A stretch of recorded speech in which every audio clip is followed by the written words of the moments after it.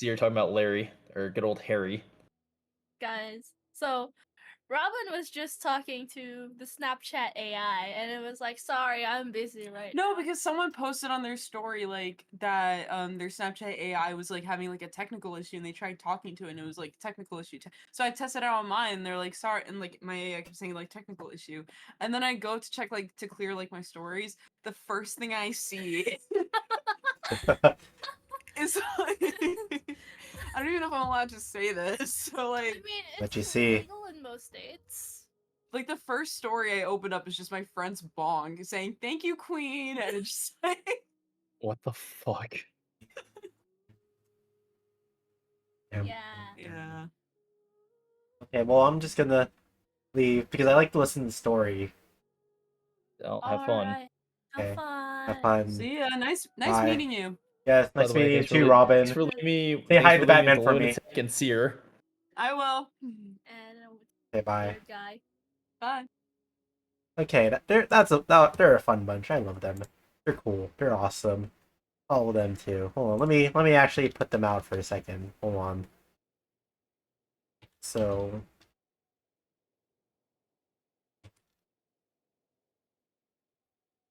typing their names takes way too long. And Seer, I don't know how to type your name. I forgot how to spell. So just despair for now. Despair for now. Okay, let's get it live. Your name's too difficult to spell out. Hold on, I'll try actually. Hold on. If I get it wrong, so be it. Seer Poply. It's there. Boom. Did I get that right? I think I got it wrong. Nope, yeah, I got that wrong.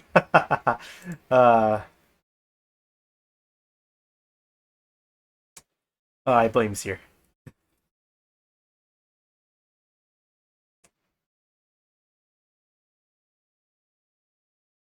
Hold on, let's actually figure this out for a second. Oh, okay, it's still technically loading. Oh, just Poply GT. Okay, I was thinking about her Minecraft name. Okay.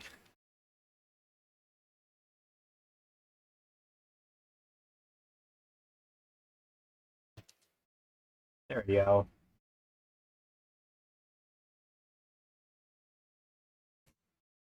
I can't wait to listen to the story. Oh my gosh. I can't wait to like waste like all my primo gems. Honestly, I just want the girl. I don't care about the 5-star right now. I just want the girl.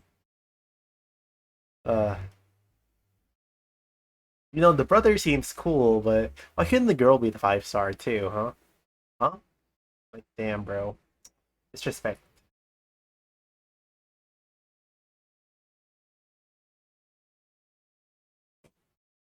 Okay, let's see. Let's see. It's almost there. But actually, first banner was Tainari and just Kale, right? Just trying to remember the first Sumeru banner. Okay, right here. Oh my gosh.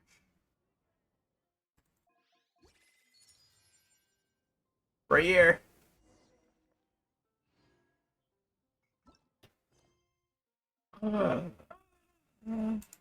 Oh my gosh. Yes. Well, oh, I totally forgot about that. I don't care about this. I listened to that so many times already now. Like, oh, there's new weapons. Oh my god, I just saw that. uh, what? Oh, that's cool. Okay, where's Fontaine actually? Where is it located?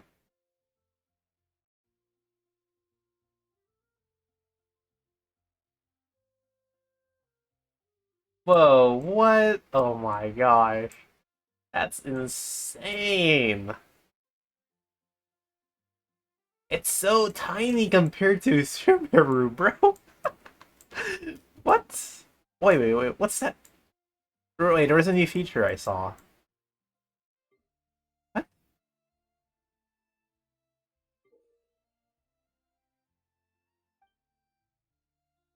Oh, okay.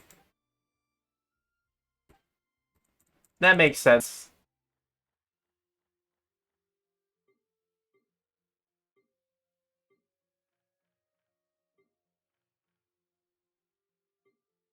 Okay. Awesome. Nice. Okay. Oh, important message. Oh, that's it. Okay. Oop. Oh my gosh. 600 Primo Gems. Okay, time to pull. For these nerds. I have 14k Primo Gems, which is almost 15, but 14 is enough. Okay, got nothing. Good. Got Barbara. That's an extra wish.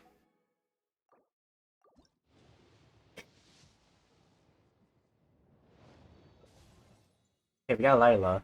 Another Bennett.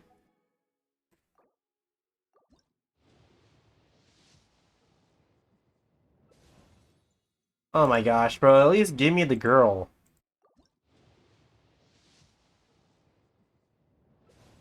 Hey, we got her! Okay, let's keep going.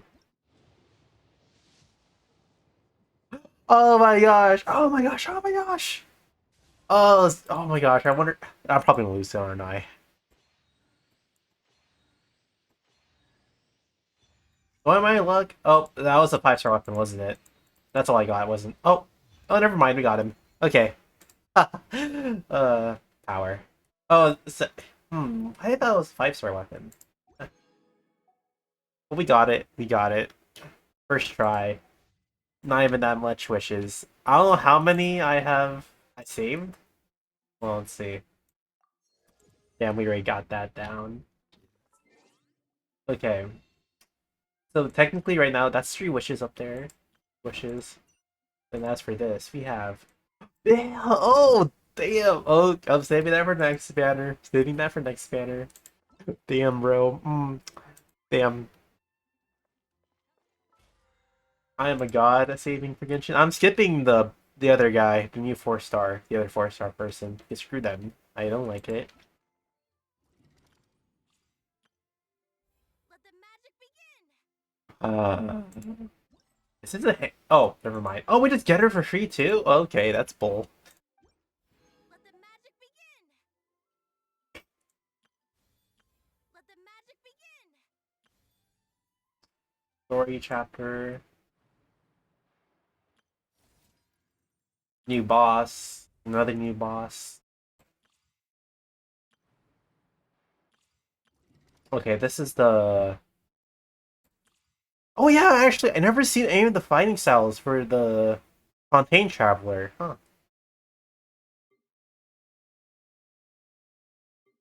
Oh, okay. Let's try this out. Let's try them out.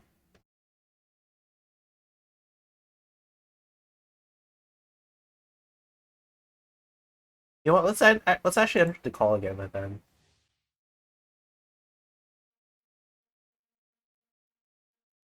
Hello. Recently, recently, my school played. I'm back. Oh hey! Yeah, I'm just playing around with the thing. I didn't even start the story, so I was like, might as well have someone to talk to. Am I right? We're talking about classical composers and how I have to submit a pre-screening for college about my instrument, so I can figure out what position Ooh, and like what chair I'm gonna be in. What instrument do you play? I play viola for orchestras, and then I play bass for jazz, and then I participate in like a vocal jazz thing. Viola? Yeah, viola.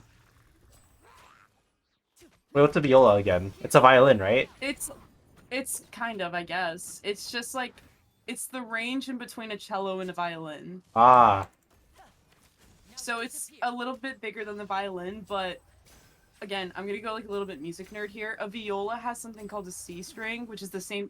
So a violin has an E, A, D, and G string. Same with the bass.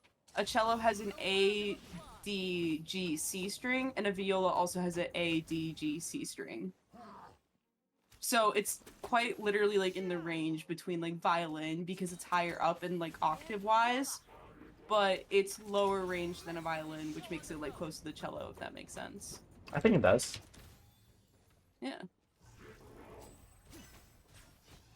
Yeah, that's all I gotta say. Yeah, I just got the... Oh, see, I got the new characters. You did? Yeah, both of them. You The- vote for Liney. Yeah, I'm about to. I still have 60 wishes. I'm still updating my game. Oh yes, here you get Seer can't you get a free Seer character can't too. count. You get the sister for free. Oh yeah.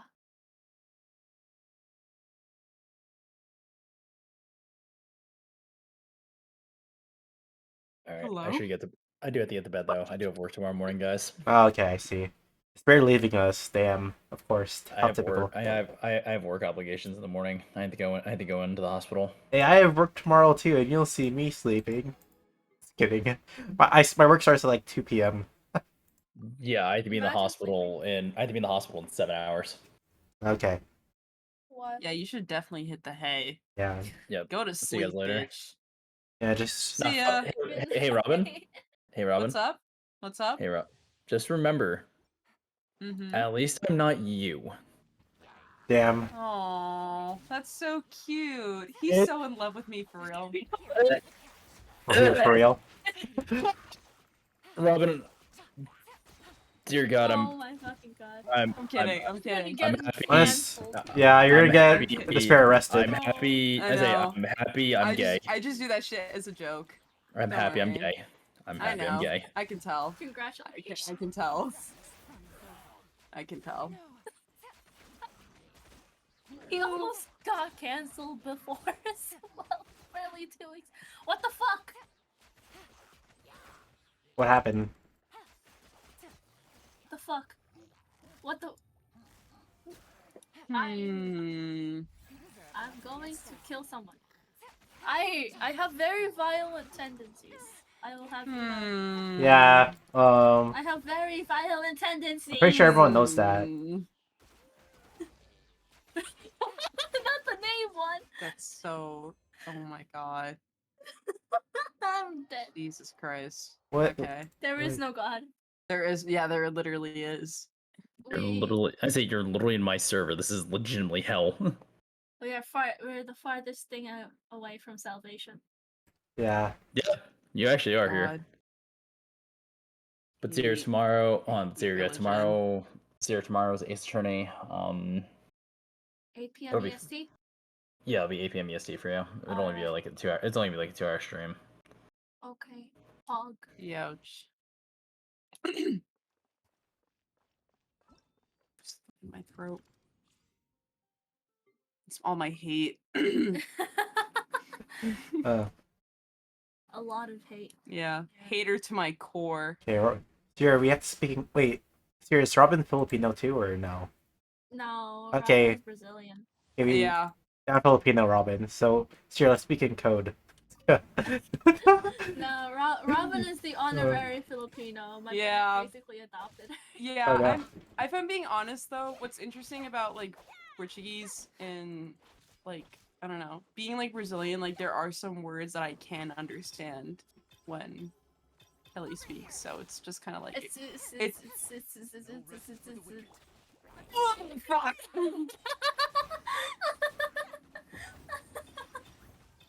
God,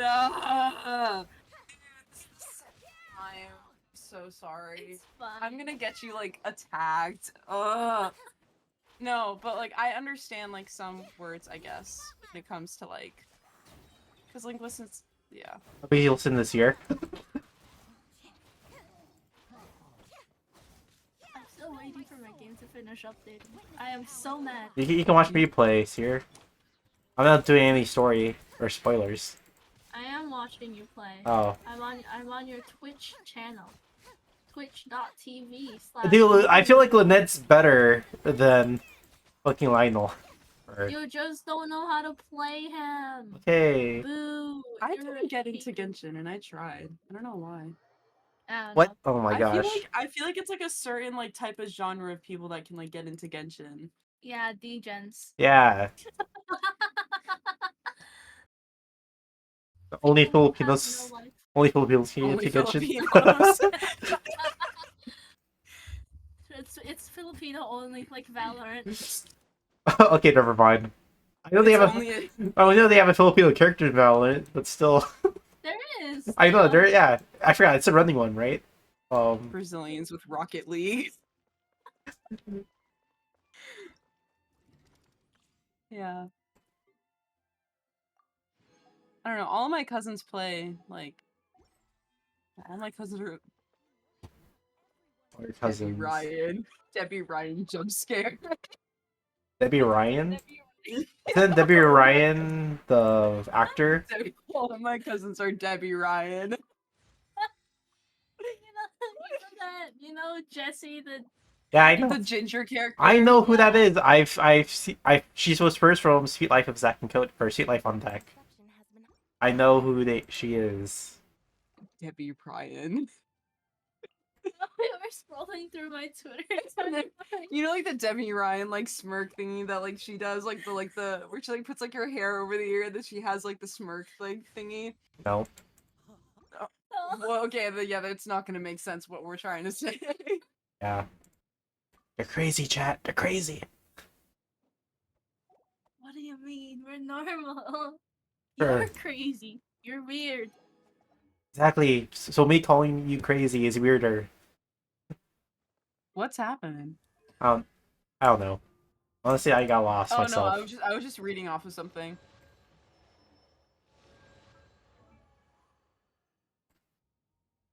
I'm taking a picture of that and sending it to my friend.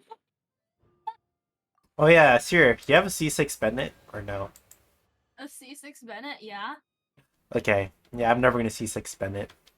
Oh no! If I C6 Bennett, the value of my house will go down. Oh, how scary! Roblox is like Someone's gonna have to pay me the C6 Bennett. Oh, how scary! Oh. Oh, they changed it. Oh my gosh. Eh? Oh, when you do the team setup, they changed it, and it's all gross now. What the fuck? I hate this actually. Not gonna lie, I hate it. Oh, hey MJ. Not gonna lie, I actually hate this. This is cursed. Wait, MJ Moon is in the chat. Yo. Okay, I'm curious now. Is it different for each region? Yeah, I think. what the skeleton? I actually hate that. That's the worst thing ever. Oh my god. Where's the endless void? I like that one better. You missed the endless void. Yeah, What for the fuck? setup. Honestly, it's better than like actually having a background thing. Bro. Listen, What? at least with the endless void thing, you can edit like the background of it. Now I just have like an actual background. You can edit shit. Okay. You know, that sounds like a skill issue. To be honest. Honestly, Siri, I think you should just accept that the endless background is better than the new one. Oh yeah, they No, I did think change you it. should just learn to accept change, bro. You're stuck in your closed-minded ways. Like it's showing your age. Yeah, dude, I actually, yeah, not gonna lie, that actually is my mindset a little bit. Like, I know that, new things are good, but like, so I like some things to be old, okay? Oh, like Fear of change. oh, Yeah. like in the good old days. I had like The a good full old mental days. breakdown about the fact that I'm gonna go to college in 2 years, so yeah, I relate to hating change. Yeah, honestly, college was very expensive. I'm broke. I need a job. Actually, I am in a job right now. I only work 4 hours for $20. I need to get a job. I work $4. I work 4 hours a day, and I get 20 per an hour. So I get paid like $400 a week, I think. That correct Do you get math? paid bi-weekly or weekly? I think bi-weekly. That's at least like a bit better, I guess, because it's like it racks up more. Yeah. That's how I see it.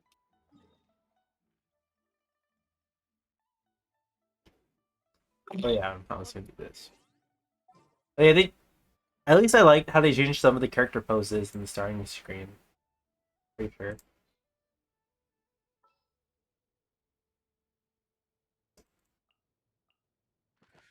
Oh, that's cool. Wait, hold on. I'm gonna mess with our settings real quick, so I might not be able to hear you properly. Oh, okay. They gave them new animations when you select them now. That's cool. Yeah.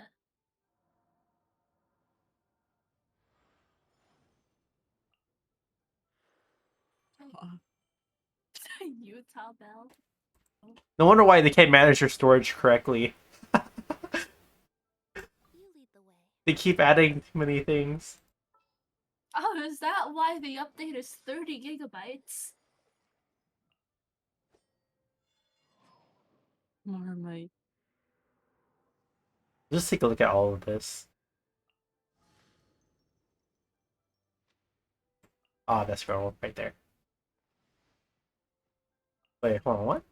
Oh, yeah, okay, there's the foxtail.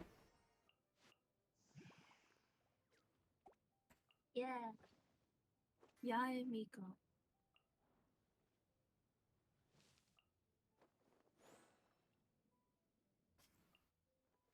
Bro, you bought the skin for Diluc? Listen, okay, listen. I main him, okay? Mm-hmm.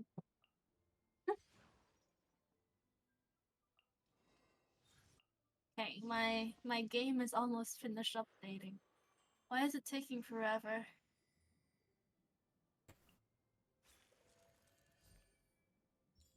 Oh yeah, yeah, I remember when there were those in characters too, Moon.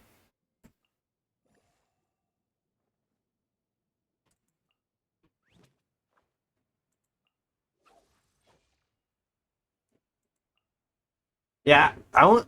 Wait, how many characters do you have, Seer, in Genshin? Because I'm only missing 9 characters. The what? Oh, like how many characters are you missing that you don't have? I'm missing 9. I'm missing like most of the Inazuma 5 stars. And most of the Sumeru 5 stars.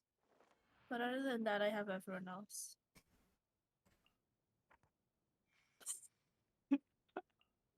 Oh my god. And I was taking a look at There's all this one these new TikTok. animations. There's like this one TikTok I found that was like end cancer, or I need to find it. Okay, Genshin started. Wait, remember when they added Aloy to Genshin, Seer? And then they did nothing with her yeah. at all? Like there was like no event, you just like get her? Well, it's supposed to be like a Yeah. crossover.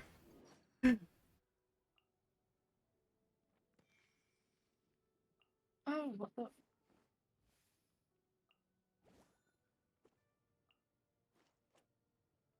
Ah, my Go crazy. third Go best girl. crazy.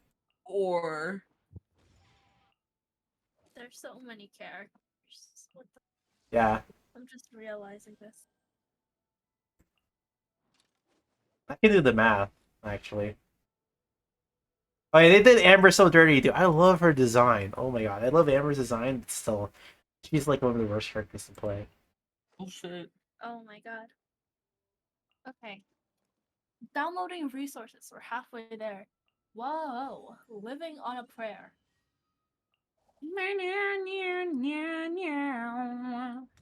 Real.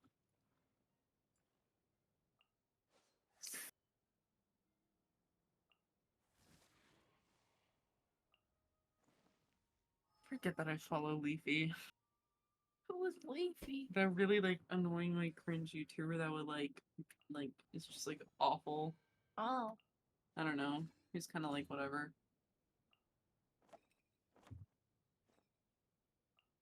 Are you just like Moo? Are you just staring at the? Yes, I'm looking at their animation right now? animations, okay? Listen, I wanted to look at their animations. Is there a problem with that? I don't think Oh so. my See, I God. missed this old background right here. At least they kept it for this. So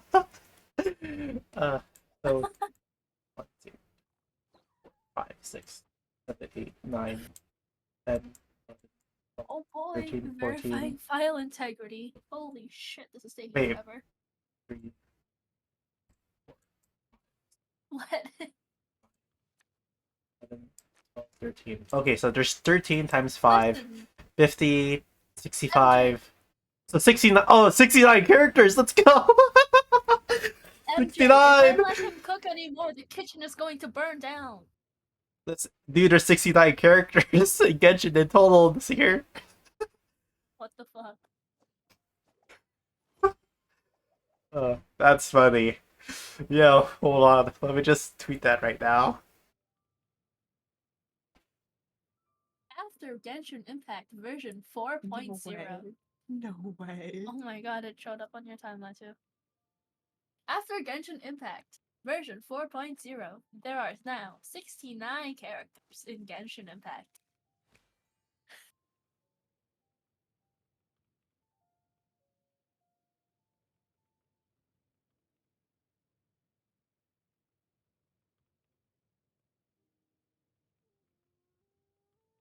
Okay, boom. There. I tweeted it out. The Genshin has came so far, the characters, all 69 of them. Oh, honestly, damn. I don't know why tweeting on my phones is not working at all. It's like, it's not loading fast. Like, broken. Wow, Elon Musk. Damn.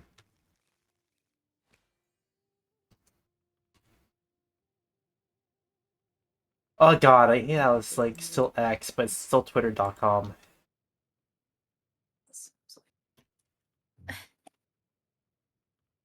Okay, Robin is disappearing into the void. I need to charge my phone. It's Okay, I'm gonna change back to my headphones real quick. I will not be able to hear. I shall notify you when I can hear.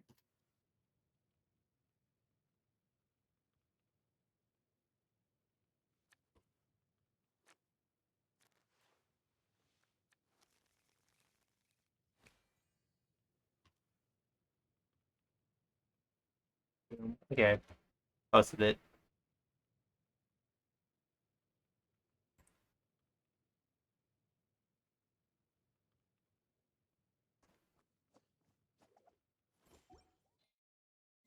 Yeah, let's see how they go. Let's just take a good look. Hmm. I see.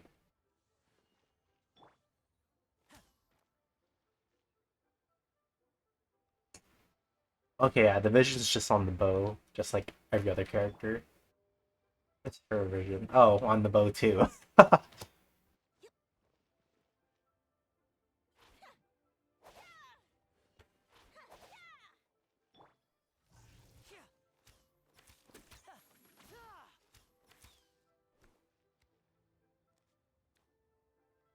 Okay, I thought you had pointy ears.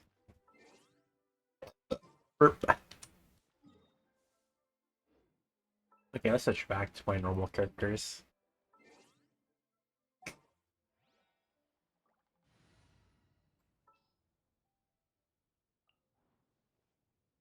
Let's finish this. Yeah, I mean, these characters were teased like so long ago, Moon. I'm Like, back! they were teased when their game first came out, so people would know, like, they would be magicians in the first place. Oh, Seer's back. Yeah. Welcome. Yeah. I've returned. Hello. Where'd you Genshin come is- from? The void. The Void? Damn. I used to know a Void.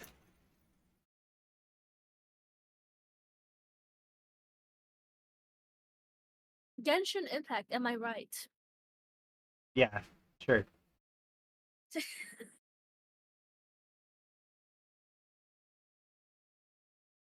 Let's see what the Inazuma that thing looks like. I wonder.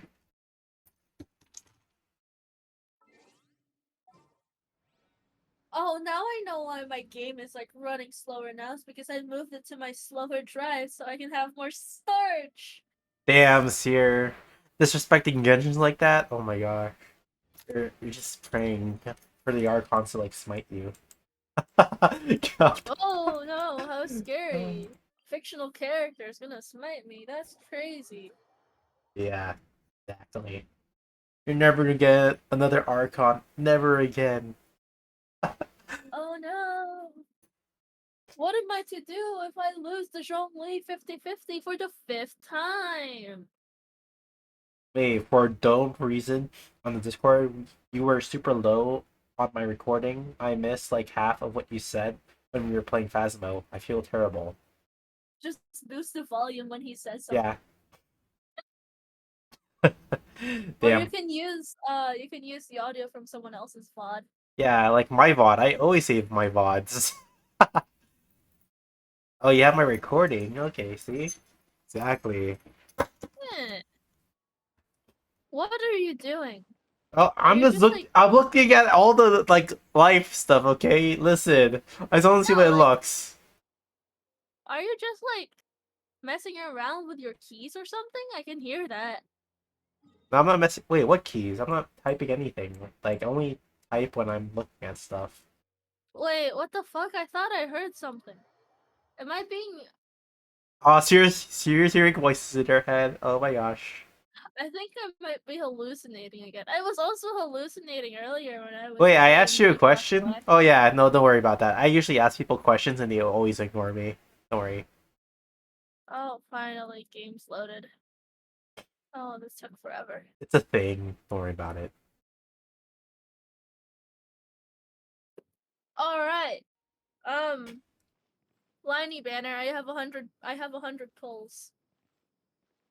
Goblin psychosis? Oh yeah, I do have a goblin sound alert. Hold on, let's see if the sound are working right now. What is it? Goblins? Is it goblins? Oh yep, it's working. Okay. That's wild. Robin, do you want to see me pull for the twink? Oh wow, they did change it for the desert too. Nice. Huh? Do you want to see me pull for the twink? Yeah, Goblin Bridge. Yep, that's where I got it from. Thank you, MJ. Okay. I'm gonna. I like how we're just in Despair's Discord right now, Seer. Oh yeah, Moon doesn't even know who Despair is. Never met them I yet. don't think. Yeah. Yeah. Moon doesn't know who there is. Oh yeah, MJ. Yeah, I'm just waiting on that Goblin Abridged movie. Goblin Slayer Abridged movie. Oh, so. Genshin. I'm about to start the story. Fuck you. What? Genshin. Look at my pulls! Look at me gamble. I'm gonna gamble. I'm finally giving into my gambling addiction. Oh wait, how many primos did you save? I have 100 pulls and I have 134 extra. So how many primos is that in total? Do the math. It's 1,000. 16k, right? 16, yeah. Yeah. Yeah, I like 15k. Crazy. That's crazy. Yeah, so I spent I like can get more. like 5,000 only. So Okay. I just got Lynette. Okay. yeah, you get a little for free. Oh my god, there's so much new stuff. What the fuck? You know, I started looking at Discord again. I thought this bear was gonna go to sleep, but he's just in another chat talking to someone else. Yeah. He does that. Yeah. Someone's making a deal with the devil. So I'm just gonna lower down Seer's voice while I listen to the story. Oh, Don't worry, I can hear you, Seer. oh, I see how it is. I see how it is, bitch. Consciousness had been trapped by the doctor, but we followed the clues she left behind to help her. I'm kidding. So much time has I need to already love passed this since girl then, up. and it seems Sumeru's changing for the better now that I Nina's mean- in charge, right? Oh, okay, open my window. Oh, sniff. Sipon. I have sipons here. Oh no. Ano gagawin mo dyan? Remember, I had COVID. Okay, we got Harbinger of Dawn first pull on the standard banner. Hey, Seer, do you want to just leave the Spares server and just like join a private call, or no? I'm gonna move to collab too in VTuber server. Okay. Or should I just move general? I don't know. I'm gonna move to...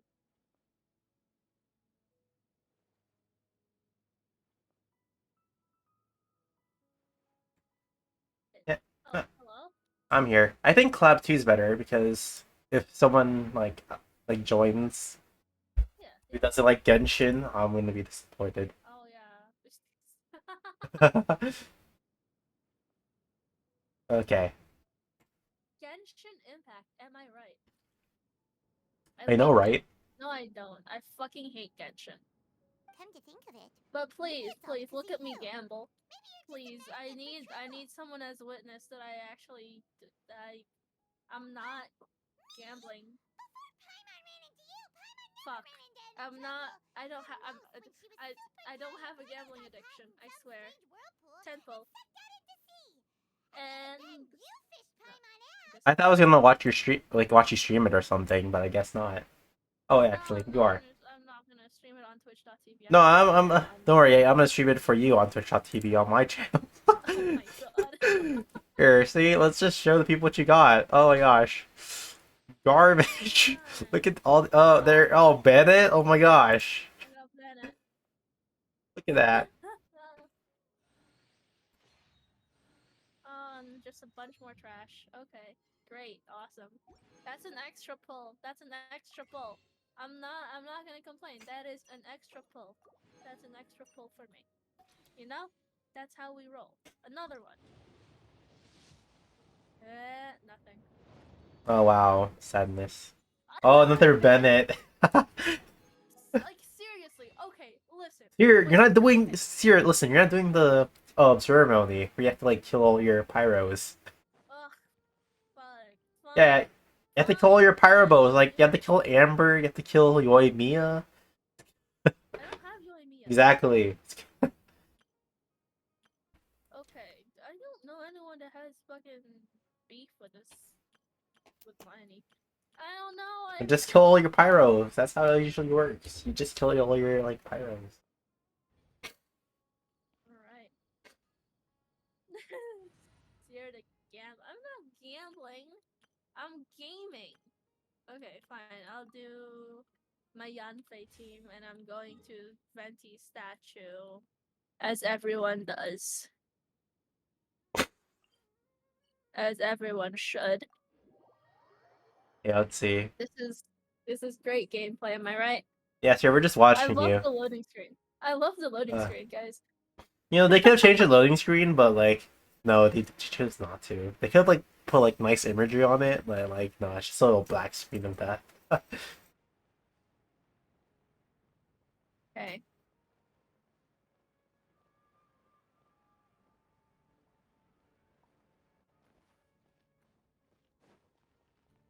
Fuck. Oh wow, see, let's just watch Seer mess up like that.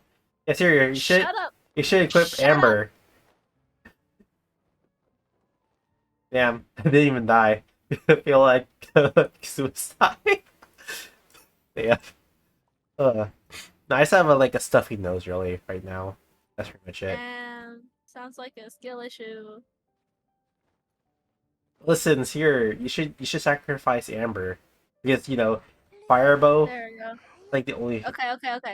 Okay, I sacrificed Yanfei. I sacrificed my main for you, Liney. Please come home. What the fuck? No, see, you have to sacrifice Oh Amber. my god, look because- at Yeah, just see one limit, but like so you have to sacrifice Amber.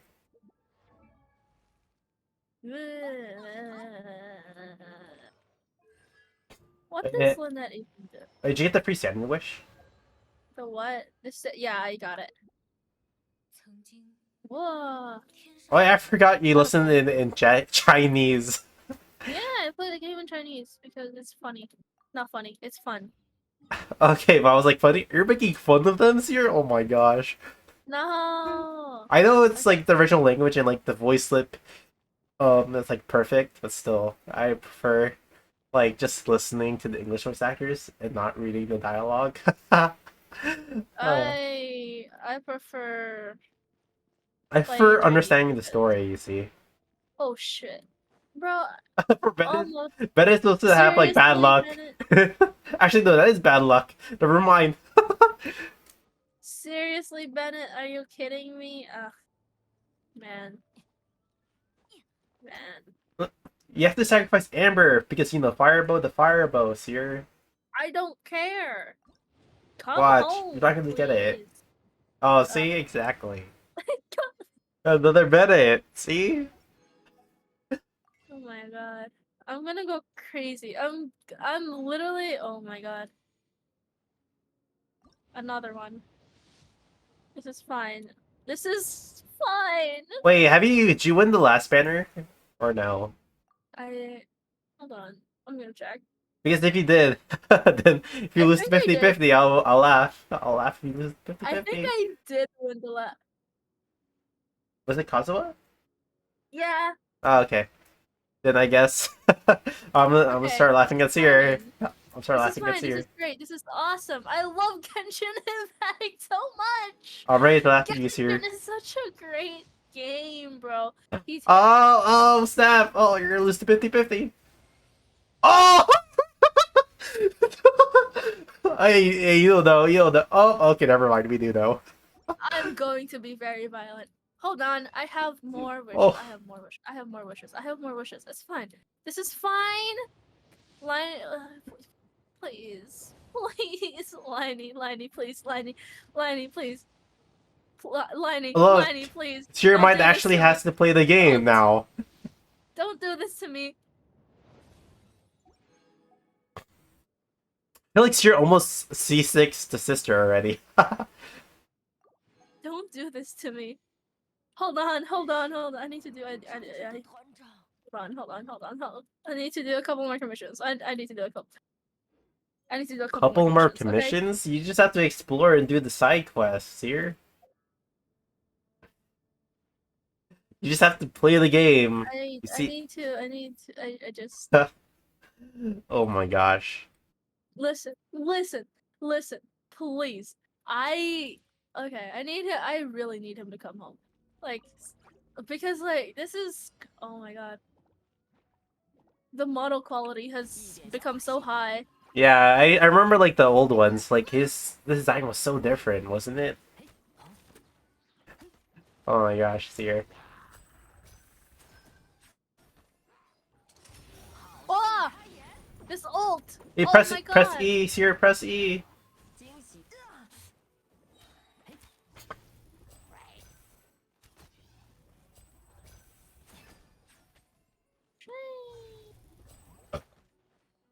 Burp. Burp. 讲不通就打扁了。该总攻击了，收起来吧。压轴表演， You have to press E, Seer. 一点小把戏。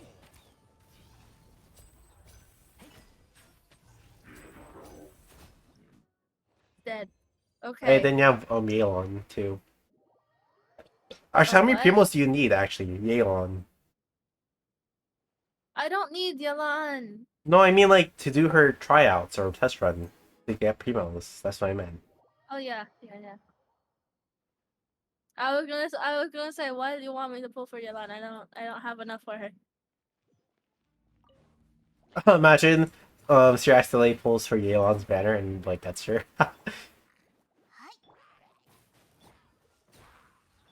姿势交织，可别上瘾。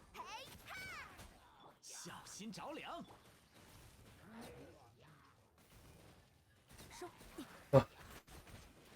Yeah, usually when I do the test runs, I like to just use the main characters they're like running for. 哎呦，点数如何？抓到了！见识下师傅的枪法。这刹那将是你的永恒。这个别逃哟，酥酥麻麻的哟。 There we go. There You we didn't even go. use Yelan's burst, did you? Damn. I did. Oh, I used it twice. Really? I wasn't paying attention then, I guess. Oh. Okay. Fuck. Wrong button. Whoopsies. Yep, was that Okay. enough? Shit. No. Oh, did you press See your misclick. I'm going to go crazy. Oh my god. What the fuck? What the fuck is wrong with me? I don't So know, many things everything? Shut up.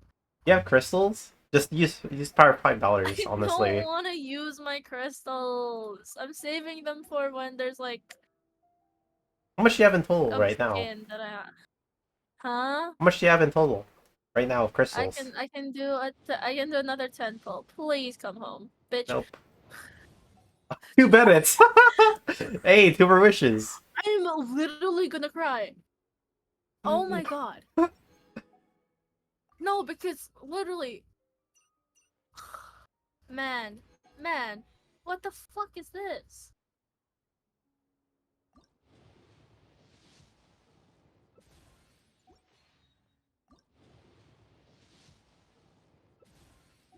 Yeah, no, I have 4,000 gems. It but I takes only like at need least them. 2,000 to like buy a skin.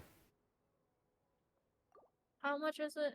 Hold on. Yeah, just How compare. much? Yeah, just look at the other character outfits. And like the most expensive ones is Okay, Deluxe. 2,480. Yeah. Wait. You can do like 2 hold on. pulls. Or another 20. Wait. Wait, I can't count. Hold on. You can do another 4, 6, 8. That's another 20. Oh my god. 4, 8, 6. You have 30 in total, technically, right now. Okay. I guess I can do another 10 pull then. Yeah. You can do 30 in theory, but yeah. I don't want to use all of it. I know, I'm just saying. I'm just saying. Fuck it. I'm using my Genesis crystals. What the fuck is wrong with me? Oh, you didn't get it. I got a fucking Barbara. Oh my god.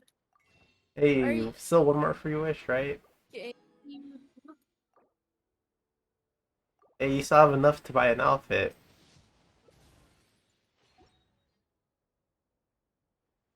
Wait. 3. Hold on. Yeah, that's... Wait.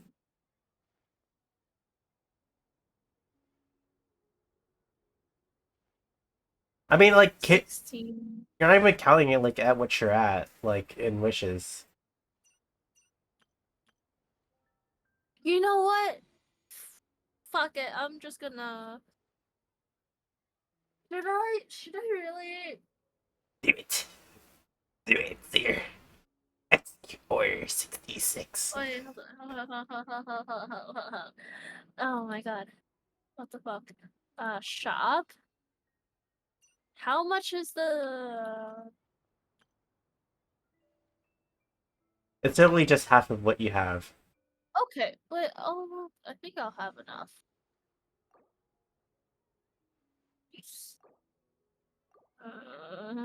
I hate doing this. What? You get it?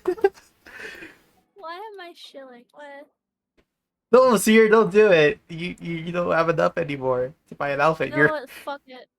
Oh, Fuck damn. it. I don't care anymore. Oh, my god. Seer got it. Finally. It's 100. It's 100%. They actually took everything you had, Seer. Damn. I've been robbed of everything. Dude, is your Lynette just like I have C6 nothing now? else. I have no more. Oh, he is home. Hallelujah. The twink is home. Do you have C6 Lynette now? Hold on, I need to see this. Twitter.com. Seer, don't worry. You can just like go to my Twitch channel and He just clip it. taken everything away from me. You literally used all of the resources you had to just get him. I hate this bitch ass motherfucker. Why did you not come home earlier, please? I saved 100 pulls for you, bitch.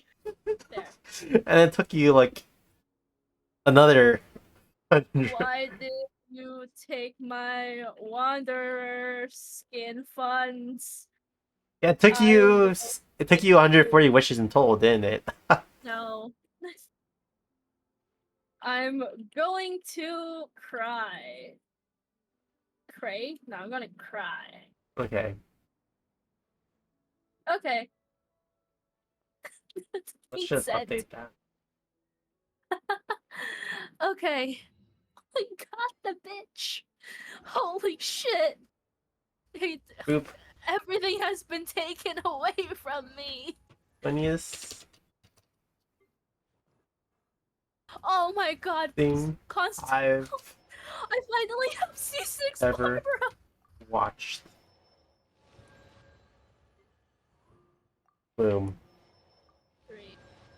Oh, Constellation 5. hold on.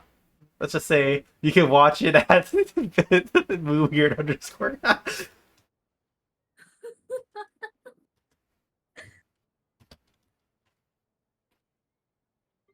Okay, time to level this bitch up. Holy shit.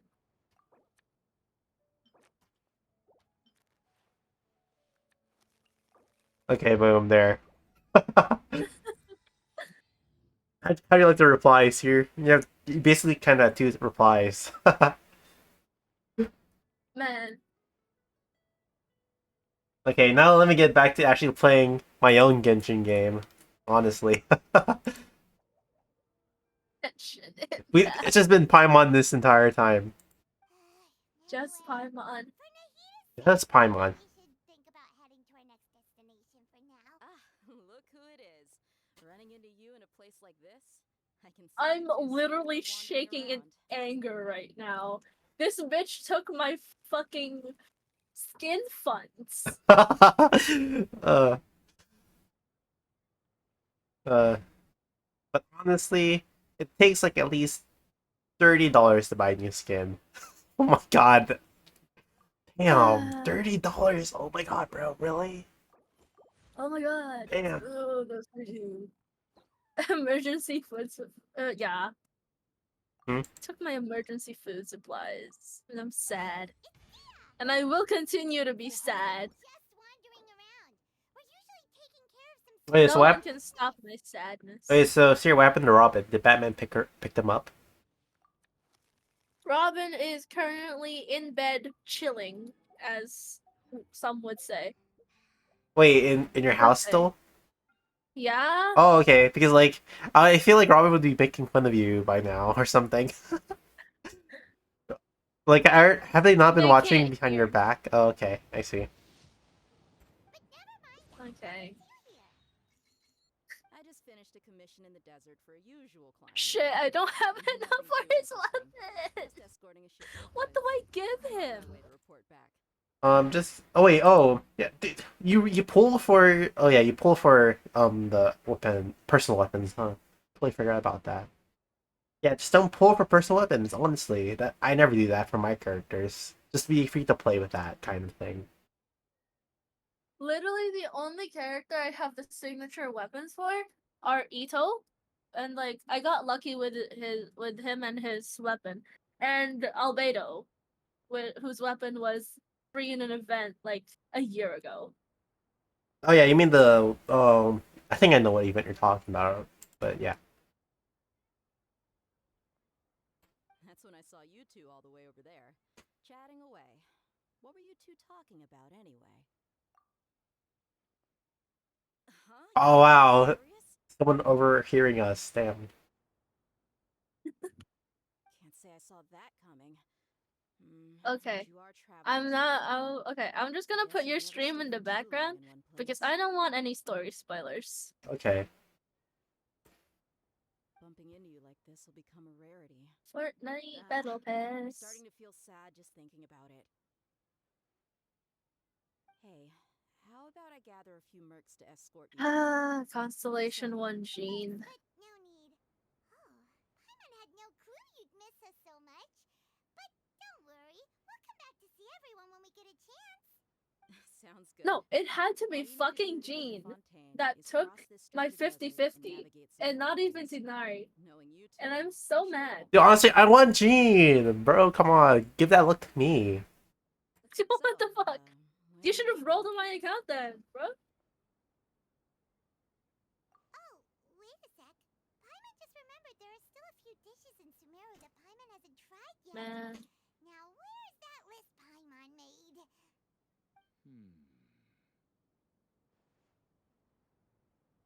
What bows do I have?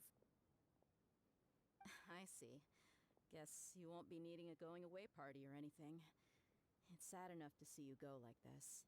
Though, now that I think about it, I guess I can Sumeru put this. wouldn't be what it is today without you.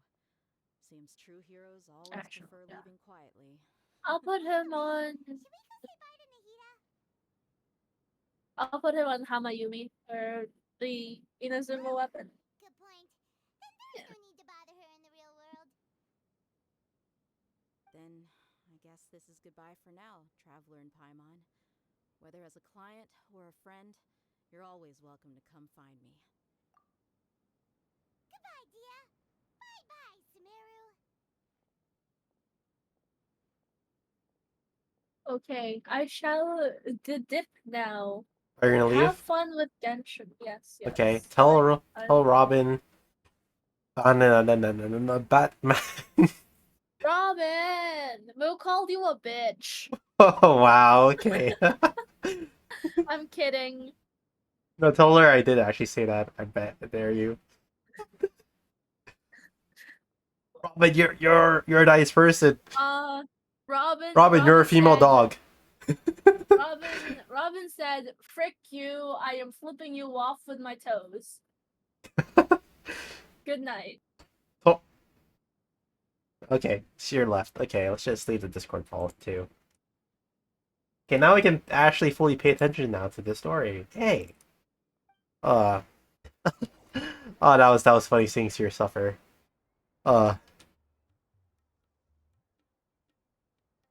Honestly, I would love to make that a YouTube Shorts. Honestly, that would be a fun YouTube Shorts.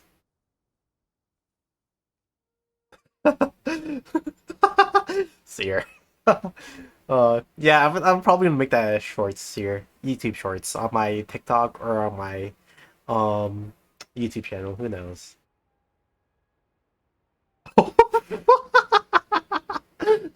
You could have saved more.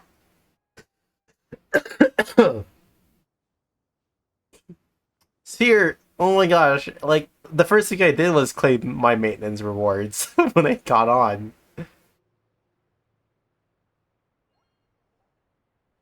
Oh, that's cool. That's fucking cool right there. So, oh, okay. So I can imagine that it's just gonna be like a giant lake in the middle.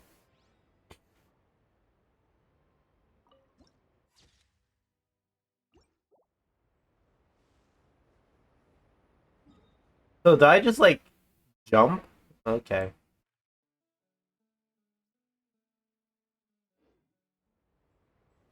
Oh, so I think that's what Port Ortermo's thing from Mondstadt's gonna be at. Okay, that makes sense. I was gonna do something. I forgot what it was. I was going to do something. Oh yeah, I was gonna check out my standard wishes. I don't have enough. Okay, let's just, you know what? Let's just do. Well, I don't really care. Let's spend that. Let's see what we get. Oh, I got nothing. Okay. Hey, Beto. Take a moment to rest and plan our next move. Is there any free chests lying around here? Nothing? Okay. What a disappointment.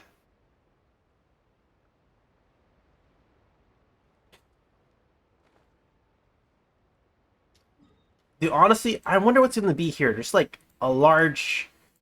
What does this even look like now, actually? Hold on. I think this looks like a Y. Like, why is Genshin like this? Yeah, the map format. I think the map format is a Y. Clearly is. Yeah, see? Like, the. Yeah, it's a Y, I think. It's a Y.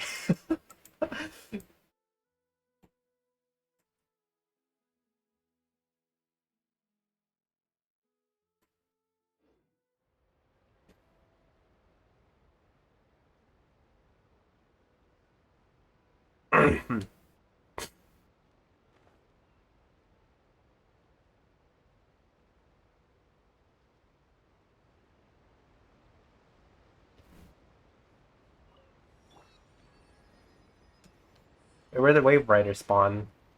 Oh, never mind. Okay, there we go. You know, I like how it's called the Wave Rider because it reminds me of like a TV show I used to watch. Yeah, it's a weird why, honestly. Oh, cool. It's just a ship I can just jump on.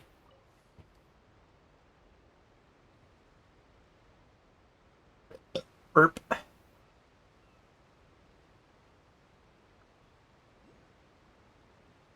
Oh, there's a thing here.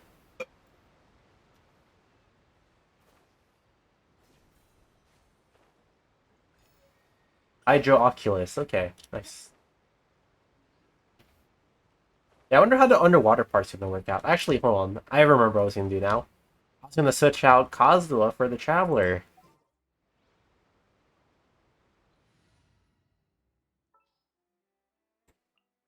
My level 90 traveler, so I can see the Hydro. Yeah, I'm pretty sure they never showed any like teaser for the Hydro abilities for the traveler. So I'm actually curious to see. Ooh, there's stuff here. Hold on, let me look.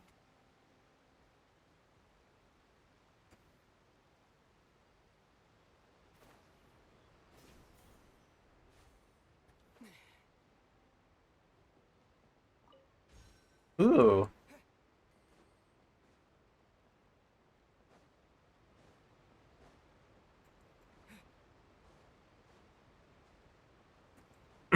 Okay, nothing here.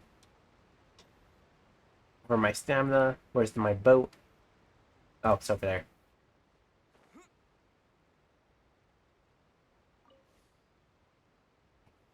How's this gonna work out? It's my question. I just like go here?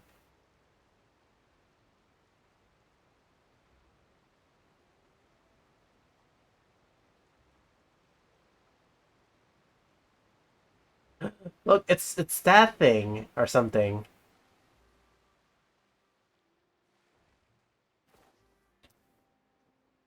Oh, there's something you can climb here. Oh, is this an elevator? Actually, no, I want to talk around the NPCs. Oh, dude, look at this design. Awesome.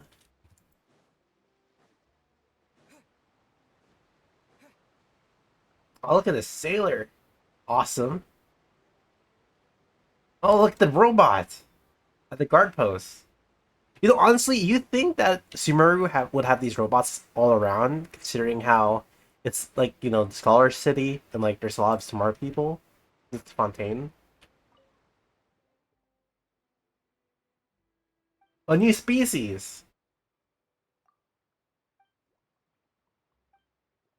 Yeah, so I wonder if they're gonna be playable.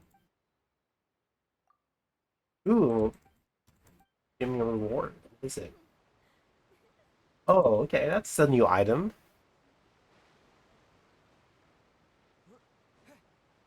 Okay, I think we have to just go up the elevator right there.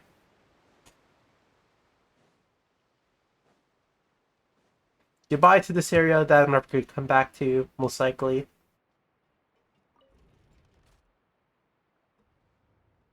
Oh, oh, la la la. Okay, wow, it's just stone bricks, huh? Damn. I was hoping for a view, honestly, but very disappointing dungeon. Where's the view? Where's the goddamn view?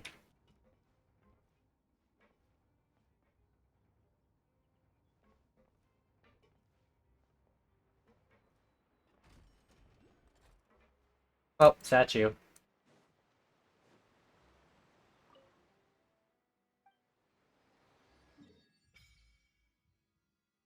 Ooh. Oh, it's just like a boat ride all the way. Okay. Interesting, interesting.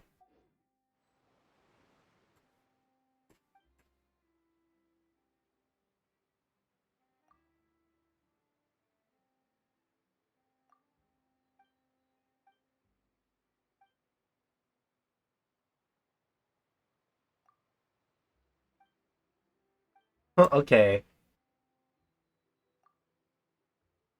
Paimon can try going underwater with you, blah blah blah blah.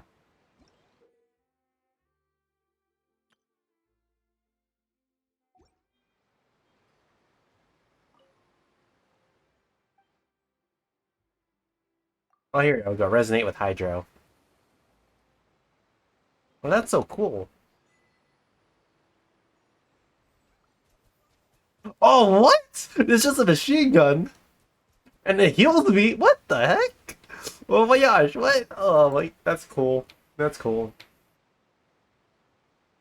That's insane, not gonna lie. That's insane, bro.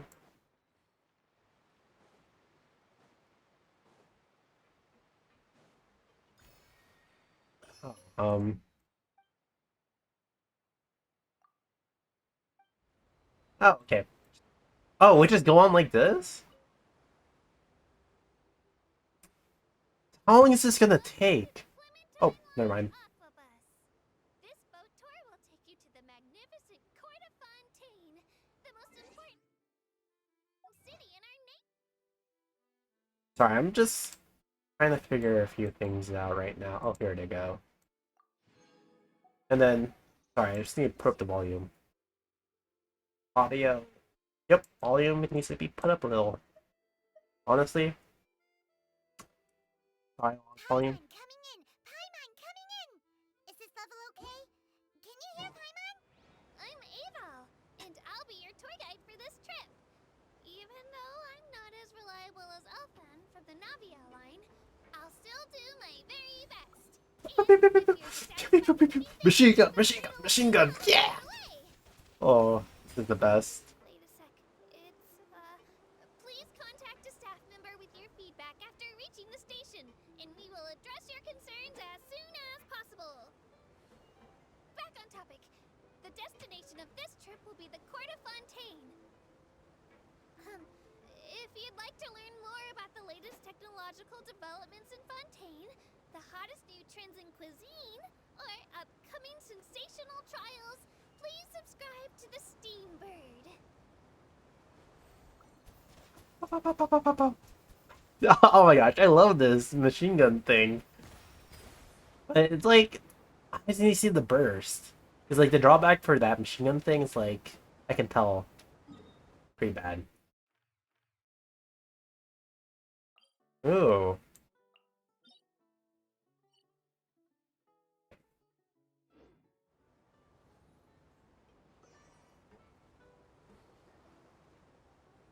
I'm just taking a look at everything. This is very interesting. The Steam Bird runs lots of fantastic serialized novels, including the thriller Great Detective Herlock, which recently reached Yeah, its there's so many finale. chests again. Oh my god. Right at the very end, Herlock faces off against the real mastermind, revealed to be the assistant, Miss Jacoba, in a duel at the old side. So she's just spoiling stuff, isn't she? I couldn't stop my feelers from shaking. You spoiling? Did I spoil it for you? Listen, you spoiled it. Oops.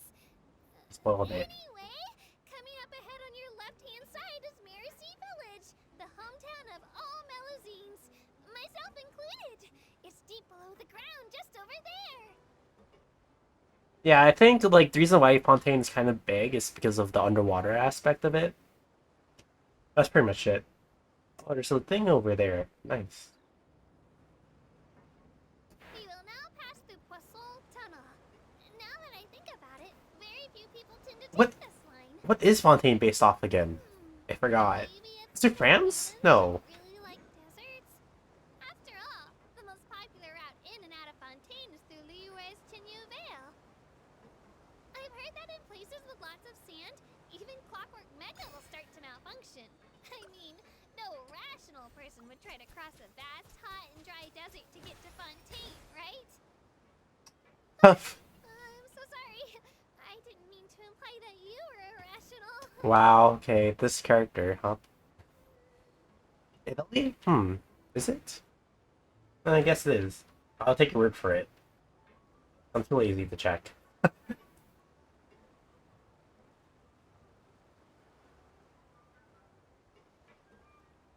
But I wonder how big this nation's going to get. It's only 3 statues so far.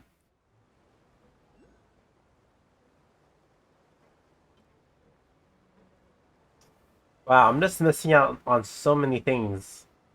Huh. This ride is taking, like, so long, too.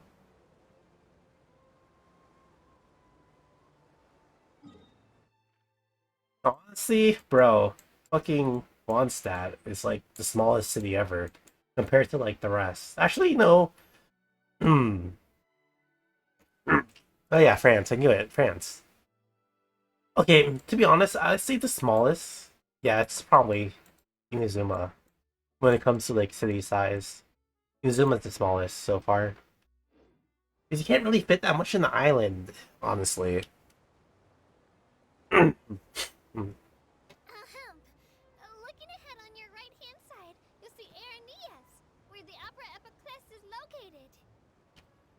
Do you see that really tall structure? I once asked Elfan, what's that big old thing? She said, no clue. What's the use of learning the meaning of things? But anyway, Elfun is a super amazing and super friendly mellow zine. If you have a chance, you really should take the Navia line and listen to her tour. Behind me is the destination of our tour, the magnificent court of Fontaine. Please take all of your personal belongings with you when you disembark. God, finally this tour is over.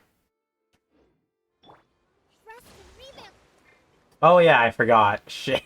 No, my heels. Does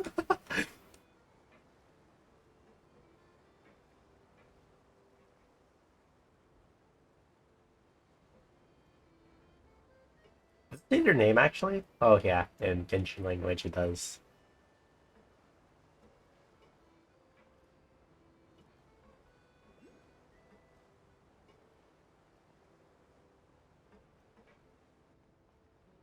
It's almost over.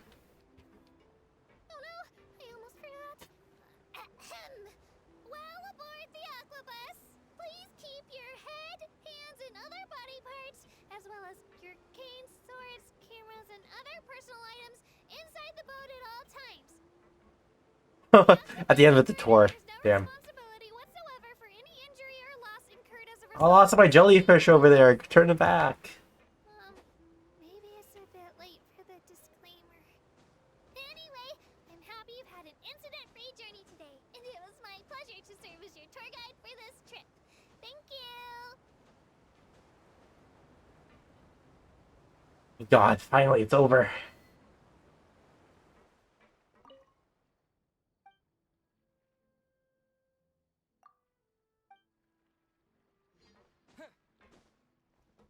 So you just jump off, you like you don't have like a proper platform for it? Wow, okay.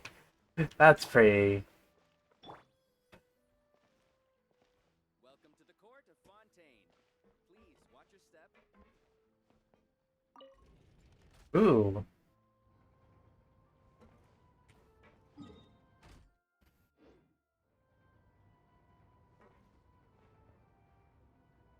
Oh yeah, those things are moving.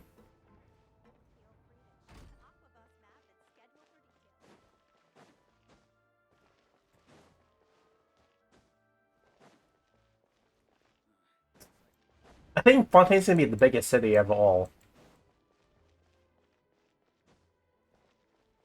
Holy crap, it is large.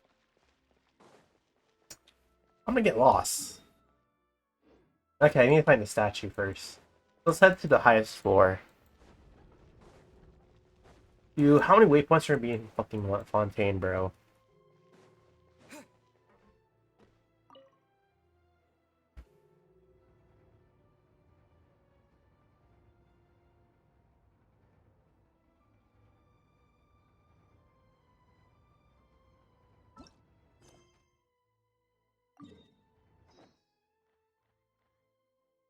Oh, the hell! I already... What? I was supposed to do something there? Oh my god.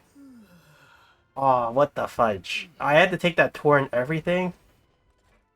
And you're saying I missed something? Not cool, bro. Not cool. What the fudge is that? Floating ice cubes? Oh my god. Uh...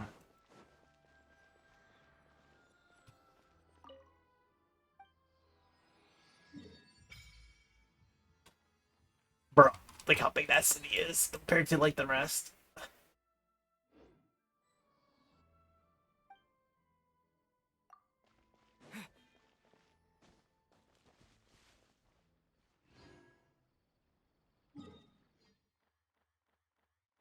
One, two, three, four, five.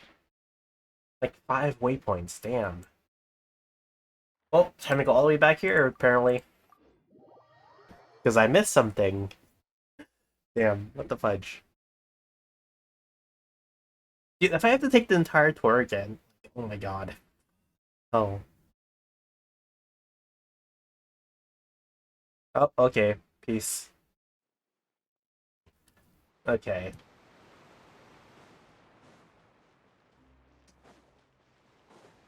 Thanks for the lurk. I'll make sure to squeeze out all your lurk for advertisement money.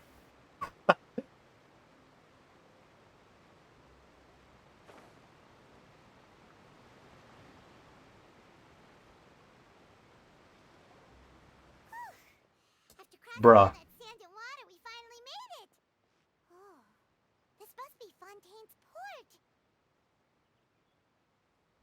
Wow, everything looks so advanced in Fontaine. Paimon's heard that the industry here is extremely developed, and there are all kinds of unusual machines. Just seeing the sights as a tourist is nice, but maybe it would be better if we found something to do. What do you think? Oh my god. Nahida gave us Oh, some you more didn't. ideas Oh for yeah. Wait, information. did you not follow me? Damn, I see how it is, MJ. Damn. Seeking out the Shame. guide is probably still our best source for information at this point. Yo, 143. 7 more to go. Nice. Yeah, the more we can learn, the better. Oh, that was my YouTube. So, what do you think the Hydro Archon's like? Will we get along? Nahida said that she has a very unique personality, whatever that means. To learn about a nation's god, start with the nation's people. There seems to be some locals talking over there. Let's go see if we can join the party. Just talk to your contacts. You already know a contact from the Steambird who like does reports and stuff like that. If you ask me, it's a tragedy how things ended for him. Clearly, he was a pretty decent person. Yeah, I didn't expect that kind of ending for him. I thought he would at least fight on a little longer for his family. I was expecting a sudden plot twist, but it's a pity that it never happened. Still, his story is quite the tearjerker.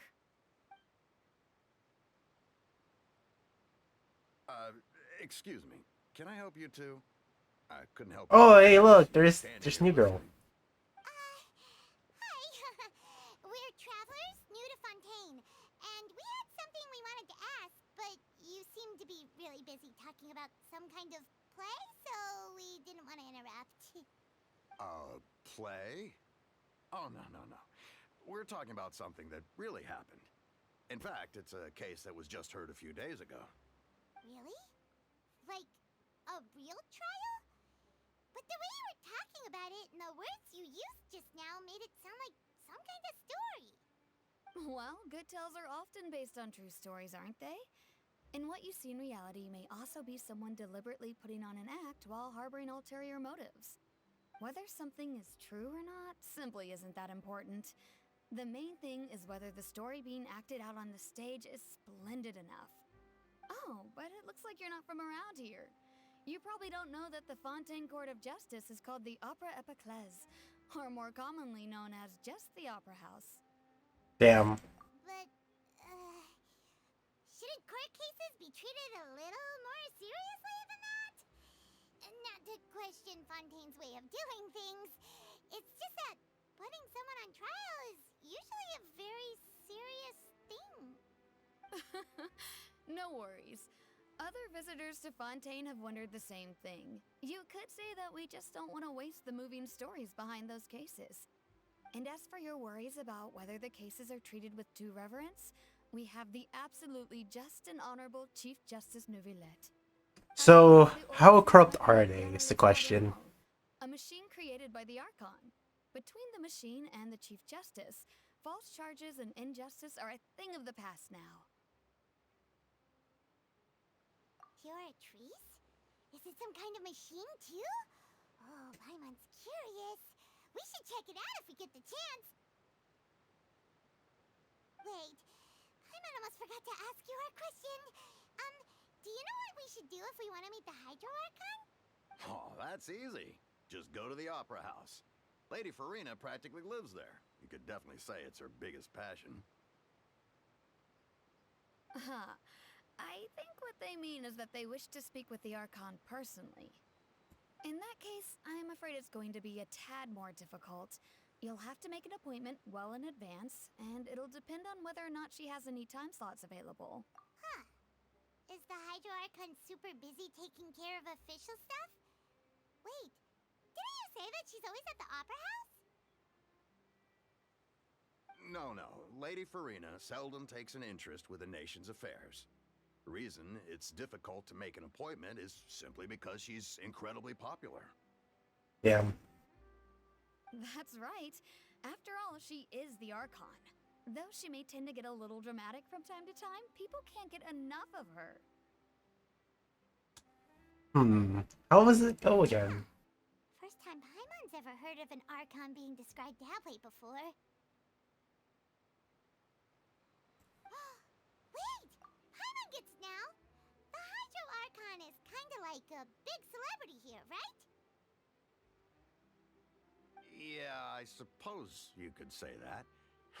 Perhaps you could even say our mascot. Damn. Hang on. This is still Fontaine's Archon you're talking about. You should show some more respect. Yes, you're right. I guess I should at least try to be a little more respectful in front of visitors. Otherwise, I might get arrested and find myself face to face with Monsieur Neuvillette. Come on. Sure, there's a lot of laws here, but nobody's going to be arrested for saying something disrespectful about the Hydro Archon. Alright, I think we get it. Oh, damn. Thank you. At least we now know that we can find the Hydro Archon at the Opera House. But who knows how long making an appointment will take? Guess we could have. Yeah, we saw Lynette in the city, or out in the porch. What are you looking over there for? Yeah. Huh. Maybe something's the matter. She isn't going to jump into the water, is she? Maybe we better go check on her.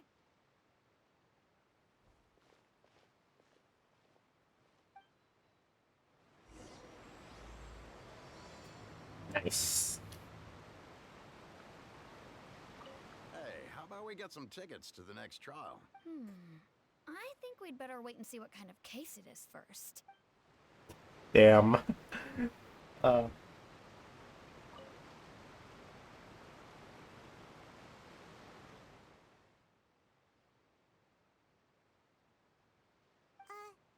there. Excuse me. Are you alright? Huh? I'm fine. Thanks. Oh, okay then. We just noticed that you seem to be worried about something. About many things, actually. But there's nothing I can do but just keep my troubles to myself. I was just reminiscing about a place my brother and I would play when we were kids. It was just atop that hill over there. See? You're pointing at the sea. Wait, are you saying that you and your brother lived in the water? Though people call the waters around Fontaine a sea, it's actually just an inland lake that's filled with fresh water. And no, I can still see that hill clearly in my memories. Now, it's been completely submerged. Damn. Skip and jump, tossing sand in the wind. The sun shone brightly, and the air was filled with the scent of the sea. But now, the water is gradually swallowing our memories. It won't be long before it swallows us. Sorry. Paimon doesn't really Wow, get she's what you depressing. mean. I don't believe we've had the pleasure of meeting. Are you Lynette's new friends? Oh, and you are? Thanks for looking after my sister. She often comes here to reminisce about our childhood, that's all. There's no need for any concern. Allow me to introduce myself. I'm Linny, and this is my sister Lynette. If I had to guess, I'd say you must be travelers from abroad. Nice to meet you. Paimon is Paimon, and this is the traveler. We just arrived in Fontaine.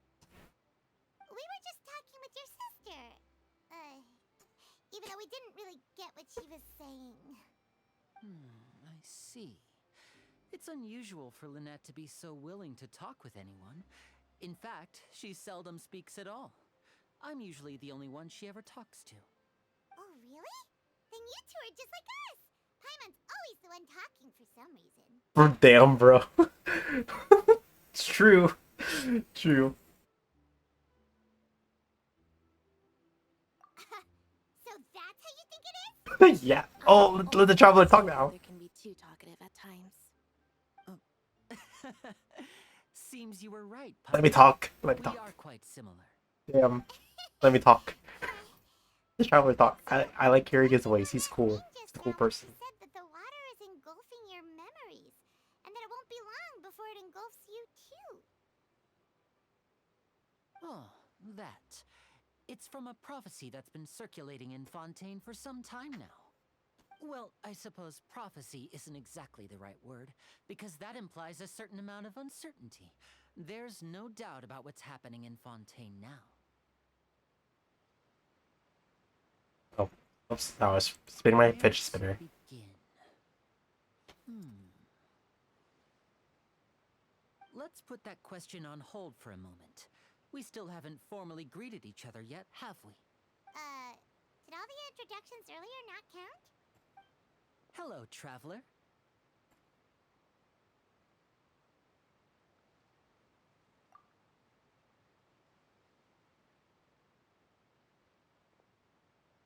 And hello, Paimon. Hey! Why didn't Paimon get a handshake? You're not poking fun at Paimon, are you? Please, don't take offense. Just consider it a sort of etiquette we have here in Fontaine when making new friends. You should remember it. I still pull a magic trick. Prove useful. Oh, alright then. Well, Paimon's just happy to have a local friend now. By the way, we were just getting ready to go to the Opera House to meet the Hydro Archon. Would you be able to show us the way? So you're going to see Lady Farina? No problem at all. In fact, I was planning to go to the Opera House later myself. I'll gladly take you once I finish things here. Please, follow me. I'm gonna have to take that, like, boat ride again. I really don't want to.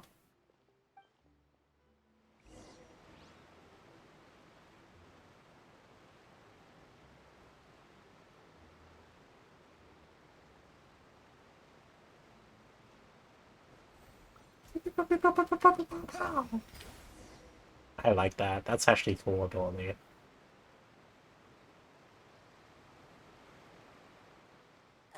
You said you were going to see Lady Farina? Well, it seems Lady Farina has come to see you.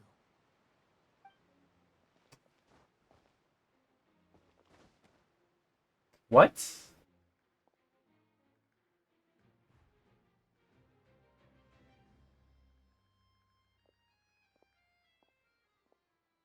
Oh.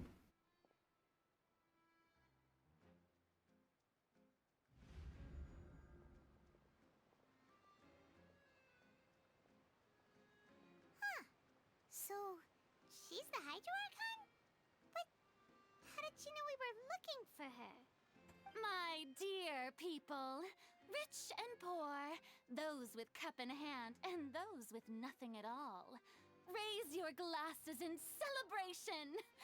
If you don't have one, then just raise your hand in lieu.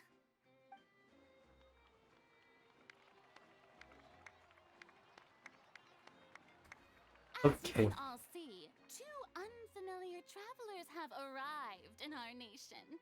Come, let us make a toast. Oh, in I actually like her honor of eye. this That's cool. traveler and his companion, who have journeyed here from distant lands.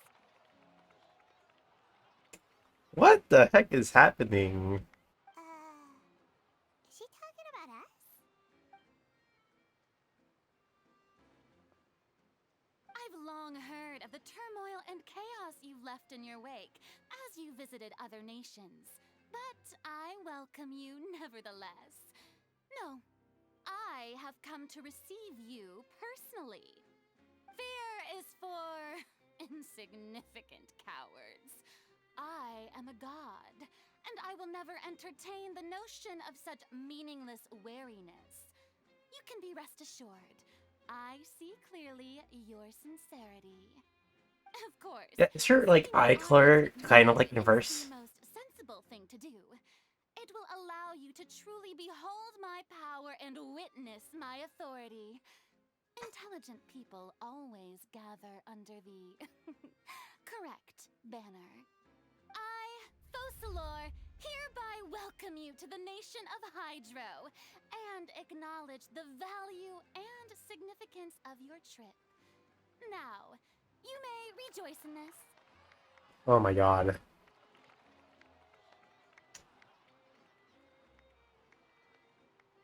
Yeah, Paimon still can't believe it. Feels like we've only been here for a few minutes. But the Hydro Archon's entrance was, should Paimon describe it? A little over the top? Miss Hydro Icon? How did you know we were coming? I see. As Outlanders, you inevitably Oh, it's probably that one guy. some of the most basic understanding. Don't forget that even the gods can be divided into the mediocre and the excellent.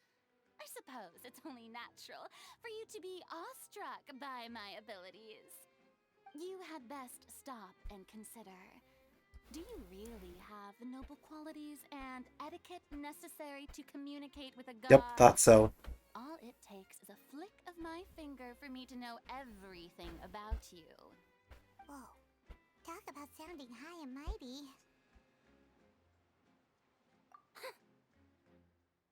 Oh? What's with these looks? Perhaps the welcoming ceremony still isn't enough? What else should I say then? Oh my god. Please make this stop. Please. Is she waiting for us to start talking? Wow, I didn't expect to see Lady Farina here. What a surprise! Wait, does this mean they're the legendary blonde traveler? How did I not notice before? Hey, what's all the commotion? Oh, is that Lady Farina? Is there some kind of drama going on? Of course. That's the blonde traveler. The one all those stories are about. Lady Farina came here to personally see him. Oh, I bet this is gonna be the duel of the century. Ooh, I've got to see this. I knew Lady Farina would never disappoint. Oh my gosh, what is happening? Don't get too excited now. My dear believers and spectators alike tend to get quite rowdy, and despite the noise, I've come to tolerate all their ruckus. Oh. You may consider this my reward to all of you. I have determined that there will be an epic duel between myself and this traveler from another land, just as you were hoping to see. Now she wants to fight? Aren't we getting a little ahead of ourselves?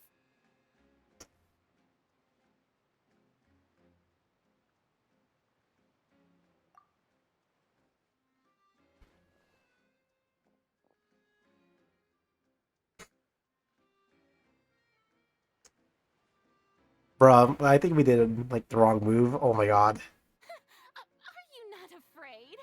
Might I remind you that this is a duel against the divine? What are you trying to do, traveler? Provoking a god in front of her people? Stand down, Clorend. Oh my god. Few have the courage to draw their sword against a god. He is obviously a true warrior.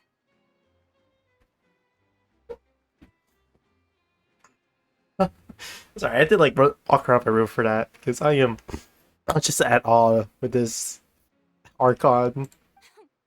Unfortunately, people nowadays only crave to be thrilled, and a mere duel will not slake their thirst for excitement.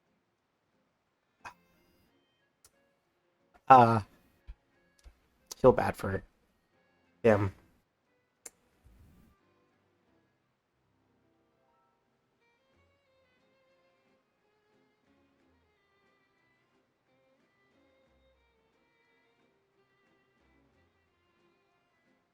Oh, yeah, she's right. Just a duel wouldn't be all that interesting. On Araneus, criminals are always requesting duels to defend their honor. They're getting a bit old, to tell the truth. You see. Then, as the god of justice, More like the god of I shall entertainment. face this traveler in another kind of duel. A duel in court!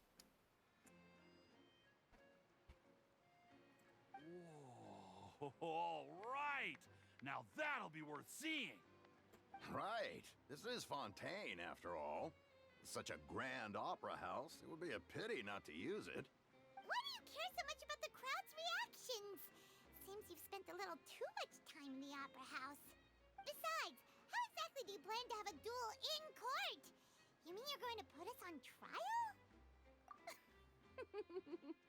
Oh, we have reason to put you on trial. It's obvious, isn't it? According to Fontaine law, no one is permitted to release any flying objects within Fontaine city limits during the first 3 days of each month. You are clearly guilty of Oh, Paimon. this law, no? Paimon, bro. Oh, so that's what they've done wrong. That's our Lady Farina. No one knows the laws of Fontaine like she does. You call that obvious? What kind of law is that? Wait, flying object? You mean Paimon? Precisely. Now, if you don't have any Bruh. objections, then in the name of the Hydro Archon, I order your arrest. My apologies, Lady Farina. I don't mean to spoil the fun. But if you would allow me to interject, I don't think that Paimon here meets the definition of a flying object. You tell her, Linny! Finally someone who's not crazy. How could anyone call Paimon a flying object? Ah, great magician Linny, my beloved citizen. I'll permit you to object, but how exactly do you plan to prove your claim?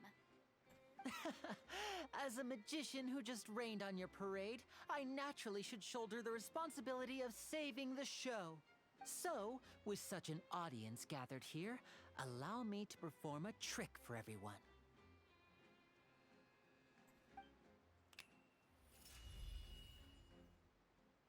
Oh, so that's what he did to Paimon. Okay, I can understand a little bit.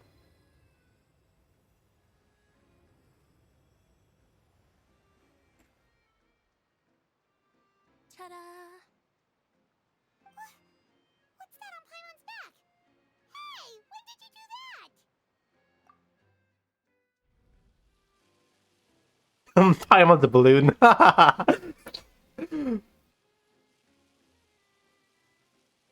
You mean Paimon the balloon. There. As you can all clearly see, Paimon should be classified as, well, something like a balloon. This rope has been in the traveler's hand all along. It was just that no one could see it before. Bruh. Bruh. Huh? You call that magic? You've got to be joking. I thought it was pretty good. Nice one. Huh. I'm not sure what to think. It seems Lady Farina's charges no longer hold water.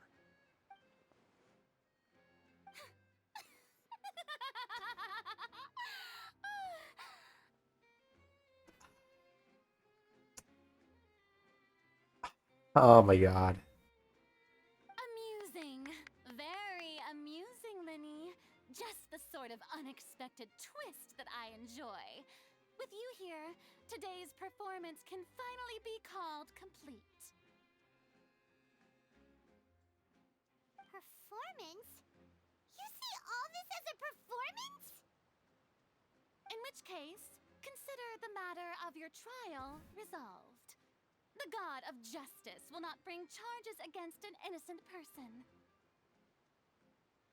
But when there are valid grounds, I will not only judge travelers from abroad,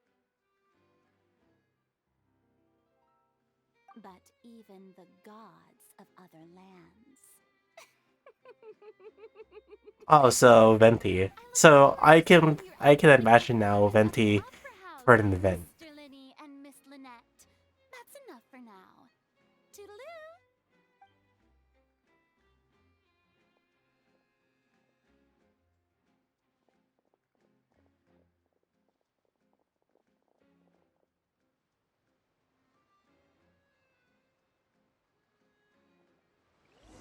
Hmm. And just like that, she's gone. Well, that's the most unpredictable Archon Paimon's ever seen. He never even had a chance to ask her anything. But that's a problem for future Paimon.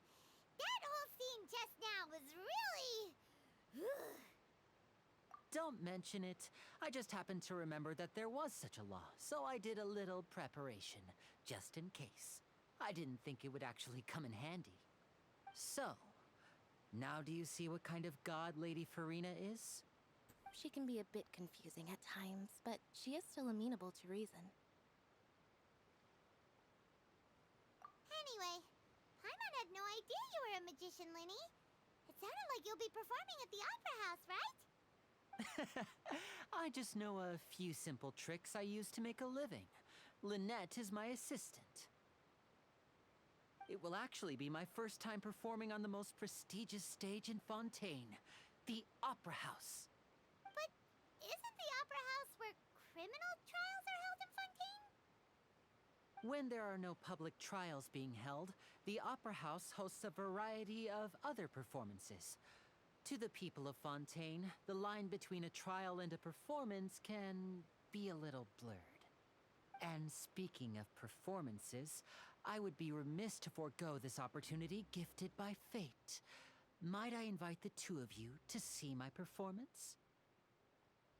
My brother's always excited to make new friends. Oh, sure. We don't really have anything to do now, and we wanted to go to the Opera House anyway. Splendid. In that case, why don't we go together? I'll show you the way. I just have something to take care of first. You really mean it? Then I'll take you up on your offer. Man, I can't believe I missed all of this and just went to Fontaine already. As a magic pocket. Perhaps you can help me distribute them to the people here. Huh?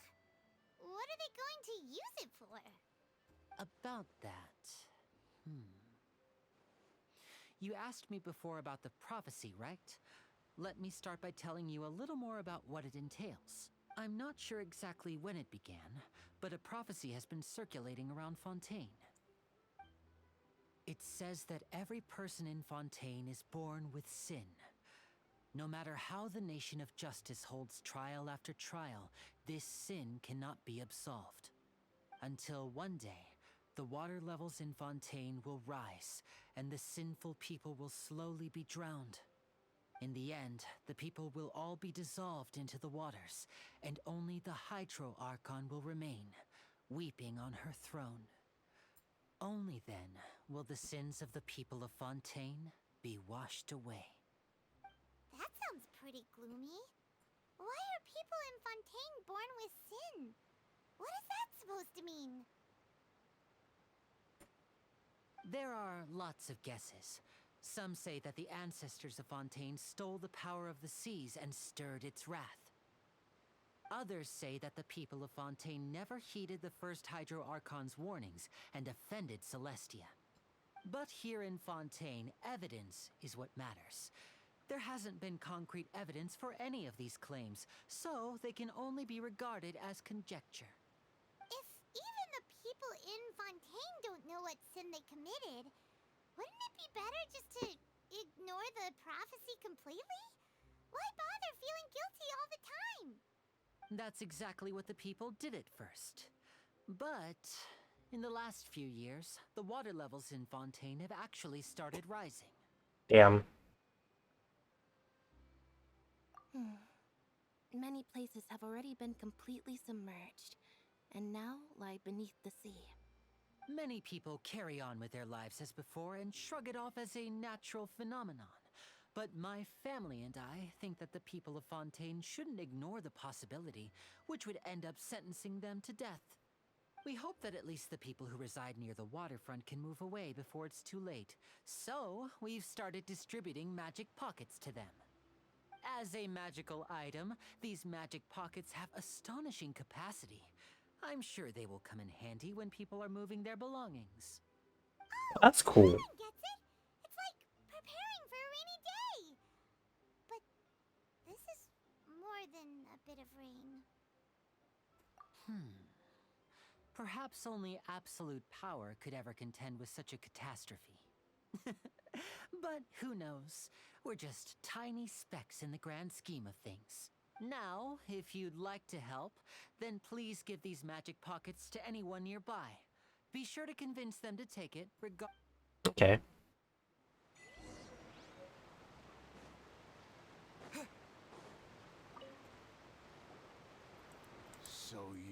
the blonde traveler. Oh, a magic pocket? Thanks. Please, also thank the magician.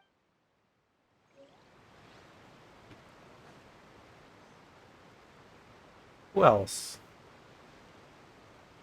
Okay, right there. What's this? What? You mean you do— No, I believe in the prophecy.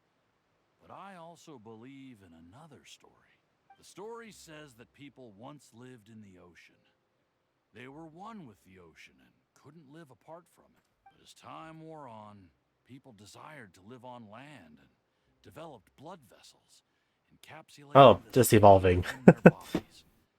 Thus could people set foot on land. So, if you ask me, when the water rises and takes us all, it'll be like we're going home. Oh, we hadn't heard that one before. But people can't live underwater. They'll die. You should probably still take it. All right, I'll take it. I guess I just feel that being dissolved into the water doesn't... Let's just...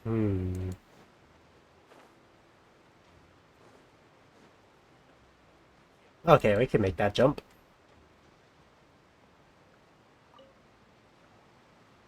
Huh? I don't want that thing. Way I see it, if the prophecy's true, it's still gonna be a long time before the water can cover everything. Life is all about living in the moment. What use is there in worrying about the future all the time? We'll cross that bridge when we get to it. You should still take it. You never know when it'll come in handy.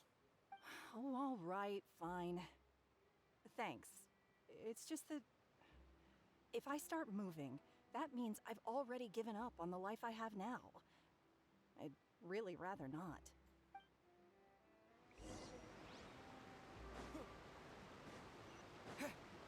Okay, he's just right there. Oh, you already handed out all of the magic pockets? That was fast. So, what did people have to say? Yes, but that will change once disaster strikes. I know they'll change their minds, so it's only right to help them prepare.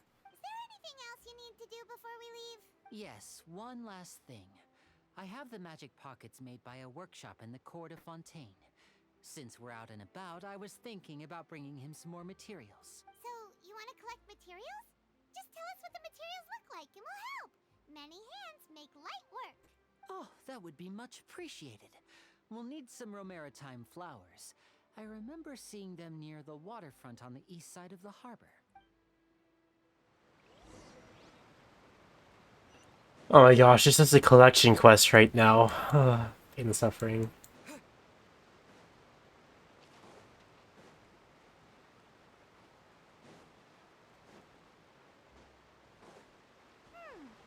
It seems we have to use Hydro to collect Romaritime flowers.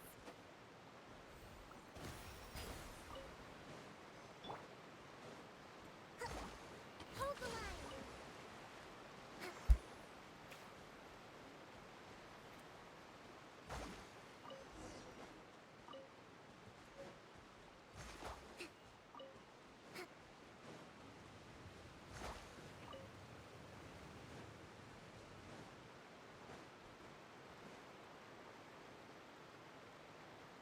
What's this?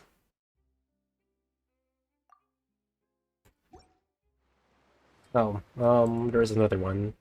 Oh, multi-layer map thing.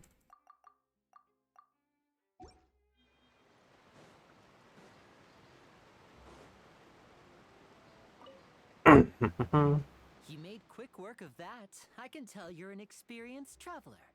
I've also finished collecting a few here. Maybe next time you'll feel like helping too, Lynette. No way. I'm in power-saving mode today. Otherwise, I fear I may not have any energy left for the performance at the Opera House. Fine. Though the performance is still a long way off. Now that we're finished here, we should get ready to head back to the court of Fontaine. So, we're going to the court of Fontaine before we head to the Opera House? Good. Paimon wants a tour of Fontaine's largest city and try...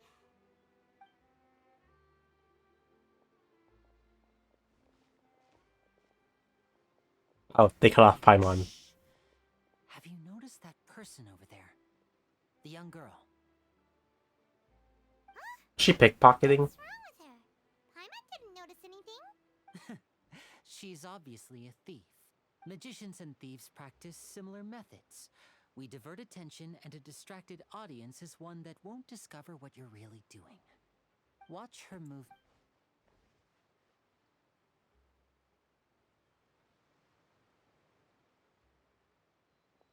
Oh, he's right. Shh, keep your voice down. We need to think of a way to catch her, but it seems she's very alert. Perhaps we should split up. You two can ride the lift over there and wait up top. I bet that'll be her escape route if she tries to run. All right, let's... Oh, then is he gonna get blamed or something?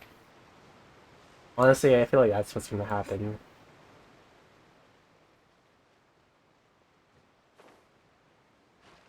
Oh, it's a dog. Oh, it's a cool dog.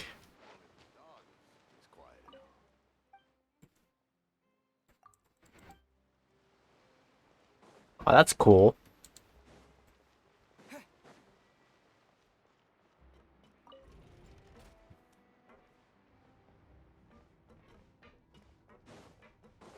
You spin me right round, baby. Right round.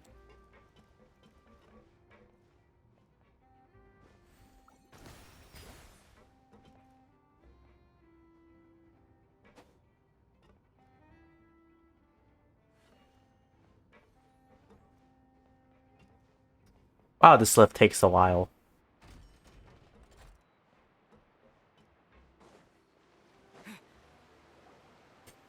This is the spot where Lenny wanted us to wait. Oh, look! Isn't that her?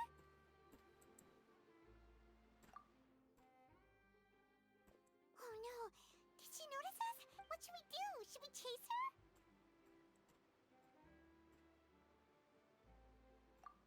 You're right. She might also be trying to lure us away.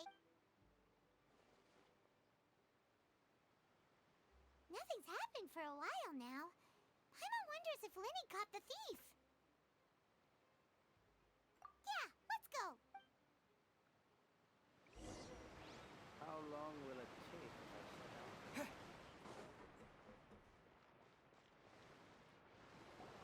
Are you sure that's all she took? You should check to make sure you're not missing anything else. No, that was all. Oh, I can't thank you enough. I didn't notice a thing earlier. Anyway, I should be going now. Thanks again.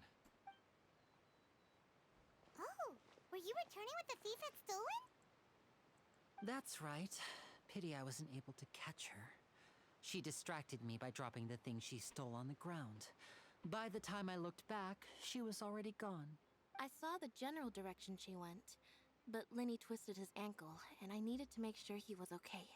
Oh, did you get hurt, Lenny? I'll be all right. It's just a twisted ankle, that's all. In fact, it's feeling better already.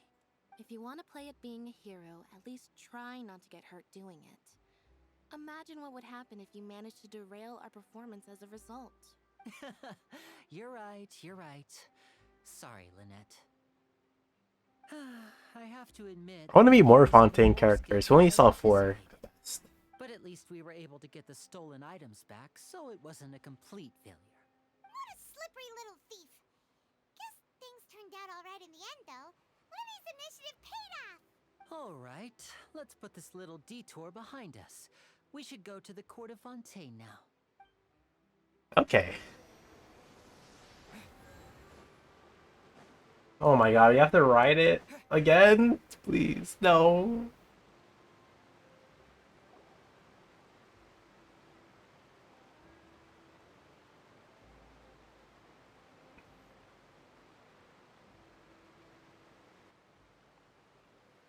So, we ride this thing to go into the city? What an ingenious way to get around. People in Fontaine really know how to use water. This is an aquabus. It allows people to travel between several key locations around. It's pretty convenient, but the ride can become a little dull after a while. The scenery is always the same.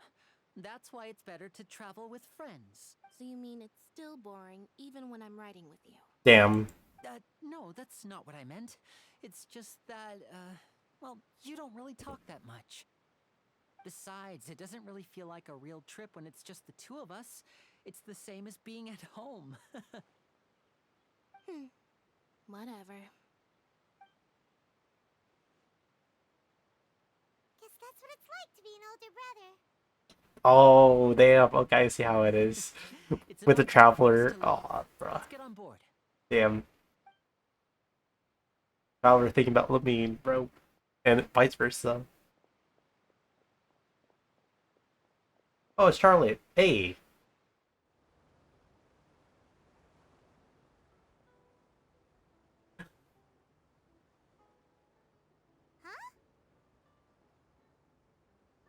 What?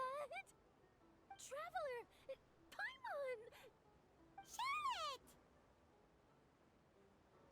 Oh, I'd never guessed I'd bump into you while riding the Aquabus. In the story of my life, this is big news. What are you doing in Fontaine? I didn't hear anything about you paying us a visit. Yeah, it's quite the coincidence. But as travelers, we're always on the move. It's not surprising that nobody knew we were coming. Though we still have no idea how the Hydro Archon knew about us. Oh, let Paimon introduce you to our new friends! Oh, no need for introductions, Paimon. I would recognize the great magician Linny and his assistant Lynette anywhere.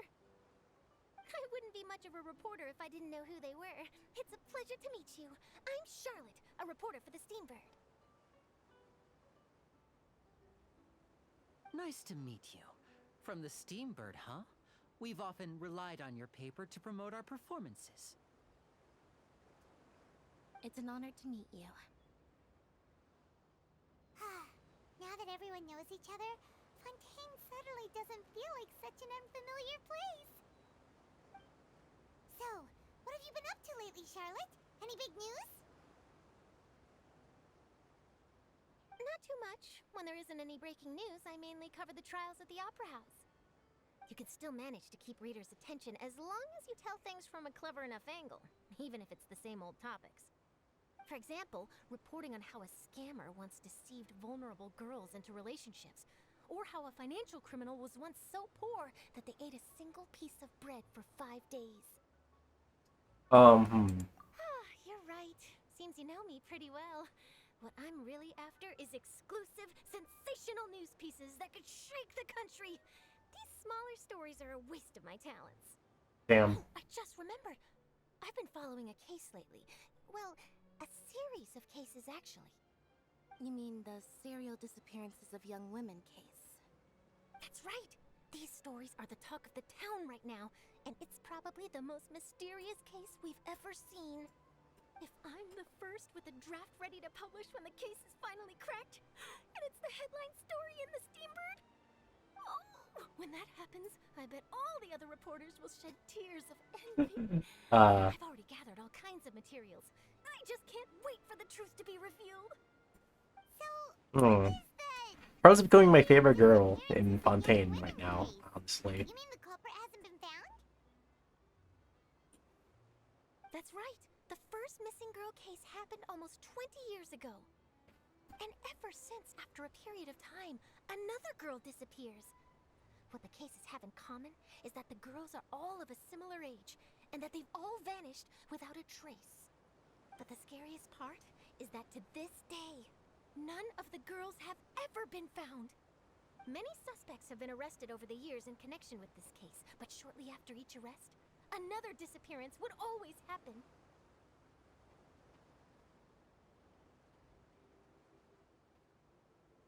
Yes, it's possible. But either way, I believe that every case has some precise truth behind it, waiting to be exposed. Yes, I agree. And at the very least, the family of those missing girls deserves some sort of explanation. I just imagined for a second what I would do if Okay, just suddenly yeah, disappeared. I paused it. I was wanted to see. Because, like, the boat's moving, and I just wanted to see if it's gonna be like, you know.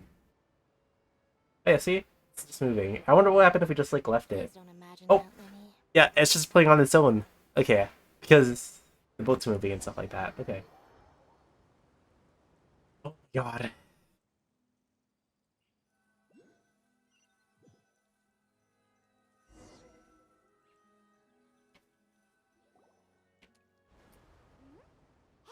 we're almost there! Look!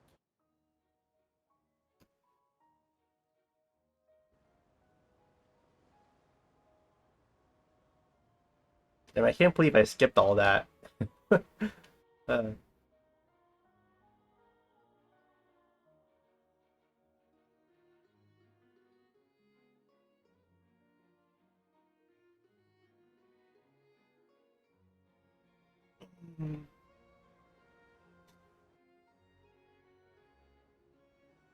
Wretch.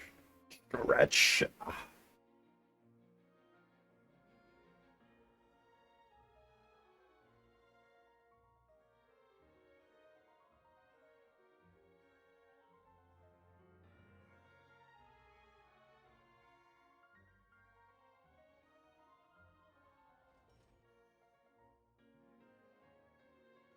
Well, I really enjoyed chatting with you. Life should be full of pleasant little surprises like this.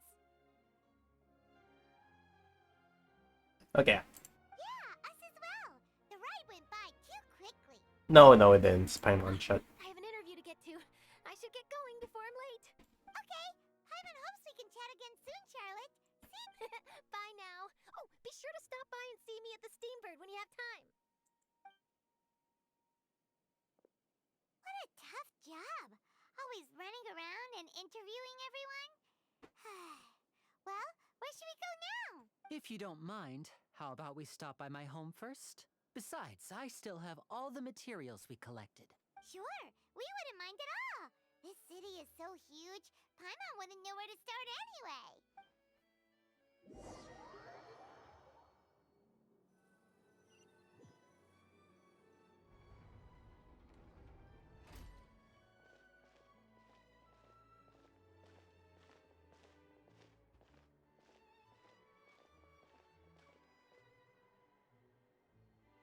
Oh my God.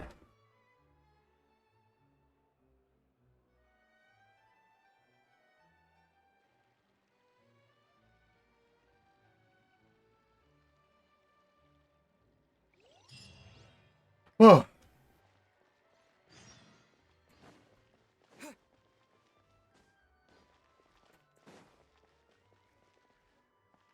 Oh damn, I don't even know where that is.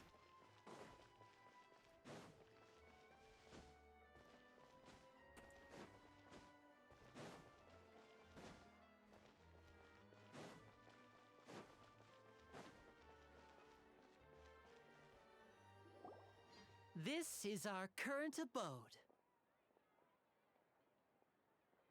Ah, Fremine, you're home. Where did everyone else go? I have some new friends that I would like to introduce. Oh, they all just went out a moment ago. I see. Everyone is getting busier now that Father will be returning soon. I suppose that can't be helped. Allow me to introduce you to my little brother, Fremine. He is a phenomenal diver. Hello. Nice to meet you. Paimon is Paimon, and this is the Traveler. Oh, you sound very proud to have a diver as a brother, Linny. Oh, are they all like adopted? Okay, that makes more sense now. Linny, could you come here for a moment?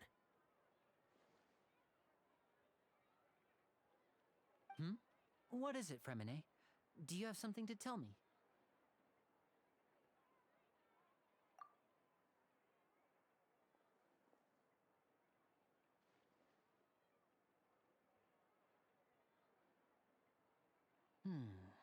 Okay, I see. Is everything all right? Oh, it's nothing. We were just discussing a little housework. Sorry for the interruption. Oh, before I forget, the Traveler and I collected more materials to make magic pockets. Were you able to get any, Fremine? Yes, I went diving and gathered lots of materials. I was about to give them to you.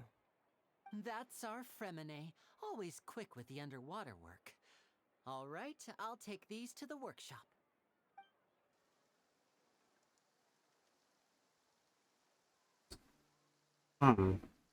Started raining.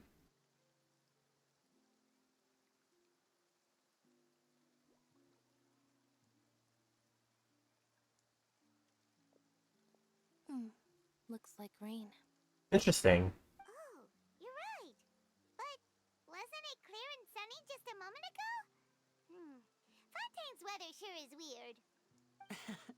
I'm afraid that's just how it is here.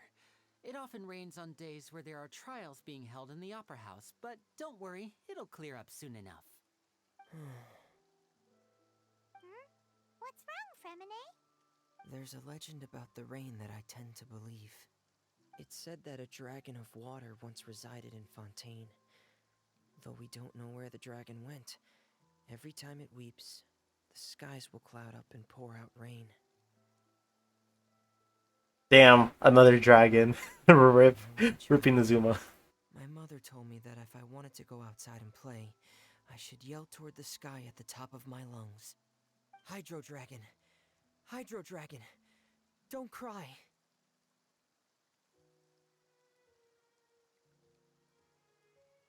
If it's an elemental dragon, then having the power to make it rain wouldn't be very unusual. Let Paimon try something. Hydro Dragon, don't cry!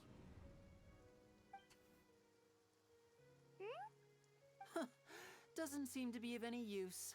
It is just a legend after all.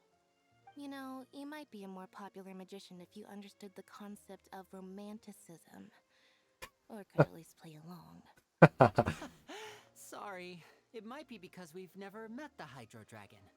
Perhaps it can't be comforted by the words of strangers.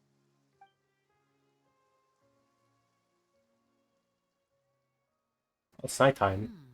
It rained for longer than I suspected. Oh, it's already getting late.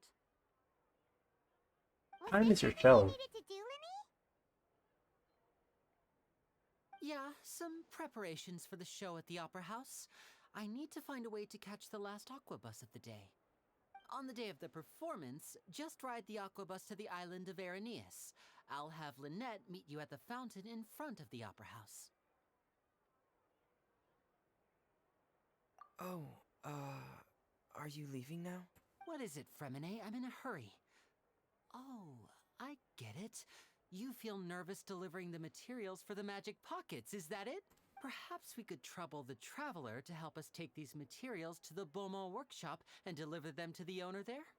I'm afraid that Fremine can be quite introverted, and the boss there tends to be pretty talkative. Fremine has always been a little afraid of her. Ooh, afraid of her is. I think it's the blonde girl, mate. Sounds like the blonde girl. Sorry for the inconvenience. I'm quite useless when it comes to such tasks. I'll think of a way to make it up to you. Oh, no need. This'll be a walk in the park for us.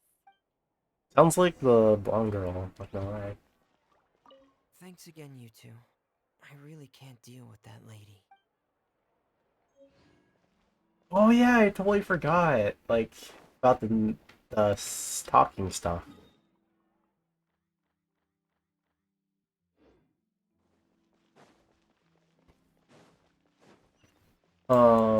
Yeah, like talk about stuff, that kind of thing.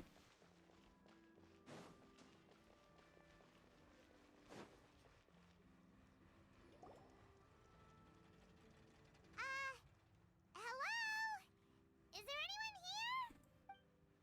Oh, no, never mind. Oh, hello there. New customers? Looking to buy, or do you need something made? Or perhaps you're just looking for a chat with me. Oh no, we're just here to deliver some materials. Here they are. They're for making... what were they called again? Ah, these must be for Magic Pockets. I could tell right away. I've already made several orders worth now. No need. They've already prepaid several batches worth. When they told me what they'd be using them for, I even offered them a discount. But they insisted on paying the full amount, saying that I had a business to run. It seems both their hearts and their pockets are made of gold. Damn. Wow. So, Is Linny actually loaded? I can't say for sure, but who knows? Maybe there's good money to be made being a magician in Fontaine. Hey! Is this machine what you use to make stuff here? It looks really advanced. Why use your hands when a machine can do the work? It would be a waste not to use the latest technology, and wasting is a kind of crime. But where does a big machine like that get its power from? Well, it's a little complicated. I'm not sure I can put it in layman's terms for you. But basically, everything we usually use here in the city is powered by indemnitium. It's a type of energy that's produced from trials. Huh? How can trials produce energy? Well, I'm not completely sure of all the details myself, but basically, when a trial is in session, the Oratrice Mécanique d'Analyse Cardinale harvests people's belief in justice and converts it into energy to be used all around Fontaine. So That was such a complicated name. Paimon heard that the Oratrice was created by the Archon to make judgments. But Paimon still doesn't get it. How could something unreliable like people's beliefs be turned into a stable power source for these machines? Oh, yeah! So that means the Hydro Archon relies on the machine to take the energy created by belief and turn it into power for all of Fontaine, right? Even though I've never heard anyone really put it that way before, it sounds like it makes sense. Besides indemnitium, we have another type of energy called pneumosia. It isn't produced by the power of the Archon, but it is unstable by nature. Even now, it still cannot be widely used by civilians. I thought I'd find you hard at work, but here you are chatting the day away. Since you're already talking, I'm sure you wouldn't mind a few words with me. You again? Didn't I already promise you that I'd have the more I owe to Confrérie of Cabriere by next month? Why are you hounding me now? Yeah, but how do we know that you won't go running off by the end of this month? I want 50% today. Wait, no, 70%. Huh? You... Seems business isn't so great for the workshop. We've already finished our job and delivered the materials. Maybe now's a good time to leave? Hey, hold on! Before you go around trying to collect payments, why don't you settle your own debts first? If Confrérie of Cabriere wants to poach clients from Northland Bank, that's fine. But I'm afraid you still owe the bank a hefty sum of mora. So why don't we work things out between us first, before you get back to your little conversation Oh God, child. You're from Northland Bank. But we said we'll pay everything we owe next month. Why are you hounding me now? Traveler, Paimon! I didn't think I'd run into you here in Fontaine. What are the chances? We're surprised to see you too! What are you doing here in Fontaine? You didn't want to stay in Snezhnaya? Long story short, I've already been in Fontaine for some time now, and honestly, things have been pretty boring. But it seems that fate brought our paths together today. Not only will I have some good friends here now, but ones who always seem to find trouble. Either way you look at it, it seems things are going to get a lot more interesting now. Pretty sure we'd want to avoid anything that you'd find interesting. Besides, our trip here has gone pretty well so far, right, Traveler? Hey, you, Northland Bank boy. Aren't you forgetting something? Yeah, he doesn't know he's a Tweet Harbinger. It's not often I run into the Traveler like this. Why don't you wait for me over there for a while? You kidding? Aren't you the one looking for us? You really expect us to sit and twiddle our thumbs while you catch up with your friends? Listen to me, boy. If you want your mora, fine. Why don't you come and take it? Hey, I just said not to interrupt. Oh, by the way, Traveler, the last time I took Tonya and Tusser ice fishing, Tusser said... Hey! That's way over the line! All right, boys, let's see who has to pay up now! Can you at least let me finish one sentence? Fine. Though the bank told me not to get rough with our clients. You're the ones who started it. This is an act of self-defense. You two will have to be my witnesses, okay? I'm sure this won't take long. Oh, you're gonna play as child now.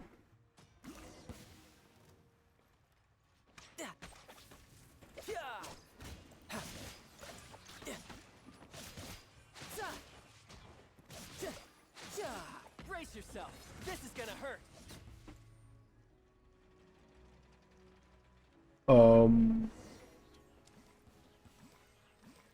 Okay. What's your deal, Brad? How are you so strong if you're just a staffer from Snezhnaya's Northland Bank? Wait, don't tell me you're... Oh, now you notice. It's a little late, don't you think? Just make sure you understand that you don't mess with Northland Bank. Got it?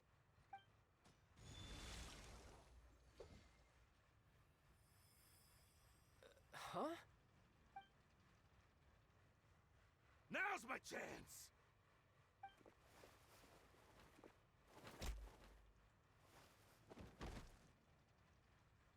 Huh.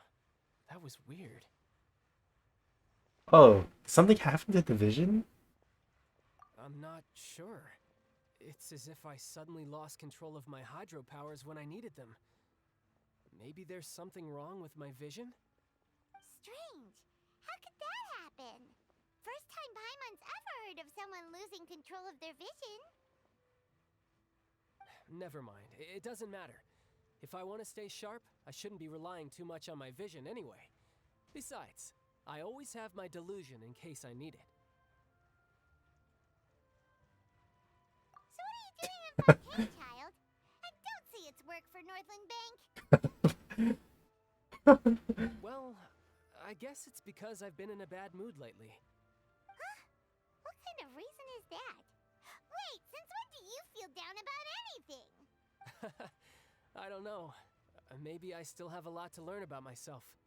But recently, there seems to be some sort of restless power stirring inside of me. And I don't know why, but every now and then I feel like I'm in a terrible mood. Maybe you losing control of your vision just now is connected with that power you're feeling inside. That is a possibility. I can't remember if I ever mentioned it before, but when I was 14, I fell into some unknown abyss. It was during that time I learned nearly all of my abilities. The one who took me under her wing and taught me was named Skirk. She was always quiet and very mysterious. Nobody knew where she came from or what she had been through, and she was always very strict when teaching me Interesting. combat techniques. Interesting story about child. I asked her why she was willing to take me on as an apprentice. From what I could make of her answer, it was because I had awakened it, and traces of it remained on me. She said that all my combat training would be useful in the future. But what is it? What did you awaken? She never explained that, but my guess is that it's related to a dream I saw when I had just fallen into that abyss. In my dream, I was in the deepest depths of the sea, and the boundless seabed was all around me. But in front of me appeared a whale that was so massive, I felt like I couldn't breathe. Oh, okay, so that explains a whale. Oh, that sounds familiar! When we fought against you before, you summoned a huge whale that seemed to leap at us. Is that the one? That's just an abstract form of a whale that I create using my elemental powers.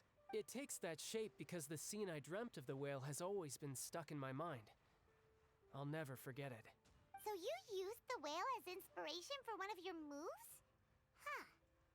Seems a little twisted to Paimon. So why don't you just go ask your master? Maybe she knows the answer. You make it sound so easy. Ever since the incident I experienced there, I've never stopped searching for Master Skirk and that unknown abyss. But it's been years now, and I've still found nothing. There isn't even a trace of the place where I remember falling into the abyss. Oh, it sounds like some kind of ghost story.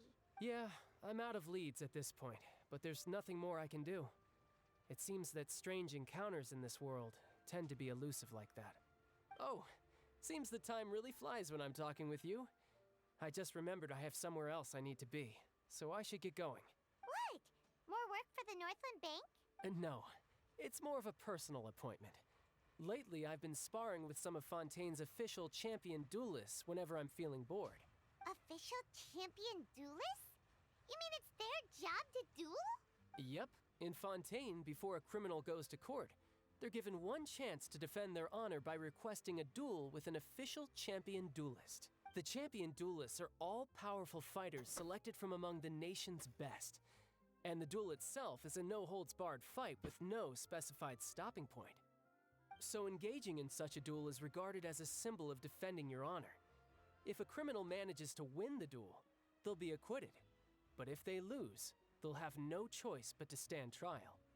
And the worst-case scenario is that you're simply killed in the duel. Though it's rumored that Fontaine has a death penalty, from what I can tell, no one has ever been officially sentenced to death.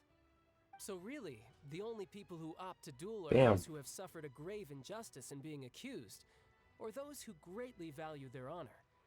Otherwise, why gamble with your life? So, do many people actually get out of their trials by winning the duel? Apparently, it's exceedingly rare for anyone to actually win. Fontaine probably enacted this system as a way to show that the nation respects the honor of its citizens. Besides, none of the champion duelists are to be trifled with, which is exactly why I was itching to face them as soon as I got to Fontaine. Apparently, the one I'm meeting today, Clorinde, is the strongest of the champion duelists. I had been asking her for some time before she finally agreed to face me today. Well, that's child for ya.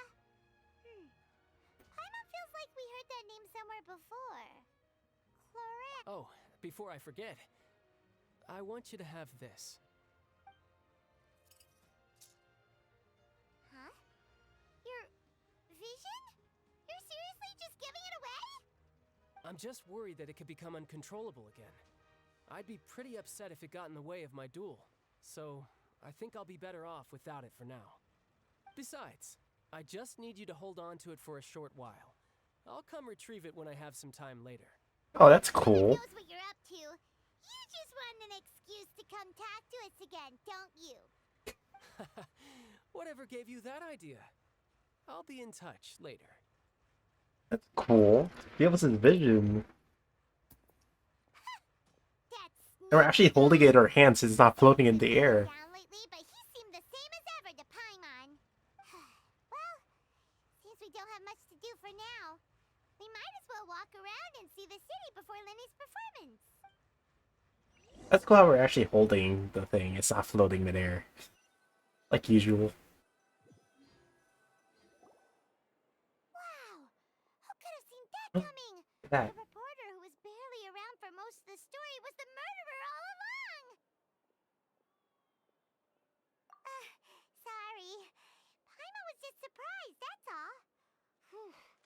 Paimon never saw that twist coming. The murder mystery novels here are amazing! The whodunits here in Fontaine are a lot different than the light novels you see from Yai Publishing House.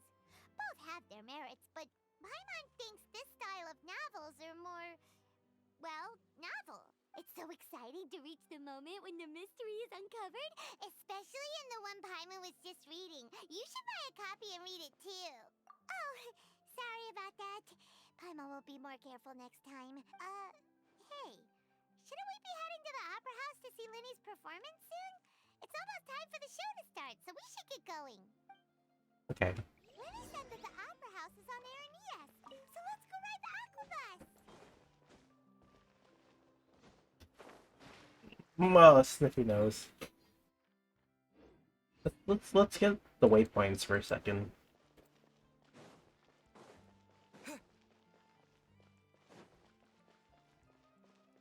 Oh, there's a waypoint. Well, I want to collect all the waypoints here.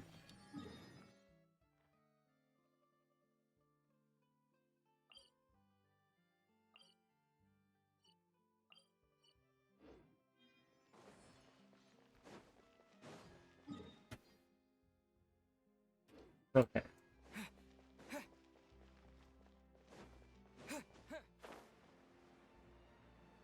Oh, there's another one.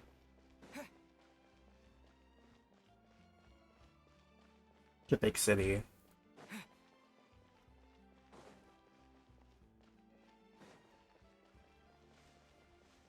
already finished all my Honkai Star Rail dailies, so there's nothing to worry about.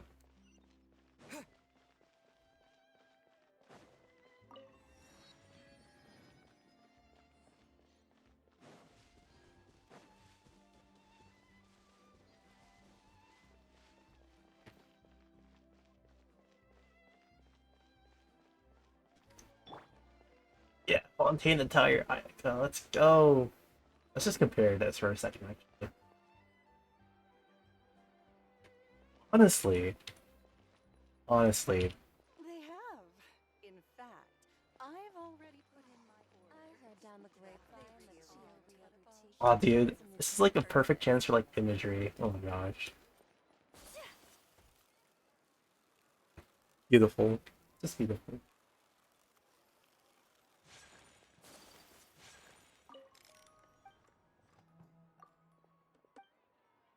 No, okay, they're not selling anything yet.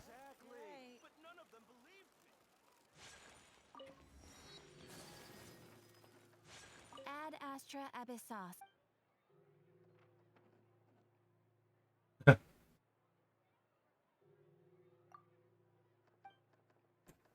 Blah blah blah blah. Ad Astra.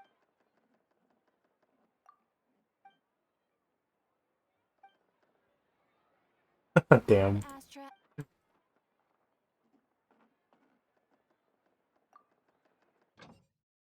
Just get this. Fontaine. Not orange? Oh, okay.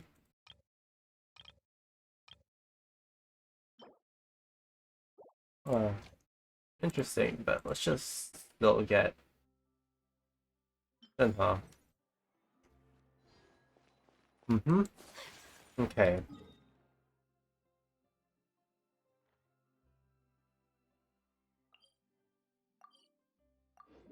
Yeah, right there.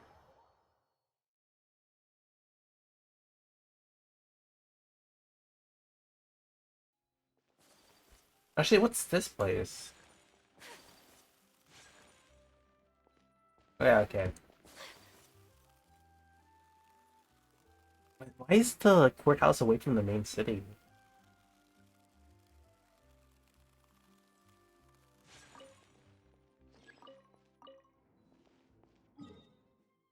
Oh, let me just take a look at this. Okay, I see.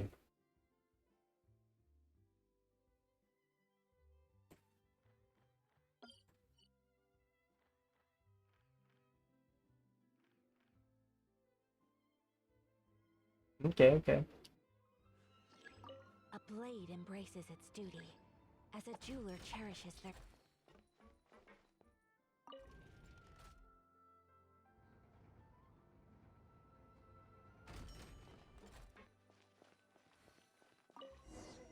And if anything, they should have like something here.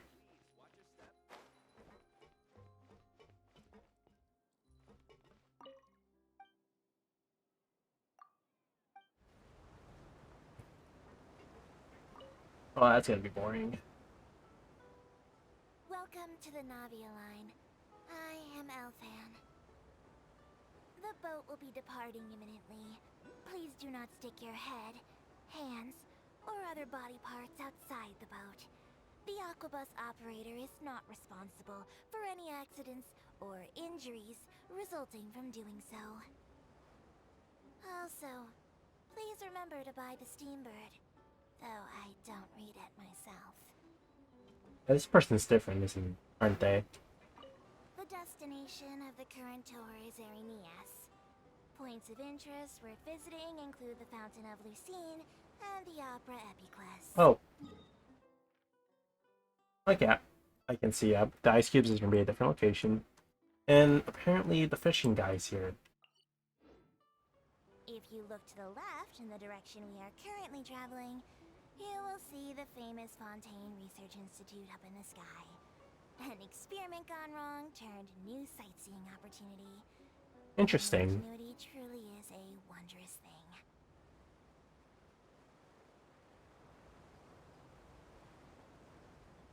So we're not gonna be there for a while.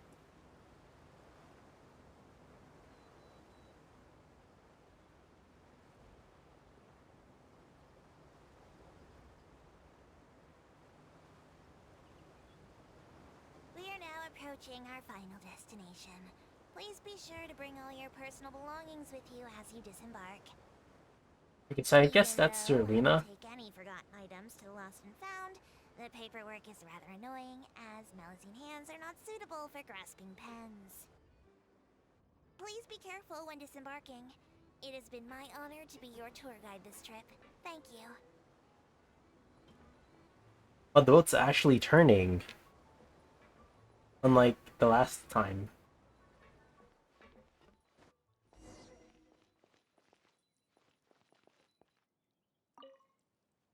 Ooh.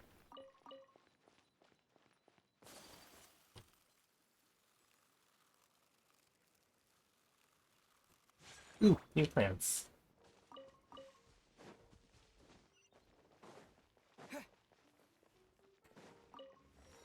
Ooh, there's a new tree over here. Oranges.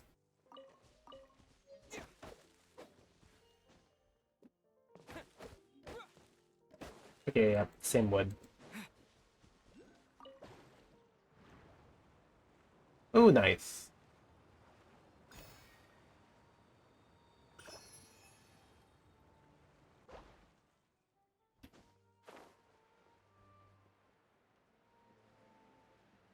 Oh, okay, that's actually cool to see.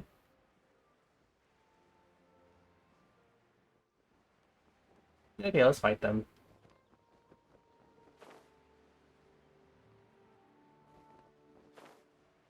I think it's cool to fight them without Kozua.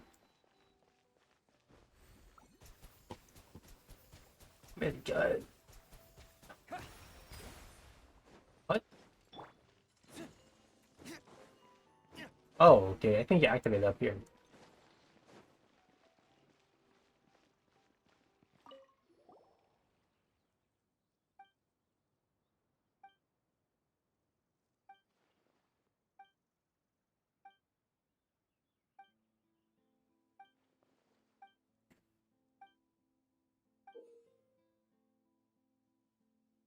Blah blah blah.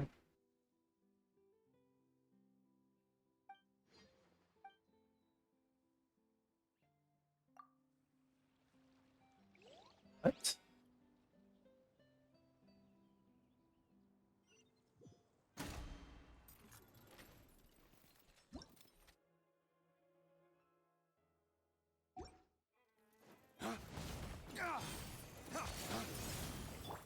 My apologies.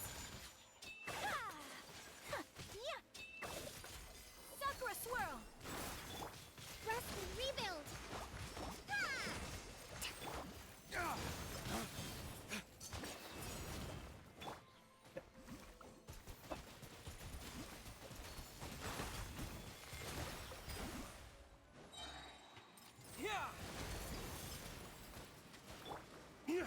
Oh, okay, it just turns that little bubble thing. Huh?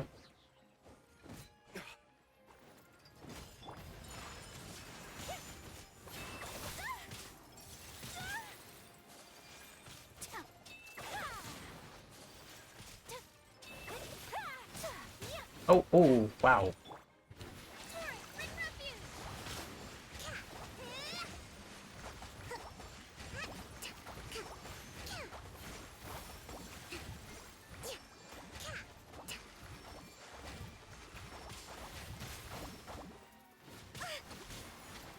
Hold the line. Ways to the wicked. Take flight.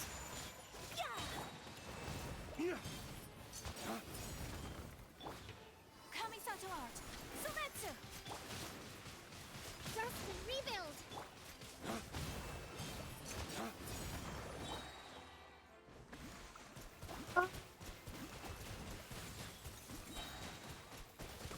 Go! Bombs away! Oh, I forgot, not Kozua.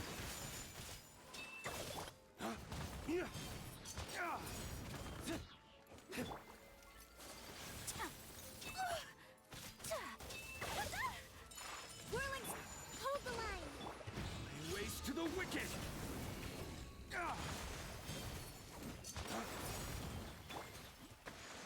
Take flight. Only one. Okay.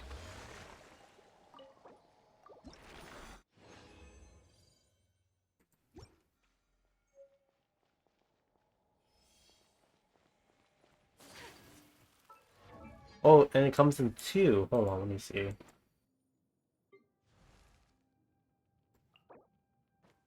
Oh, so that would use that one, and then that would use... Oh, okay, that's dumb. That's so dumb. Literally, the dumbest thing ever. Why would you do this, Hoyo? Like, literally, I find that to be actually really stupid. Because now you have to, like, do more grinding, honestly. That was the dumbest thing ever.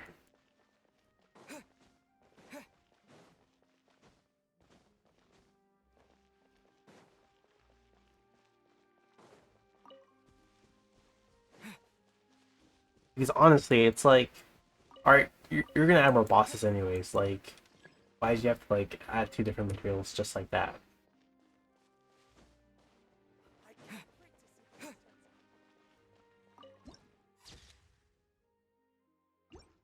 Okay, let me just... This...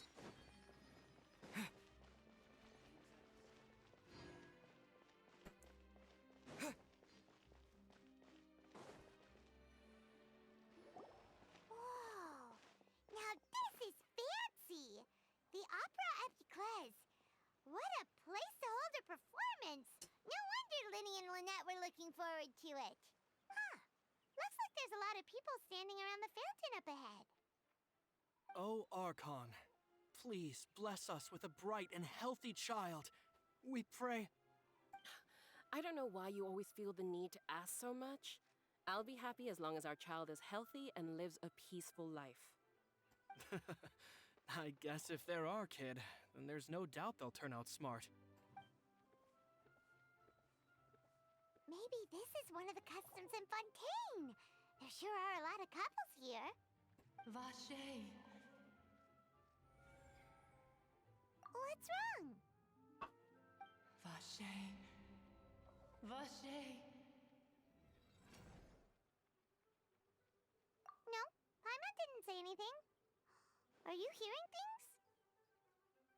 Welcome to the Fountain of Lucine. All the water flowing through Fontaine converges here. It's customary for newlyweds to come here and wish for children. Lynette! You scared Paimon! When did you get here? Lenny asked me to wait here for you, remember? Right. What do you mean? There are a lot of people here right now. Hey, you're not trying to scare Paimon, are you? Besides, it's the middle of the day. It's not the time for eerie things. I see. I might be able to tell you something that could help explain the voice you heard. In fact, you might not be imagining things at all. I suspect that what you heard is a result of your hypersensitivity to the hydro element. Others in my family have had similar experiences. It's because of his sensitivity to the hydro element? But what would hearing a voice have to do with elemental power? When do you cry, Paimon? Wait, what? What does that have to do with anything? Just answer me. When do you cry?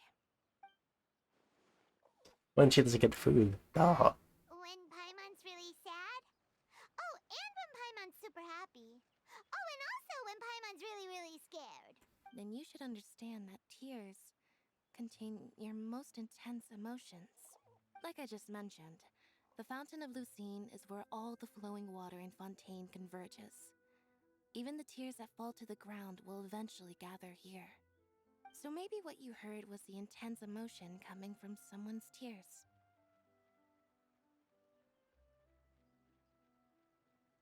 So, what did the voice say? Huh. If you were hearing their emotions, then Paimon wonders what happened to them. Rather than worrying about them, we should worry about my brother first. Don't let that calm look of his fool you. He tends to get pretty nervous just before a performance. So chatting with Linny might help him relax a little before he goes on stage. Oh, right. That makes sense. Let's go in and see Lenny. Hey, this is gonna be a cutscene, and I'm gonna like it. Maybe, who knows?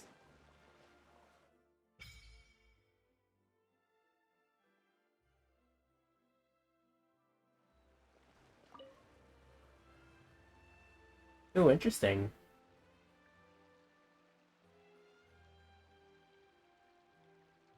Why is this taking so long?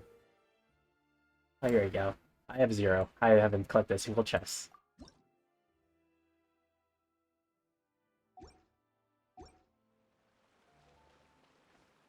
Yeah, what is this book thing? What?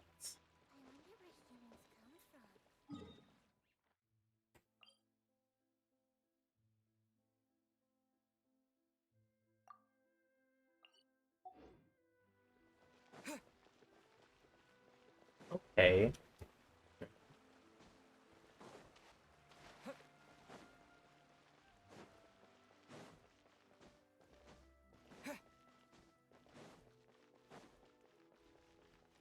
Ooh, what's here? Nothing? Oh, yep, it's nothing. Okay. Is it gonna be like underground or something? Is it on top?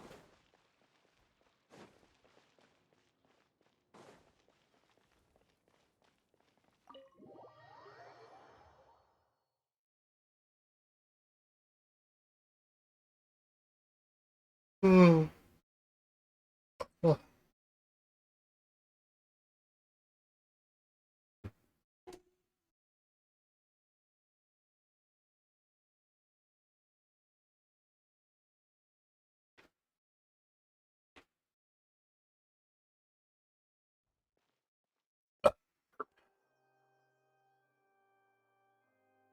Ah, Traveler and Paimon. Good to see you. I knew you two would come. Are you kidding? We wouldn't miss it for the world. We've been looking forward to it. I can tell, judging by how early you've arrived. But you're actually right on time. The audience still hasn't started entering the venue yet, which means now is the perfect chance for us to take you to the best seats in the house. Wait just a moment. I'll fetch the tickets.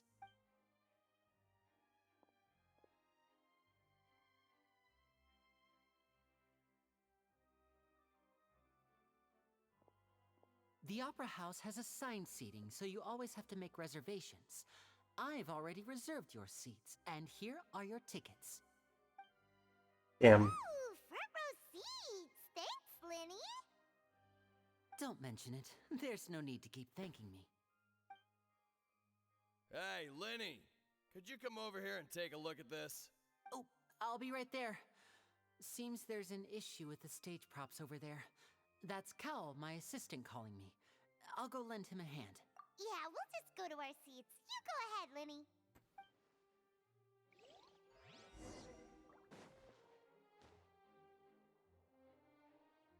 Oh, I guess we just go up here. No map for this. Holy crap. That is big. That is cool. Can I just like sit? Oh, can. That's badass. Okay.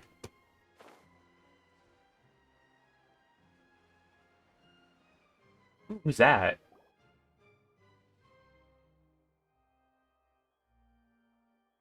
Oh, these should be our seats. Come on, let's sit down.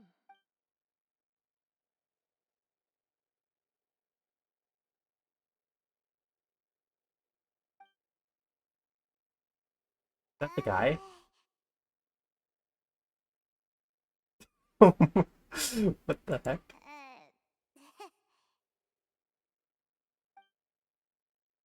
Is that the dude from the trailer? Traveler, maybe we should strike up a conversation with the person next to us. Since we're sitting together and the rest of the place is practically empty still, it's kinda awkward if we don't say anything. You little... Of course you put this on Paimon. Yep, I'm on. Excuse me, I did not realize you felt awkward. I am terribly sorry.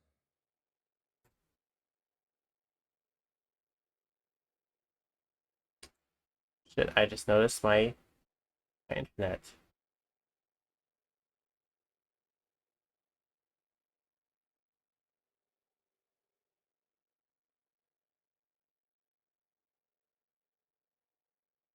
Internet, are you working? Please tell me you are working. Okay, good. Stabilized. I would be perfectly happy to chat with you if that is what you would like. Oh, so you heard all of that, did ya? Boy, you sure have good ears. Paimon thought she was keeping her voice down. Wait, that's not it, Paimon's. Sorry. Paimon's the one who was being rude, talking under her breath like that. So, let's talk, but, oh, Paimon's got it. You're also here early and sitting in the front. Are you a friend of Linny's, too? A friend, you say? Well, if Mr. Linney would like to be my friend, I would be more than happy to reciprocate. Oh, so you're not friends with Linny, then. Oh, this is getting more awkward by the second. Paimon nearly forgot to make her introduction. Nice to meet you. Paimon is Paimon, and this is the Traveler. We just arrived in Fontaine. It is an honor to meet you two. I have heard of your deeds across Tevat. And as required by proper etiquette, I will also introduce myself. Oh, Monsieur Nervillet. What an honor it is to have you here to see my show. Ah, Mr. Linney. I should say it is in He's fact a an honor robot? for me to see your performance in person. Wait, Nervillet? Could he be... I saw you all chatting just now, but it seems you still don't know who Monsieur Nervillet is. Allow me to introduce you to Fontaine's Chief Justice. That seat is always reserved for him. It wouldn't be too much to say that he's the symbol of justice and honesty here in Fontaine. Whoa! Sorry for being so rude just now. I thought he was gonna be like an Archon or something kind of thing. No offense taken. Being Chief Justice is merely what I do for work. Nearly every person has their usual reserved seat, so I'm not so special, really. And by the way, I should probably let you know, even though I would prefer not to. There's someone sitting up there in the VIP seats that has been striking a pose for quite a while. All the Archon.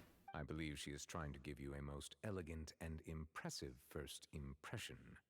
So I think you should take notice of her sooner rather than later. Otherwise, she may become flustered. Huh?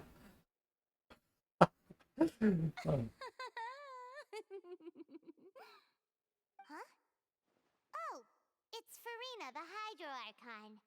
Huh. She sure has a smug and satisfied look on her face. Guess she has no idea that you saw right through her act. Very good. That is for the best. No need to pay her any more attention. We may now enjoy the show. Huh? So is this what things are like between the Chief Justice and the Hydro Archon?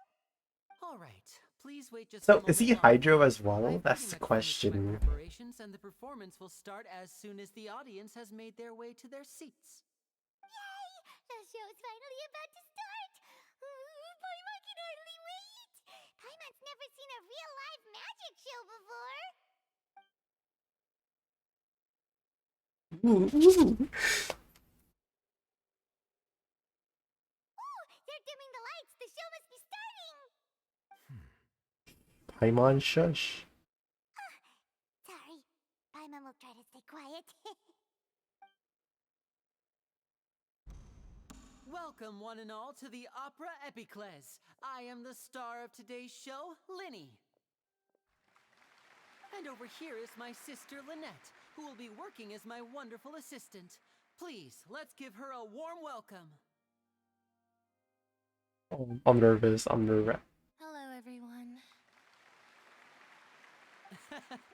I know she may seem to be a little sleepy right now, but that's just a sign that she's nervous. Whatever. Now, some of you may be thinking, two vision holders who can freely manipulate elemental powers performing magic is not true magic at all. So, I would like to take a moment to assure you that elemental powers will have nothing to do with what you will witness on the stage today.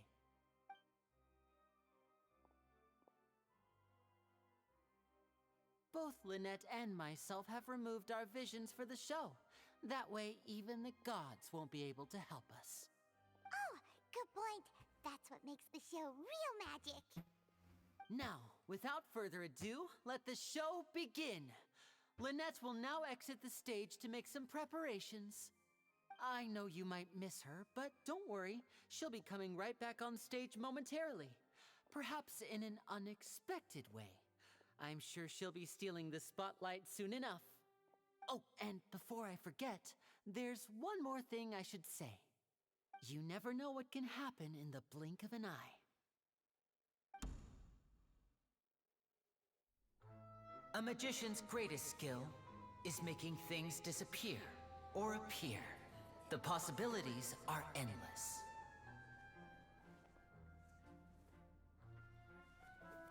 Huh?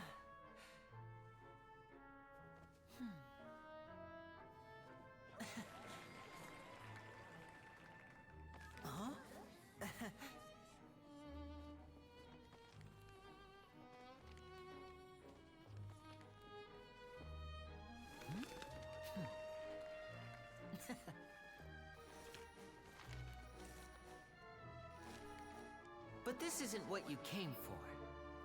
These little tricks, you've seen them all before. So it's time for something truly extraordinary, don't you think? This one's a little tricky.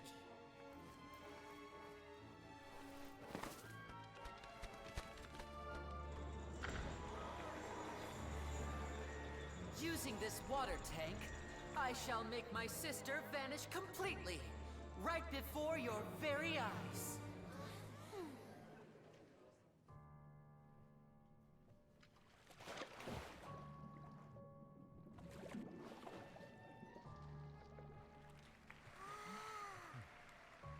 It's actually quite simple. She'll just turn into air bubbles and float right out of the top.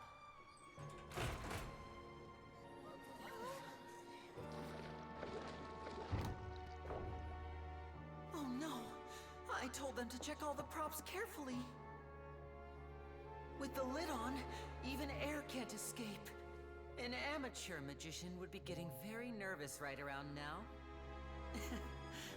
Luckily, it's me on stage, so let me show you what a true virtuoso can do.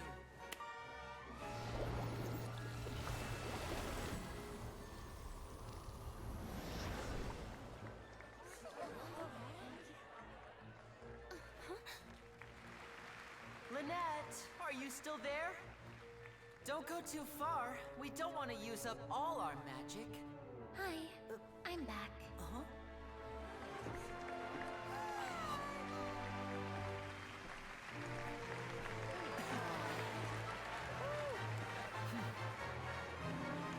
Is that it?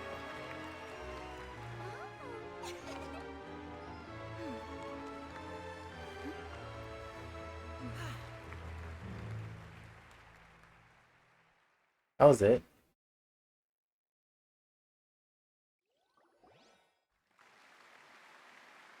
Show us more magic.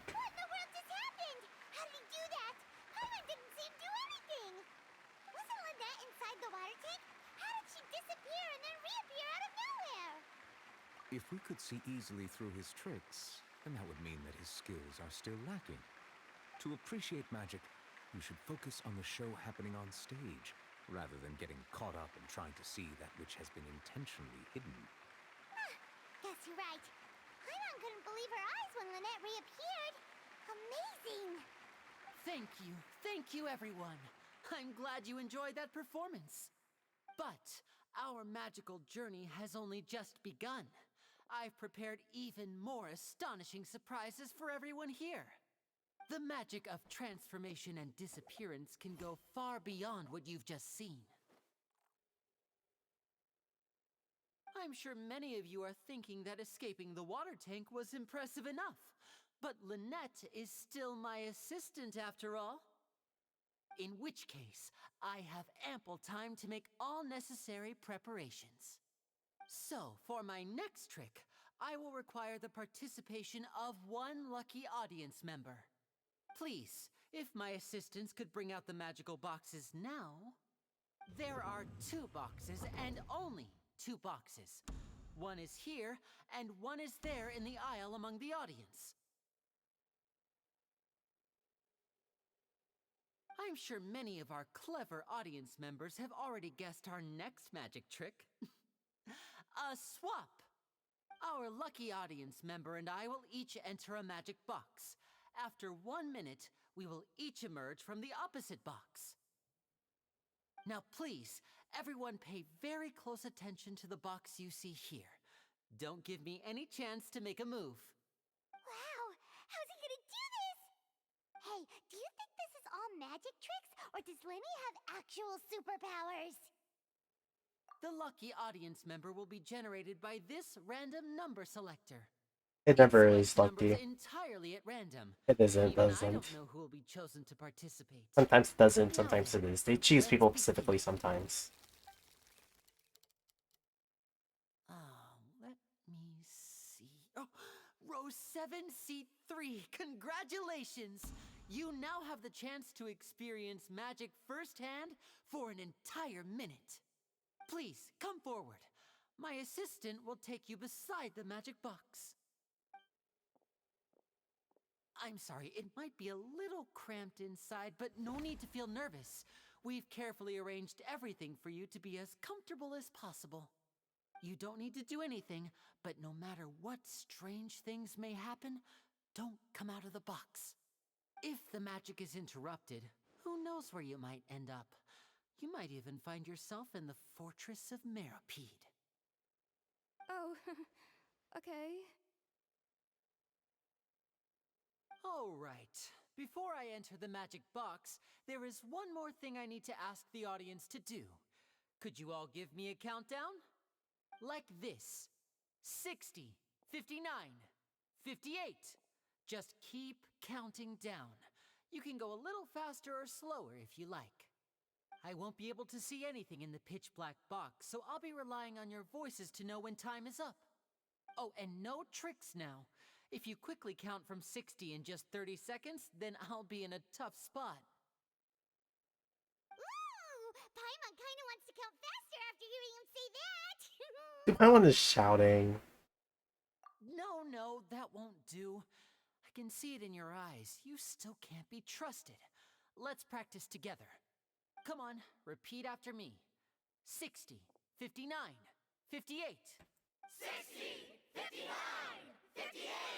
That's right, perfect. Keep it going. All right, I'll see you all on the other side once you've finished counting. 54, 53, 52? Why aren't you counting, Neuvillette? I am counting in my head. I think things are exciting enough in here as it is. Merely a consequence of my identity and personality. Do not worry about me. Just enjoy the show. Oh, alright. You look so serious that Paimon thought you might be Paimon is shouting. I hate this so much. Paimon is like that one audience member who likes to talk in movie theaters. I hate it. I hate it so much. Mr. Lenny, are you all right in there? Is everything ready? Yes, I'm fine. I'm just double-checking the direction of the magic. It would be a disaster if we get sent to the wrong places. For example, mid-air right above the audience. Even though he's saying that, Lenny doesn't seem nervous at all.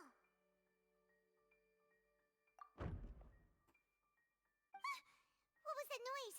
Did you hear it too? Not sure. Anyway, it doesn't seem like anyone's worried about it. 25! 24! 23! What's wrong, Mr. Lenny? I can still hear you moving in there. I seem to have accidentally knocked over a decoration. I'm trying to fix it, but it's pitch black in here. I can't tell left from right. Never mind the decorations. There's no time for that. The show is what's important. No, that's unacceptable. I want my show to be perfect. Don't worry, we still have 20 seconds. Hear them counting? 19! 18! 17! It seems things aren't quite going as planned. It feels like you're all starting to count faster, but that's all right. I know it can be tiring to do such a long countdown. 10 seconds and change is still plenty of time. 10! Almost there now. Whew. Swapping 2 people is harder work than you might think. Even a master magician like me can't guarantee I'll get it right the first time. Hey, wait! Is this the back one? I can't tell. They both look the same inside. Huh? No, that's not it. I'll try again. 7. Hey, slow down! Honestly. 5. 4. 3. Whoops! That doesn't count! 0.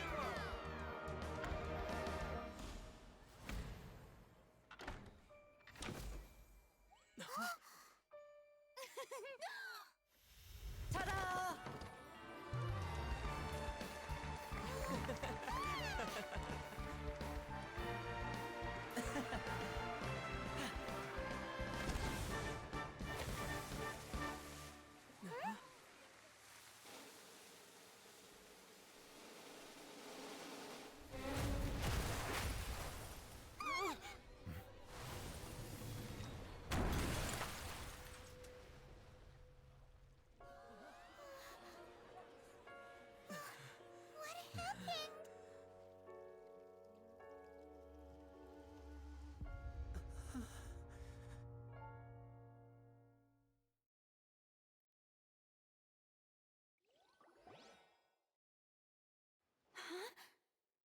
Is this part of the show?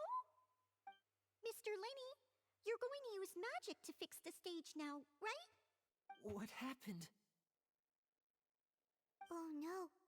Maybe this isn't part of the show. The girl was still in that box, right? This performance is over. Medical staff with me. Guards, secure the scene and detain all the performers. Seal the exits. No one is allowed in or out at this time. Yes, that's right. If this was just an accident, then we must investigate the cause. But if this was all part of some scheme, then those accountable will not escape the judgment of the God of Justice. No need to be alarmed, you two. We'll get to the bottom of this soon enough. Oh my god, that actually scared me. Unfortunately, the person who is in the magic box has been pronounced dead. His name was Cowell, one of the assistants in Linny's magic troupe. Apparently, the fireworks on stage ignited the ropes that were suspending the water tank, which then caused the tank to fall onto the stage. As of now, we are still not sure why we found Cowell in the box, rather than the guest from the audience. And after an initial search of the area, the guards have confirmed that the girl is nowhere to be found. It appears that this incident was not merely some mishap with the performance. And there are many indications that it is connected with the case of the serial disappearances of young women. The serial disappearances case? That's the case that Charlotte mentioned before.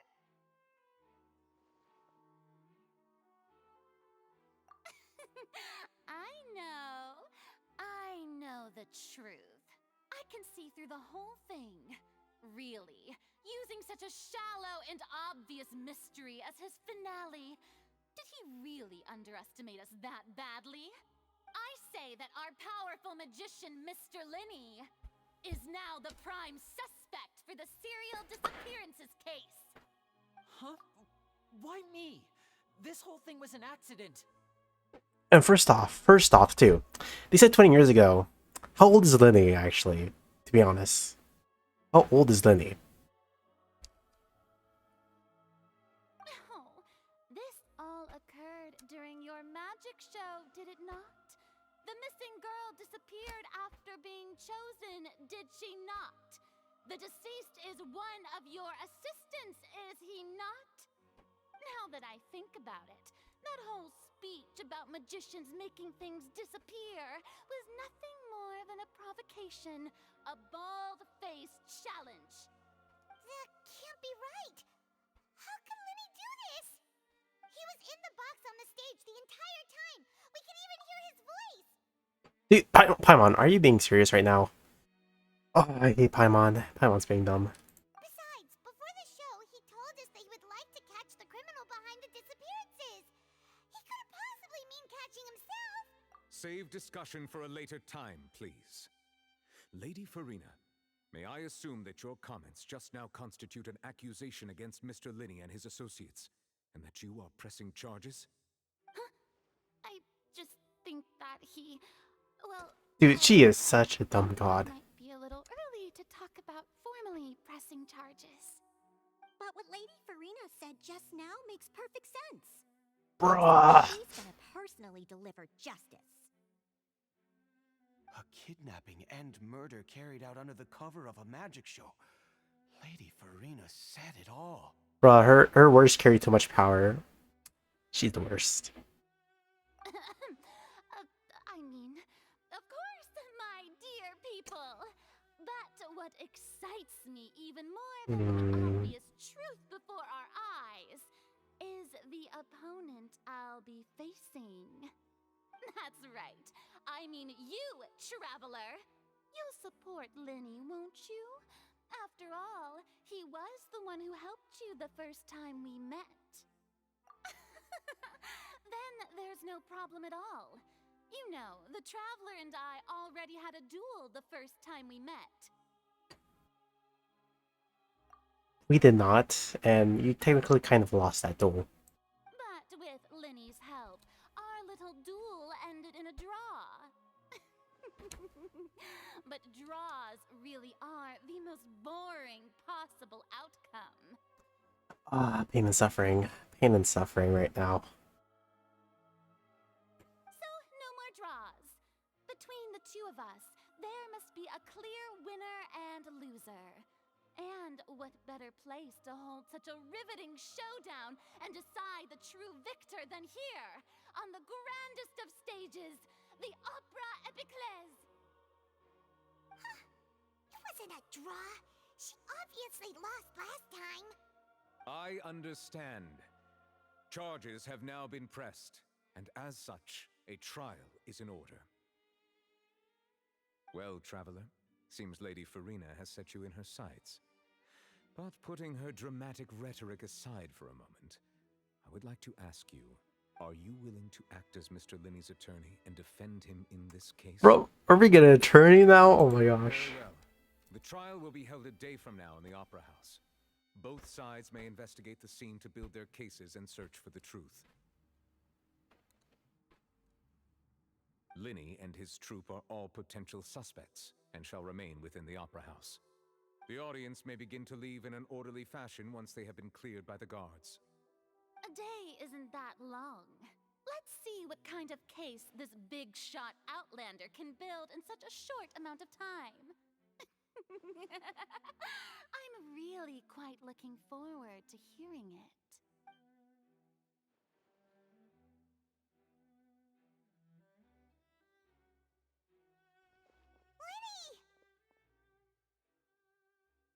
Sorry about everything that happened just now. Were you frightened? Of course! Who wouldn't be scared after witnessing an accident like that? Yeah, I'm a little shaken up myself. How could this happen? And poor Cal. I know you already claimed that you would defend me, but now it's just us talking. Tell me, do you think I could possibly be the murderer? Good to hear. Thank you so much for trusting me. I'm sure everyone sees me as the biggest suspect at this point. But if you ask me, the whole thing is mysteries layered upon mysteries, such that all that's left is confusion. I don't know whether what happened there on the stage was purely an accident or not, and I don't know why poor Cal was in the box. As for how that girl chosen from the audience could suddenly disappear, I'm afraid I don't have any answers either. If someone tampered with my performance, then we need to figure out what they did. Even a skilled and knowledgeable magician like myself couldn't pull all that off in just 1 minute. Which is precisely why we need to investigate. As this book says, the impossible could not have happened. Whatever happened must have been that which is possible. Oh god, Paimon. Paimon bought them when we were reading at the bookshop in the city earlier. Pretty cool, huh? Don't worry, Paimon used her own savings to buy them. It wasn't from our travel funds. I think they look cute on you, Paimon. You have good taste, Lynette. I wonder if Paimon's gonna have them on. That's the right attitude. Feeling depressed isn't going to help me now. I need to get back to my normal self. But with the guards watching our every move, it's going to be especially difficult for Lynette and I to prove our own innocence. Good thing you agreed to be our attorneys. Thanks for that. We'll be counting on you. Yes, thank you so much. Yeah, just leave it to us. Oh, since we're going to start investigating, Paimon has a question first. Where did Lynette go during the performance? Oh, well, I'm afraid that would involve some of our essential trade secrets as magicians. The secrets behind our magic are past saving, Linny. I suppose you're right. The truth behind our tricks is going to be important evidence that will be weighted during the trial. 'Tis truly a pity. As a magician, our magic show is a work of art. We've poured countless hours and spared no effort in perfecting it. But if revealing our secrets will help you uncover the truth behind what happened, then it will be well worth it. We should go somewhere else if we're going to discuss our magic tricks. We'll go speak with the guards, and in the meantime, you can go investigate the stage and the seating areas. Alright, let's go have a look while the investigation teams are still here. Detective Paimon is on the case! So is Paimon gonna be wearing the glasses like the whole time? Hello, officer. How's the investigation going? I see. You must be the traveler that Lady Farina mentioned. Listen, I'll be perfectly honest with you. I'd avoid getting mixed up in this whirlpool of a mess if I were you. Huh? What do you mean? Come with me and you'll see. The deceased is one of Linny's assistants, named Cal. Even though he hadn't joined the troupe long, he was hardworking and everyone generally liked him. The assistants are usually in charge of setting up and inspecting the props, as well as assisting with the show and keeping the crowd engaged. As you probably saw when you were in the audience, the water tank suddenly fell and smashed the box with Cowl inside it. This is the real mystery. We've already searched the scene and were unable to find any traces of the girl. However, if you look carefully, the box was positioned directly under the water tank. The ropes holding the tank were then burned by the pyrotechnics on stage, causing them to snap. All these factors lining up so perfectly makes it hard to see this as a mere accident. If anything, the more logical explanation is that the whole incident was intentionally planned, and Linny is the most likely person to have access to all these areas. But he doesn't have a motive! Are you both good friends of his? Well, you can't say we're good friends, but we've known each other for a little while. So in just a short time, he was not only able to win your trust, but even convince you to act as his attorneys. I know there's no such thing as magic. The real trick of a magician is holding the audience in the palm of their hand. I've seen a lot of cases, and I can tell you that people are the least reliable kind of evidence. Yep, that's kind of true actually, because people lie. Sorry, I tend to be pretty straightforward. Just know that I'm warning you for your own good. Anyway, you may investigate the scene of the crime yourselves if you're curious. Who knows, maybe you'll be able to come up with some new evidence.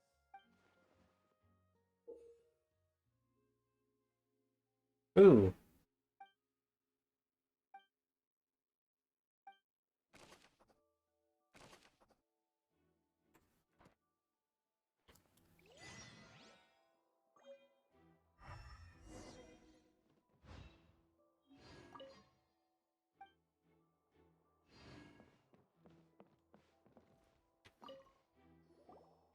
So this is the rope that broke and caused the water tank to fall. The rope looks pretty durable. How can it be burned through so quickly by fireworks? Why are you suddenly so serious, Traveler?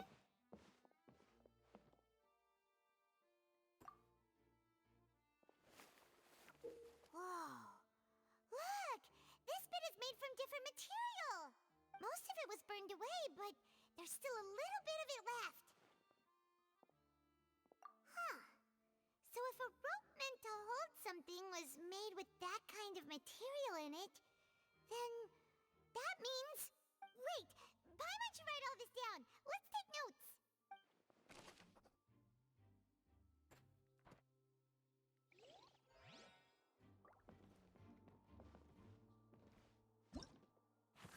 This rope was obviously tampered with. Oh my gosh, this is such a weird thing. Him.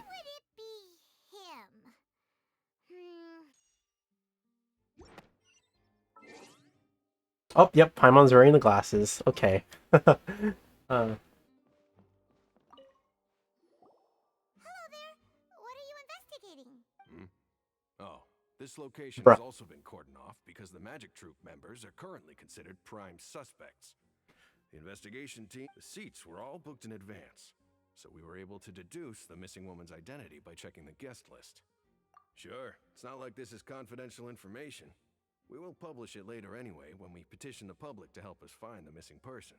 Her name is Halsey. She's a painter from Fontaine who's made a bit of a name for herself. Apparently, she wasn't a regular at the Opera House, but she'd been feeling some pressure with her work lately, which made her decide to come see the magic show. The Magic Troop members all claim not to know her. We have looked into her social connections. It seems that she has no personal grievances or conflicts of interest with the suspects. Simply put, she wasn't related to the Magic Troop at all, which matches the features of the previous serial disappearances. Were the victims of previous cases also chosen at random? That's how it seems to us, in any case. Apart from the fact that they were all young women of around the same age range, there really weren't any other connections between them.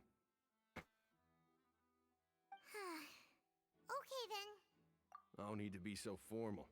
If you do happen to see the missing girl, please be sure to contact us.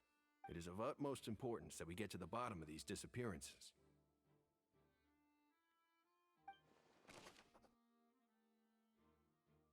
Okay, we're just... So we should just talk to everyone first, huh? Guess.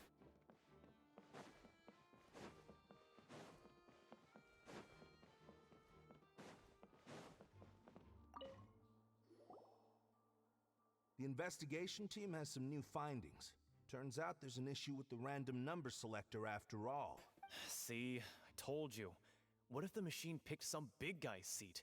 You think the murderer would have still made his move then? Sorry to interrupt, but we're helping Linny and Lynette with their side of the investigation. What were you saying about the number selector? There's something wrong with it? You're trying to help them? That'll be a tall order. Linny used the machine to pick a random member of the audience during his performance, right? The lucky girl that later disappeared. Well, we thought there might be a serious problem with the machine, so we had it taken away for further inspection. It turns out that the seat number it picked wasn't random at all. The machine picks that same number every time. I'm sure you already know that you have to make a reservation in advance to get a seat, regardless of whether it's a trial or some performance. In other words, Linny knew who would be sitting where from the very beginning. That much checks out. Linny reserved our seats for us too. Bet you see why I was saying it'd be tough to make a case for Linny. Even though it's bad for Linny's case, Paimon had better write it down.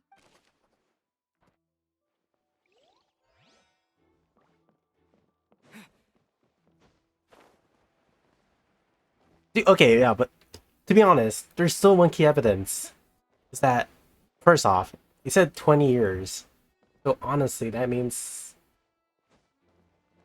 Like, if it's 20 years that this is going on, Lily would not have been, like, born yet. Well, it just so Or been happens that young. I'm interested too. If you find any new and interesting leads, We don't have too many thoughts yet. then why don't I tell you? The thud? Oh, you mean the sound that happened during the countdown? Yes, exactly. It wasn't terribly loud, but I suspect that most people heard it. It's just that everyone was awaiting the results of Linny's trick with bated breath, so no one paid it much mind. But now that the incident has happened, the thud has become an important clue. That makes sense. So, what do you make of it? I'm of the opinion that it may have been the sound of Linny's accomplice, Lynette perhaps, jumping atop the water tank or something like that. And when the pyrotechnics went off, she cut the rope, sending the water tank crashing down. But wasn't the noise we heard too loud for that? Perhaps the balance wasn't right, leading to a particularly rough landing. Oh, that's true. I suppose I must reconsider. That does remind Paimon, though. What was with that sound? Okay. So we just basically just talked to like everyone, huh? Oh.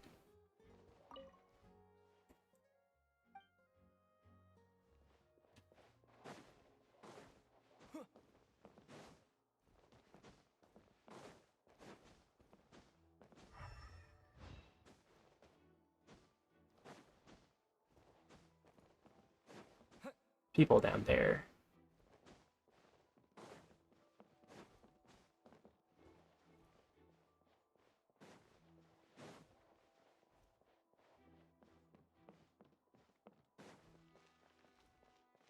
Lenny's still talking to the guards. It seems he'll have a lot of explaining to do. I think someone will be assigned to monitor us later.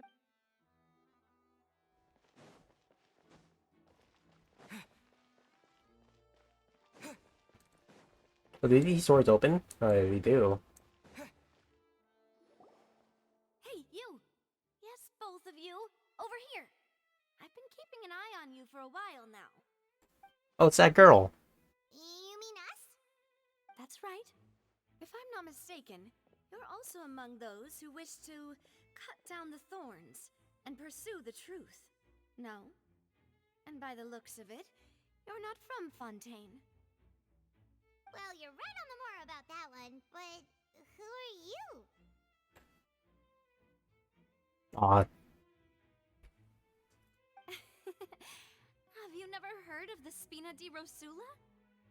From mediating disputes and providing protection to solving conundrums, you name it, Spina di Rosula does it.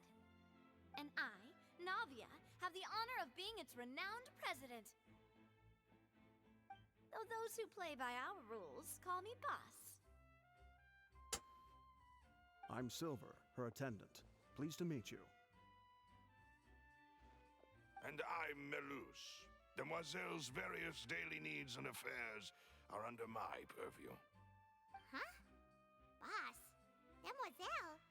What gives with the names? Well, I am the second generation president. Melus and the others are still used to my previous title. My apologies, Demoiselle. Wait, what's her vision? Oh, Geo. Boss, I A will Geo? endeavor to use that Oh, yo, instead. a Geo character? It's been so long. No need. You don't have to call me boss. Just Navia is fine. Okay, if you say so. Not that we're members of Spina di Rosula anyway. All merely trifling details. Never mind. Now, back to the situation at hand. That's right.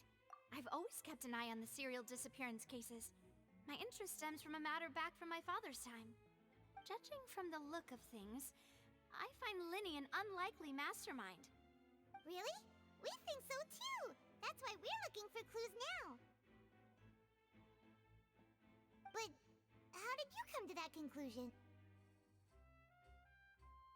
Intuition, naturally. My unparalleled intuition. Farina sure was quick to point the finger at Linny without any decisive evidence whatsoever, wasn't she? But that's not uncommon for her. If you remember, the justice had to interrupt her and ask if she was pressing charges just to keep her from getting carried away. Anyway, a trial begins. Bro, yeah, dude, it's the Archon's fault, dude. There was no way Farina was going to back down in that situation.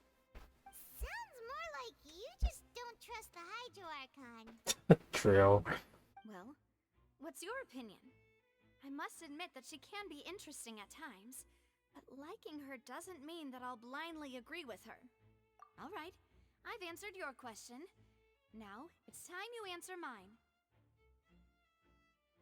Wait a minute, did that answer count? Well, I say it does. But don't worry, you won't hear any pointless questions from me. In your opinion, do you think it's right to treat a trial like it's an opera?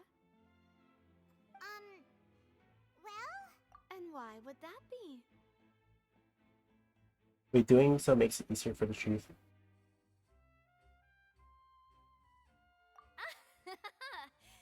See, Silver and Melus? I told you they'd be different. Most astute of you, demoiselle. I too think that the traveler's response was most excellent. No matter how wonderful the script or how fervent the audience's expectations may be, the trials that go on stage here must be based in fact. And if that can be done, boss, then... All right, that's quite enough, Maloose. Anyway, I like your answer. You pass with flying colors. Now, I need to make some preparations, following which our joint investigation shall commence. You two shall be my assistants. Wait! Since when did we become assistants? Hmm? Oh, well, I can be the assistant. Sure. Or your companion, if you like. I'm really not that fussy. That's more like it. Far be it from me to brag, but I believe that Demoiselle's intuition will be instrumental in uncovering the truth. Yeah, dude, those guys actually, for like, these guys seem really cool. And we wish to unravel the disappearances. In this sense, our goals are aligned. You have a point. Huh. You're quite the talker, aren't you, mister? And what about you over there? What do you think? You seem like you've got something on your mind. I have nothing to add. Oh, alrighty then. We'll be making some preparations first. Just be sure to let us know if they start revealing Linny's tricks. Thanks! Interesting, interesting. Speaking of that, I think magic shows would be very popular in Poisson. I can see that. Maybe I should try to learn some magic. If I could make things disappear, cleaning my room would be a cinch. You need not worry about such things, demoiselle. That falls under my duties. Oh, right. Damn. Okay, let's go upstairs.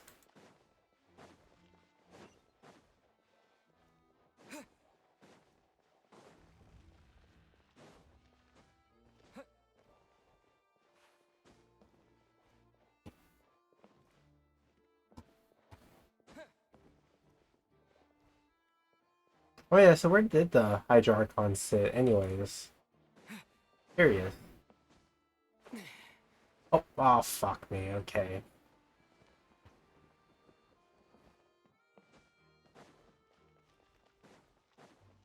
Okay, it's only just me. Oh, there was a thing like that? I did not notice. Sorry,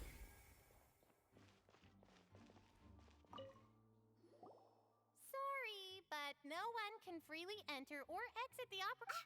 No, we're not leaving. We're representing Linny and Lynette as attorneys, so we're investigating the case. Were you always guarding this entrance? Yes. After the Chief Justice gave the order, everyone coming in or out must undergo a strict inspection. So, the missing girl couldn't have left from here. At least, not from that point on. I doubt there was much opportunity then, either. How can you be so sure, Well, because I was in charge of security near the entrance at that time. I couldn't see Linny's performance from here, which was quite a shame. Just my luck. But still, I did not abandon my post. And I stayed put no matter how loud the applause was.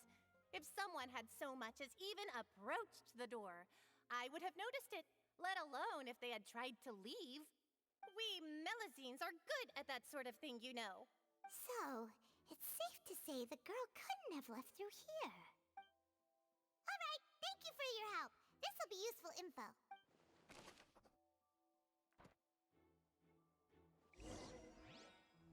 We've checked everything of note here at the performance venue. Paimon wonders how Linny's discussion with the guards is going. Dude, I just like this machine gun. Ooh, things are getting interesting, huh? I wonder how it looks like for Lamine. Magic is made. Understood. Then I will be going with you. Just so you're aware, I will be monitoring your actions and making notes as necessary. Very good. Thanks for being so agreeable. I'd pull a rose out of my hat as a gift for you if I could. You may spare the pleasantries.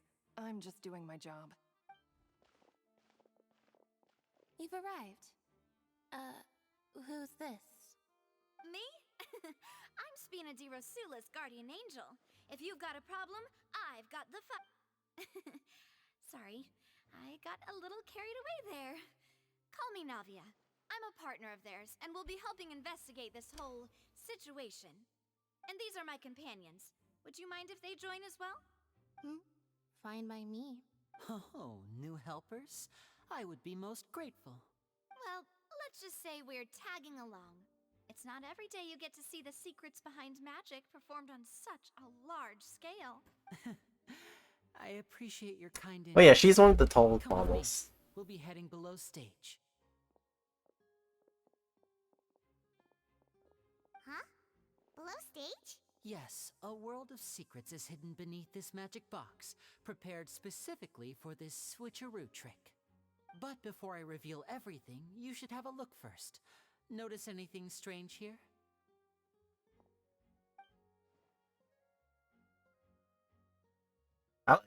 Like, they still let them keep their visions too, which is weird. To be dramatic, remembering the details of a trick will help you understand the methods used to perform it more easily. Huh.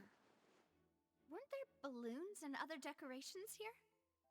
Where did all that go? Ah, good eye. That said, you're still far from discovering the answer. The back? You mean the inside of the door? What's different about it? Paimon didn't notice anything. Very good indeed. I thought you might not be able to catch that, given that you were sitting in the first row. The back of this door was patterned. Those patterns are now gone, replaced by a smooth wooden board. So, if you put 2 and 2 together, what do you get? Exactly. All right, let's go. I'll tell you how it works as we head down. Oh, so there was a passageway under the magic box! I knew you'd figure out most of it as soon as you saw this place. The 2 magic boxes are positioned right above the 2 entrances of the tunnel.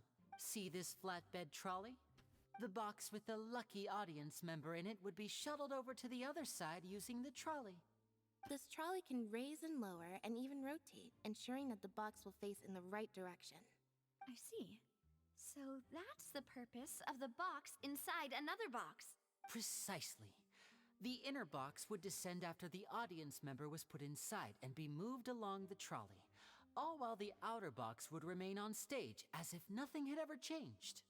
So that's how you did it! Once the box was lowered, the trolley would store some energy through this device here, with which it would complete the rest of the steps. The audience member would only be able to feel some slight movements in the dark, and by the time she walked out, she would already be back on stage. Right! You were talking that whole time, and you even came out for a moment near the end! Ah, yes. A phonograph operated by Lynette was used to achieve that effect. My assistant and I had already scripted our conversation beforehand. When the countdown began, I had already gone to the opposite box via a tunnel using that ladder. And what about Lynette? Where was she? I was in the mezzanine space in the back of the box. Oh, interesting! That's how we were able to coordinate Linny's lines with the assistant. And, by the way, I was the one who walked out of the box at the end. I mean, we are twins. All it takes is a change of clothes and no one can tell who's who. And that's my favorite part of this trick. Only Lynette and I can perform it. So that's how it all worked! Wow! Every detail you revealed was They're more twins? than the last!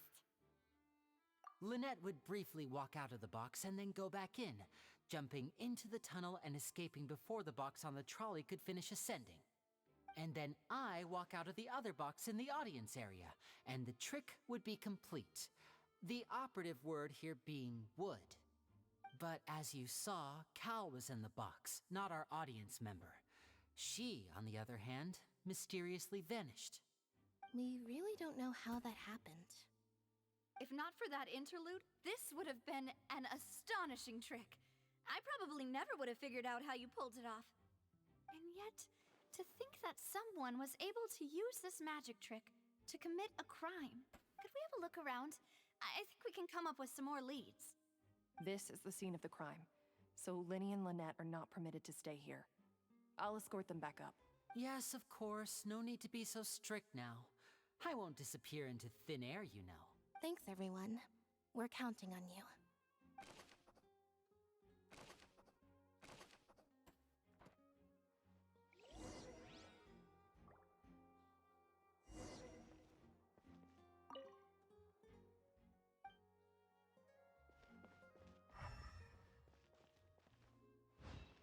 Oh, yeah, the E. The floor is wet. Please be careful not to slip. Speaking of which, why would there be water here? Oh, Paimon knows! It's one of those tricks where you pour water into a jug and then flip the jug over only for the water to disappear. And here's a broken vase. Huh. Did the trolley knock it down while moving? That can't be. The trolley moves along tracks from start to finish. It couldn't have hit the vase at this distance. Let's note this down too and think about it later. Interesting. Oh wow, I am hearing my stomach grumble.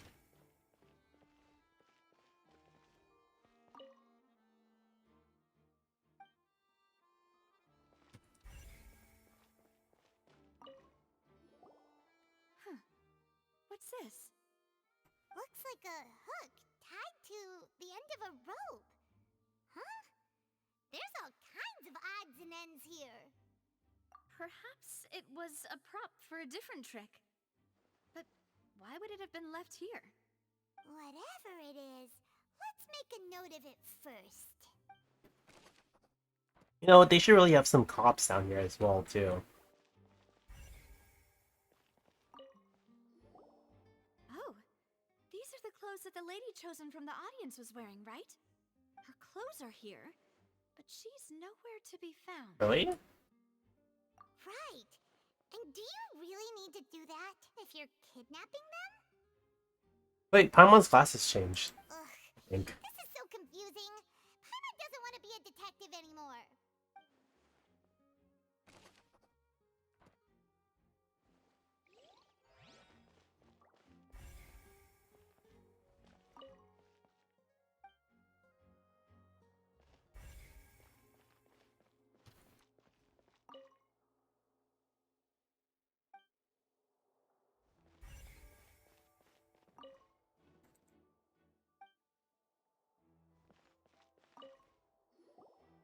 What is this place?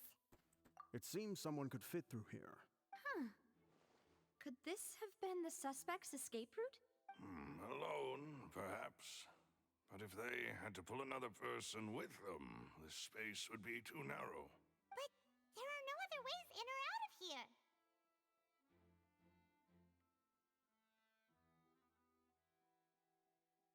Oh, you're right! Let Paimon write that down.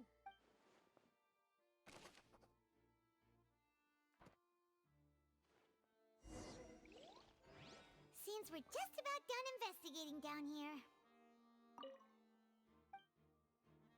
Okay. Yes. Let's head back up.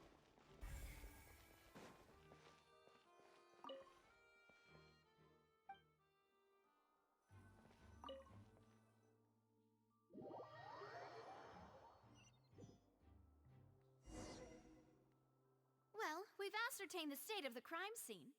Let's find a place to sort out our findings once Malus returns. Seems to me that there are several things that don't add up here. Apologies for the wait, demoiselle. So, what did the guards say? Did the criminal escape through the vent? They believe the odds of that are very low, since the vent leads to the Opera House's basement. The guards have checked the area carefully. No one left through the basement during the performance or after the incident, and no one was found hiding there.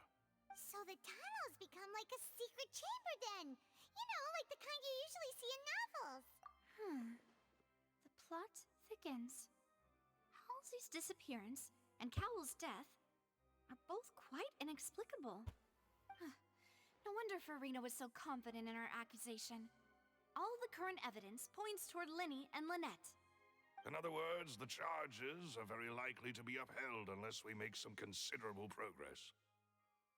Charges and then trial.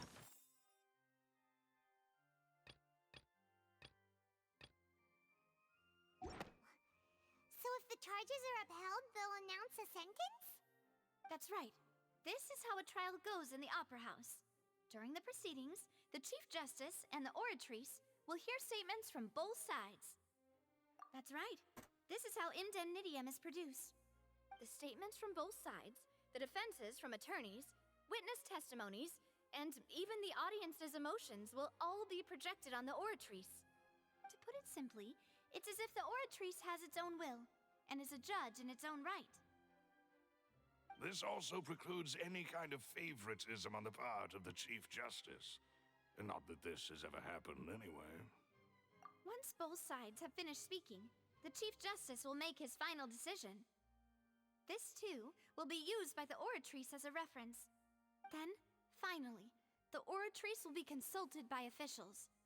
The result it returns is the will of justice itself. Huh? So that machine is the one that actually decides? Paimon thought Neuvillette called the shots.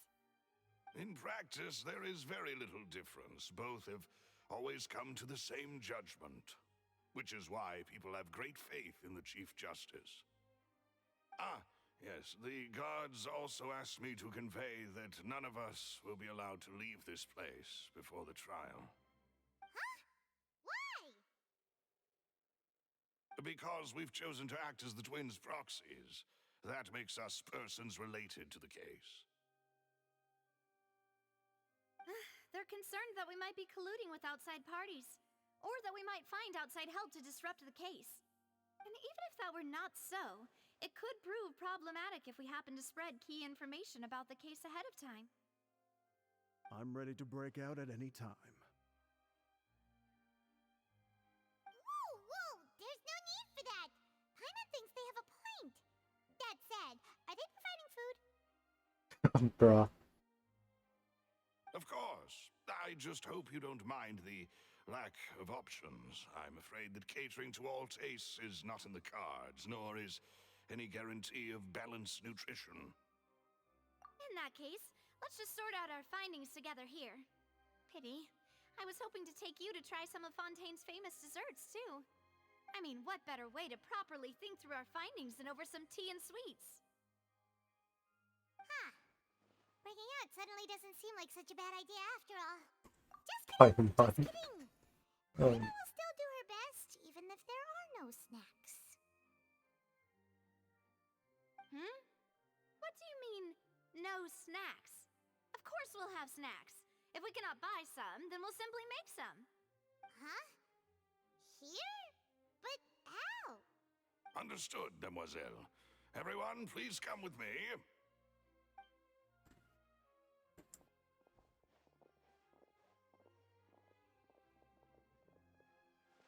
Wait, you're carrying a portable stove with you?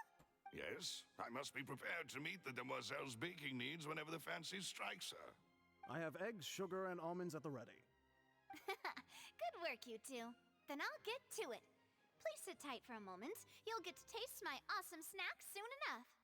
These three are quite the interesting group. Well, I'll be right back. I just need to check on something. I'm gonna get ice cream, maybe. Who knows? Ice cream.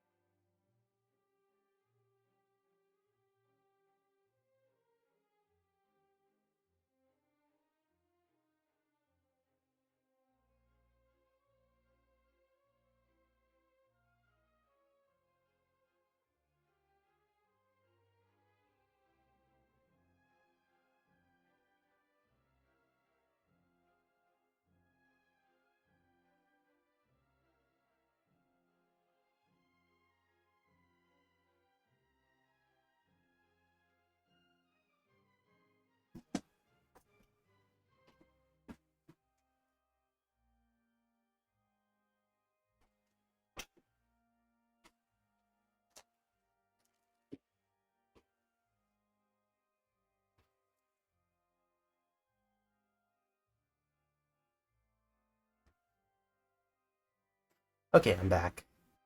Okay, got ice cream.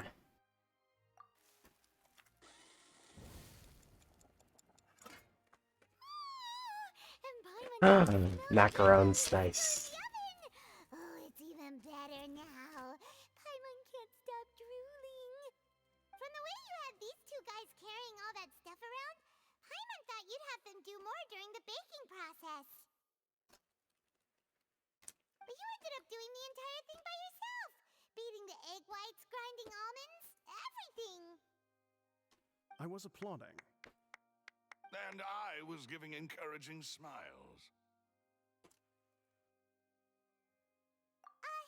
Paimon was just thinking, aren't you worried about getting your fancy dress dirty beating egg whites and baking like this? Well, I don't think it's carved in stone anywhere that fancy ladies can only read books, sip tea, ride horses, and play the piano. I just really enjoy making snacks. Don't underestimate beating egg whites, by the way. It's a real arm workout. You also need to beat them to just the right consistency, or your macarons will crack. Anyway, give these a try, fresh out of the oven. There's 3 for each of us. Only 3? Bro, my mom. Eating too many sweet treats might send all that sugar to your head. You wouldn't be able to think clearly about the case on a sugar rush, would you? Tea is ready to be served as well. This is Demoiselle's favorite, strong black tea with a floral fragrance that clears the mind and lifts the spirit. No need for concern. I'm merely doing as I should.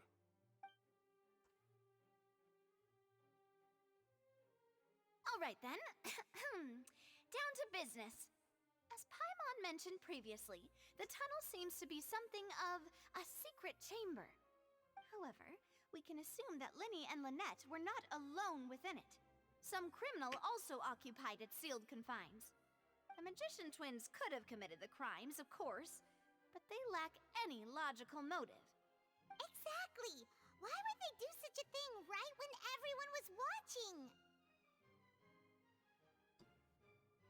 The flower vase and the thud we heard during the performance could indicate some altercation between Halsey and the criminal in the tunnel, resulting in the shattering of the vase, the discarding of her clothes, and her abduction.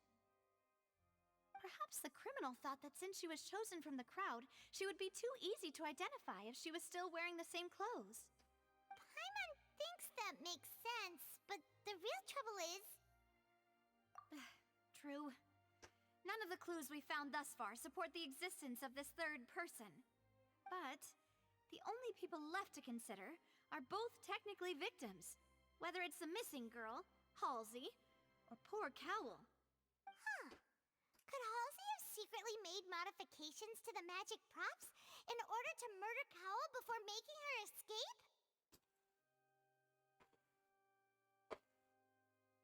That's right. And even if she had tampered with the setup, she would need to understand the entire trick to pull it off. Okay. I have a theory about this. I think Cowell was Halsey all along. Boom. Nor does she have any motive. The guard said that she has never had any dealings with the Magic Troop's members. Were we not thorough enough in our search? From the sound of things, this is turning into an impossible case.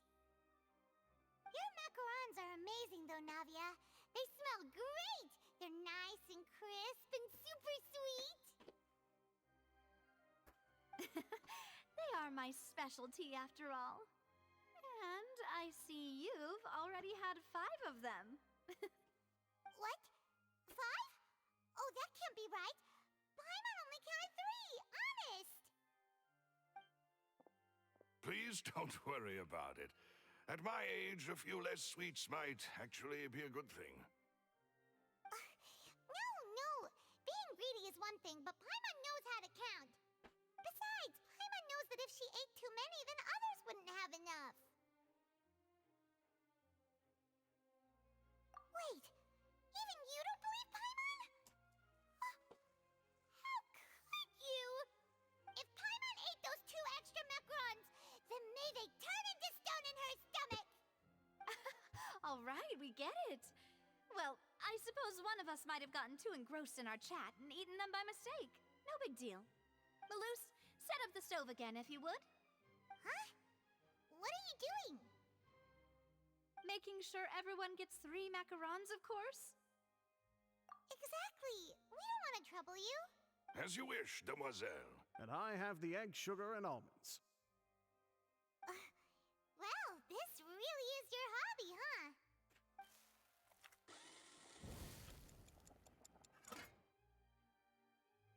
Well, that's it for snack time. I'm going to have another look around the area. I don't know Where were we what even we're doing looking this for yet, at? but we've still got some time. As attorneys, I suggest the two of you think the case over again. It would be awkward if you got all tongue-tied on stage during the trial. All right, thanks for your help and for the snacks. It was nothing. A small task for the Spina di Rosula. Silver, Maloose, it's time to go. I'll be back if I find anything new. A third party. I can do what that means. Time to put our heads together. We've got to get our defense ready for the trial. Oh, it's probably gonna be a long and difficult case. There's no point in worrying about that now. We just need to prepare. I want a later one. I want a drumstick, honestly.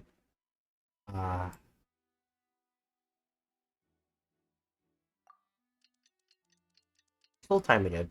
Oh, actually, shit. The Genshin dailies. I didn't do them yet. Goddamn. Hopefully, this trial thing finishes before then.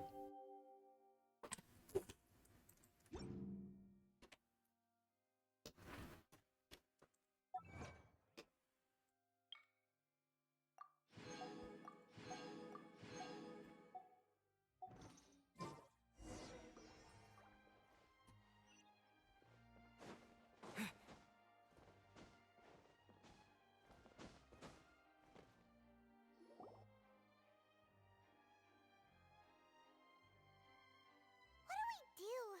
The whole situation is so confusing. Good plan. Impossible things don't just happen. We'll get to the truth one way or another. Just relax. Even if everyone else suspects Lenny and Lynette, at least we will be supporting them from the stands. Besides, I doubt Farina understands any more about what happened than we do. Thanks, Navia.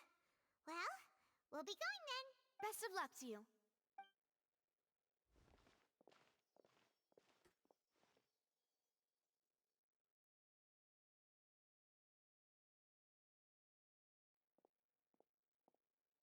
Ah, finally, you're back. Well, how did your investigation go? To be honest, you might be disappointed. No. We're already very grateful that you were willing to help. Well now, don't you all look disappointed? Don't tell me that your investigation came up empty-handed. That was to be expected, of course. The guilty can never produce proof of their innocence. But don't let that stop you. I shall be terribly disappointed should you, my most anticipated foe, concede so easily. Since both parties are present, I declare that the trial regarding the magic show incident is now in session. Firstly, in order for the audience to understand the causes and results of the incident, could we please have Mr. Linney explain the trick? Yes, of course. I will explain while Lynette demonstrates on stage. All the necessary items have been prepared.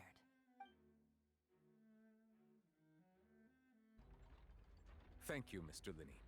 In that case, I take your statement to be that you ran to and remained hidden within the magic box in the audience stands once the trick began, and thus could not have committed the crime. Oh. Is this correct?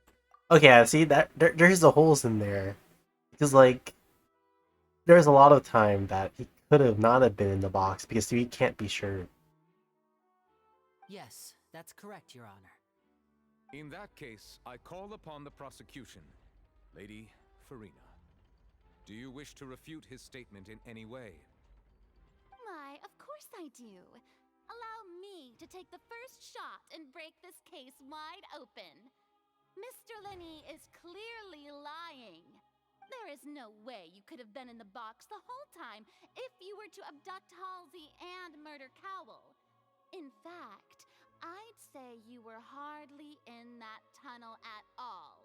That is simply your hypothesis based on the presumption that I'm guilty. Oh, is that so?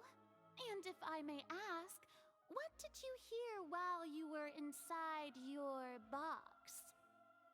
The roaring countdown of the crowd, of course. That's how I kept track of the time and built anticipation for the finale. And you didn't hear anything else at all? Nothing that might leave an impression of any kind? No, nothing. I see. But when the count reached 30 seconds or so, there was a thud. One so loud that I believe practically everyone heard it. Huh? Hey, hang on. Something's not right here. Yeah, I'm sure he could have heard a noise that loud from inside the box. I was right by the box and I definitely heard the thud. Look at those scales. Could those mean... Well then, ladies and gentlemen, allow me to use the words of the magician himself. You never know what can happen in the blink of an eye. Indeed, it seems his alibi can also collapse in the blink of an eye. Of course, I have armed myself to do far more than smash your alibi. Confidence cannot go unfounded, and my foundations are rock solid. Tell me, aren't you and Lynette actually from the House of the Hearth? The House of the Hearth? No wonder they did something like this. So the serial disappearances were the Fatui's doing. Now it all makes sense. I've got a feeling that what happened on stage probably wasn't just an accident. That's irrelevant. Our identities have nothing to do with what happened. Indeed. Then perhaps you could tell us everything that happened during that 1 minute. Your first priority... Yeah, are they not gonna give us a chance? This is fucking Ace Attorney. There's little that needs to be kept secret now. Unless your script already has holes in it. The Outlander is speechless. My, oh my, don't they look flabbergasted? Now comes the infighting and discord, I suppose. This was almost too easy. Good thing I made all those preparations. Seems the all-nighter I pulled last night is really paying off. Bro. Hey, Linny, why didn't you tell us this before? Order! Order! Mr. Linney, allow me to re-establish the facts. Lady Farina has raised 2 points. First, when the thud was heard in the Opera House, you were neither in the box nor the tunnel. Second, you and Ms. Lynette are both members of the House of the Hearth. Are these claims true?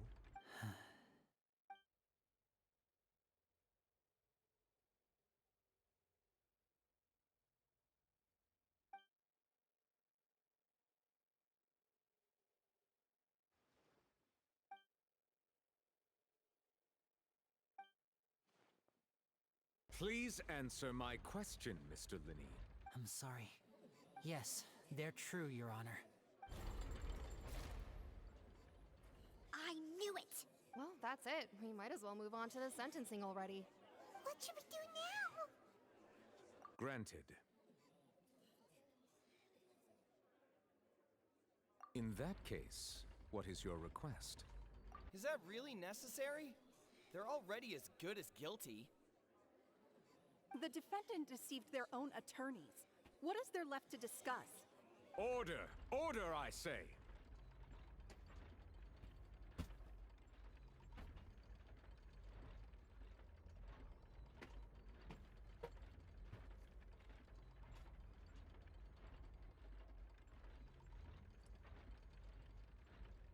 Your request is reasonable, and we shall adjourn. This trial will reconvene in 1 hour. So you would stick to Mr. Linney's defense even after knowing what you do now? You certainly have more professionalism than I thought. In that case, my dear audience, Damn, bro.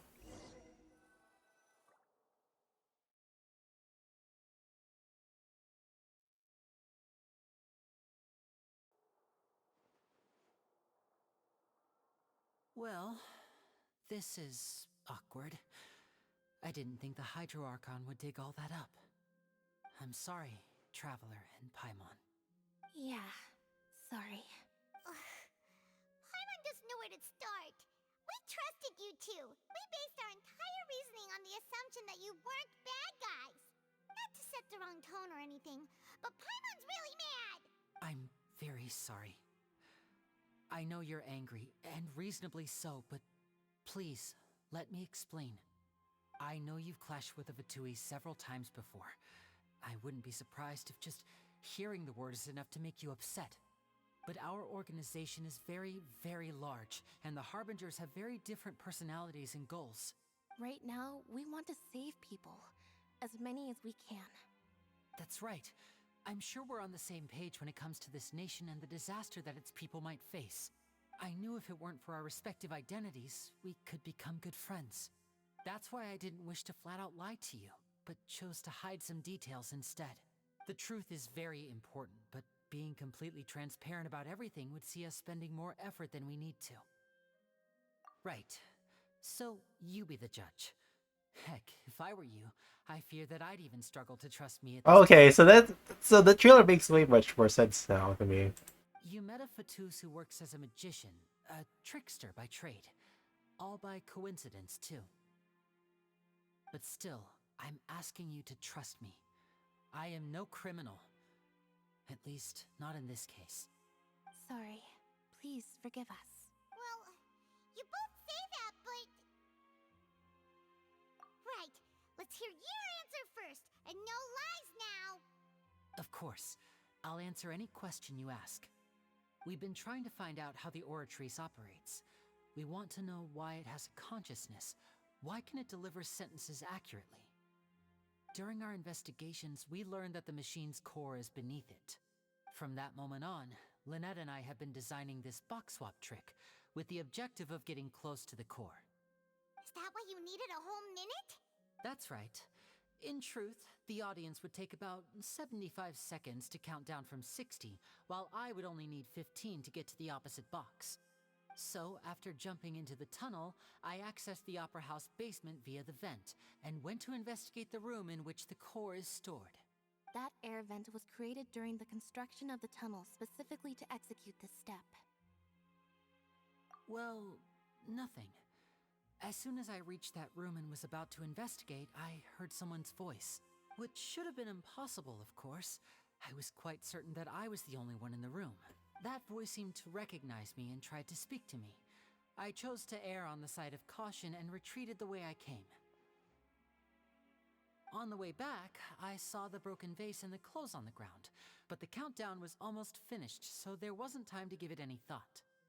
After that, the homicide occurred just as you saw. Well, that explains why you didn't hear the thud. Because of that prophecy I told you about, of course. We must know all we can about this nation's secrets in order to deal with that prophesized crisis. That's the only way we can save everyone. So, there you have it. The whole truth. I swear, I didn't hide anything from you this time. It was never my wish to proceed under this cloud of mistrust either. But, like I said earlier, you can be the judge. If you want to leave because you don't trust the Fatui, there's nothing I can do to stop you. Well, Traveler, you decide. Paimon will follow your lead however you So- choose.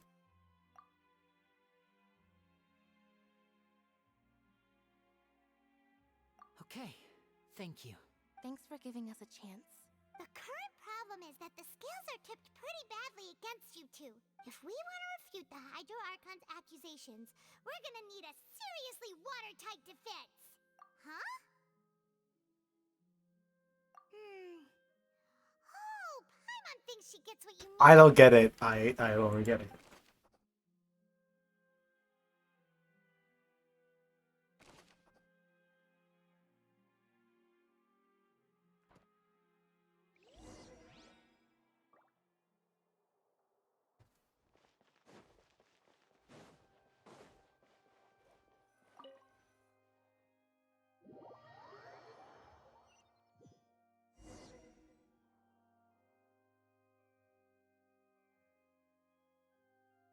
Both parties have returned to their positions. Let us continue the trial. When last we left off, Mr. Linney acknowledged the new evidence presented by Lady Farina as fact. Therefore, Lady Farina may continue stating her reconstruction of the events. That took long enough. Now then, if everyone would lend me their attention at this stage, let's revisit that scene from Linney's perspective.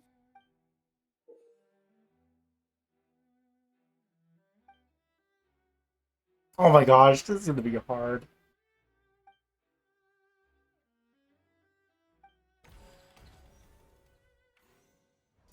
As the countdown began, he entered the tunnel. When the flatbed trolley passed, he opened the box and got into an altercation with Halsey, which caused the loud thud. He did not realize that this sound could be heard by everyone in the opera house, which is why he claimed earlier that he could not hear the sound. Finally, he used the vase to knock her out, before making her change clothes to prevent others from recognizing her. At this time, Cowell arrived in the tunnel, having heard that strange noise, and caught Linney red-handed. So Linney proceeded to knock him out too before stuffing him into that box. Afterward, Linney passed the unconscious Halsey to his accomplice through the magic box in the audience stands, before operating the devices such that Cowell's death would be ruled an accident. And there you have it. That's the truth behind what happened. Does the defendant's side have any objections to Lady Farina's description of the event? The key to refuting Lady Farina is the order of events, what Linney experienced, and what he saw. Oh my god. Please, I'm trying to focus right now. No, I got scared. This is... Okay, thank you for the follow, Rain Cloudy. Oh my god, okay. Sorry, I was just being super focused right now. No, I do not, but it is the new Genshin update and everything, so I must put all my time and energy into this. Oh, that scared me.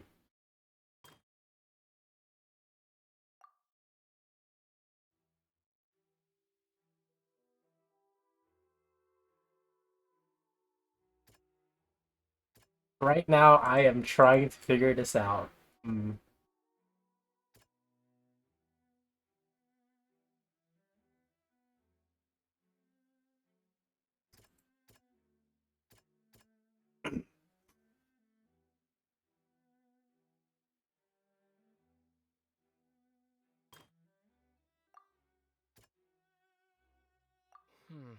Seems this won't...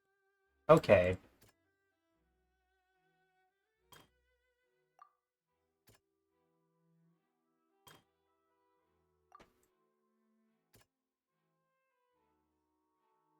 Wait, does this let me have like unlimited choices? I can't tell. Uh.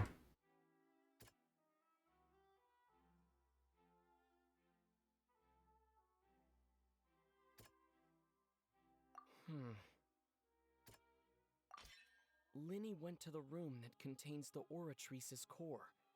This is the actual truth. Okay, I see.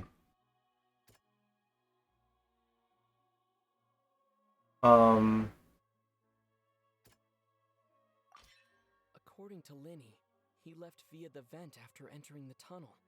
He couldn't have had that altercation with Halsey.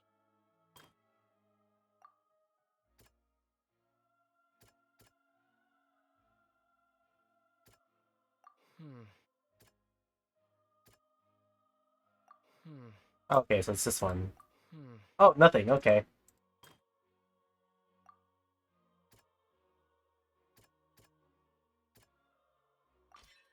Linney did not take part in the underground altercation.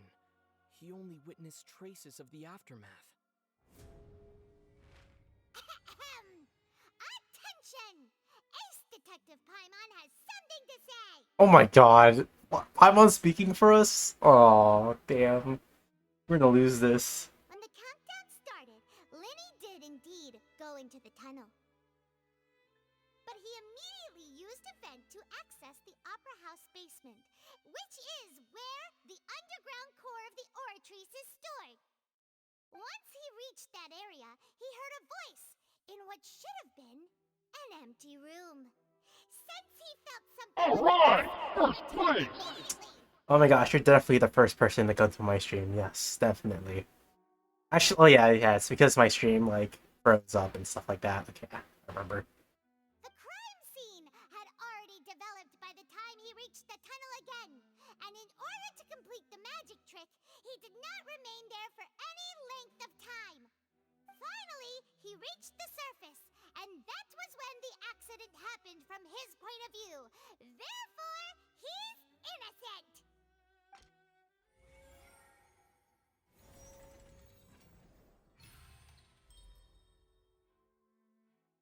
You know, it would have been more convincing if it was like, actually failed. Because like I chose a lot of things and they were wrong essentially. So Paimon did it! Paimon actually managed to say all that! Wasn't it awesome? and besides that too, it's like yeah, the traveler having his like secret thoughts too. You couldn't let him speak. Like, come on, bro, let him talk. In other words, you believe that he knew nothing of the incident? That's right! My reasoning?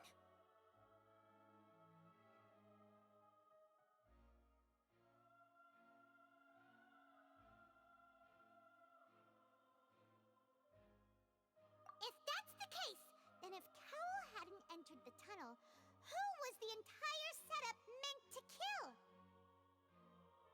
Assuming that what you say is true, Linny only needed to kidnap the young girl to cause a new disappearance case. What would the point of killing someone on stage be? Oh, they have a point. That's right, you tell him! And that's why they're partners of mine. Managed to turn things around. Damn, get wrecked. Well, your denial is very strident, I'll give you that. But what proof do you have to back your claims? Of course I do. If he had been in the magic box the whole time, how could he have not heard that sound? Why do you ask? You're saying that he wasn't? Your claim has not become my weapon. Oh.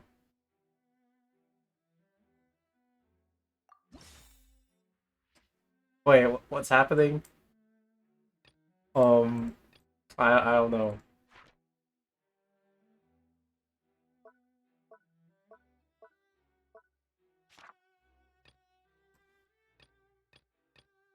Oh, I have to choose something. Okay. That's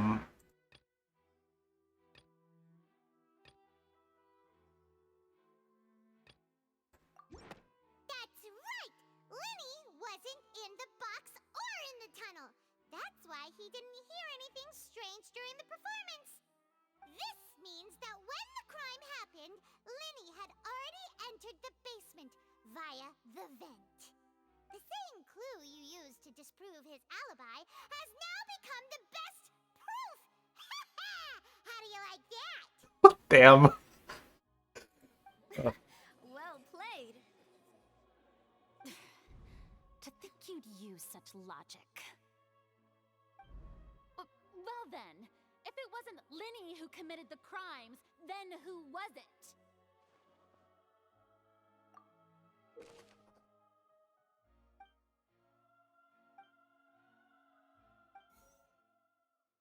Oh, I don't understand what this means.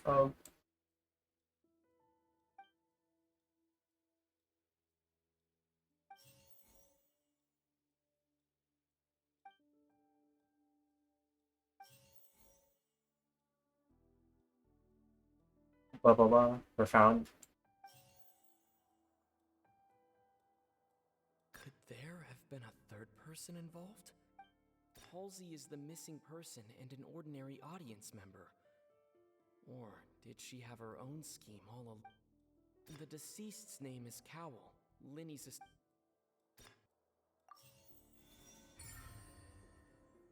Wait, really? Okay, I knew it. I said it from the start too, kind of like it's gonna be Cal, isn't it?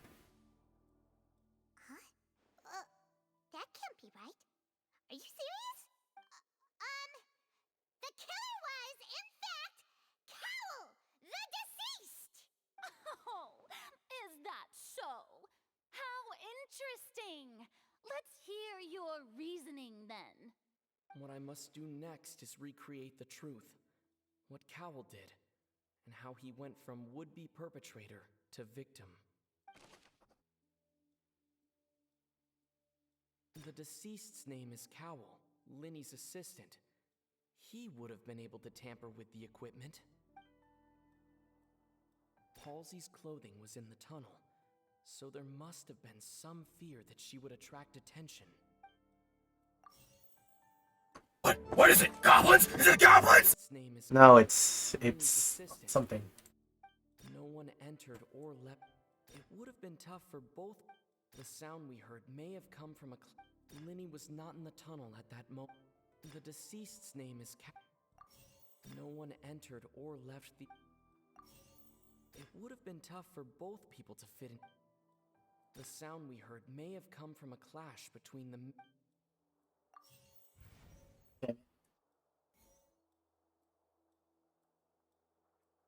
Oh, they removed something. The sound we heard may have come from a... Oh, the dress. Deceased's name is Oh wait, what? The dress is still here. Halsey's clothing was in the tunnel. No one entered or... Halsey's clothing was in the tunnel. The sound we heard may have... No one entered or left... What? I don't understand. So this... No one entered or left. The sound we heard may have come from...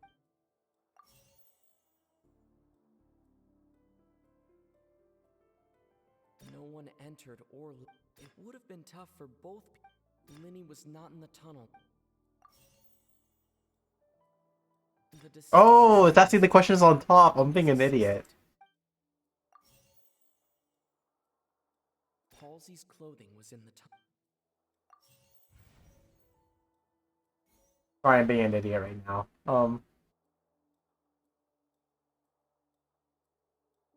Linny was not in the tunnel. No one entered or... It would have been tough for both... The sound we heard may... It would have been tough for both people.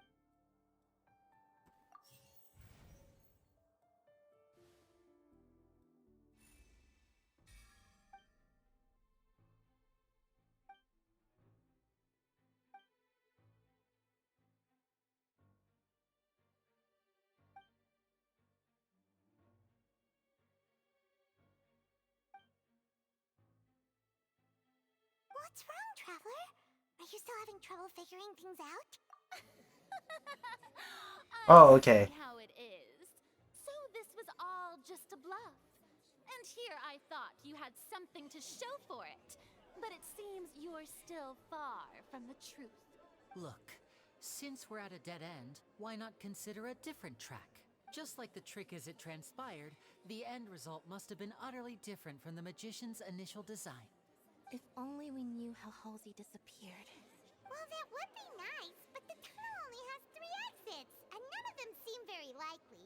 And it's not like this is a magic trick where you can just make a real live person disappear.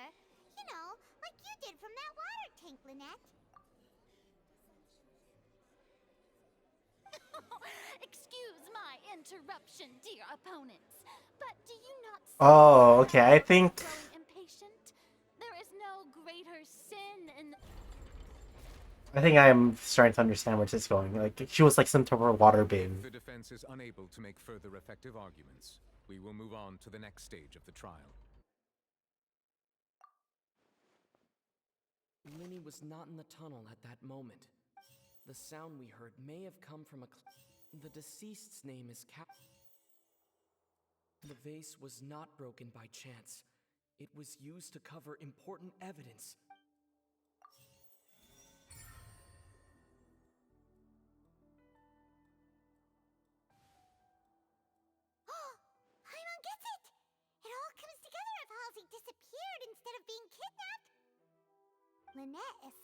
from the water tank, vanishing gradually and leaving only clothes behind. If there's a similar method where a person could be transformed into water... Oh, just a moment, please.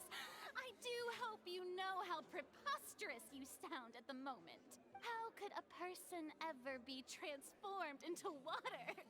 This is reality we're talking about here, not some Must we really?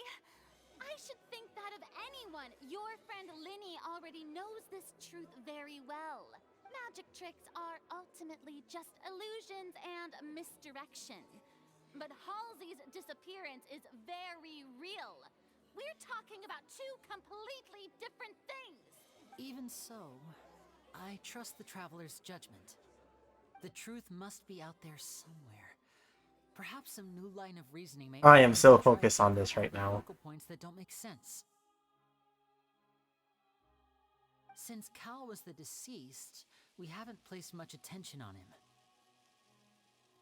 But given that we aren't making much progress with the case, it wouldn't hurt to have a look at his belongings, would it? People really do come up with all sorts of harebrained schemes when at the end of their rope.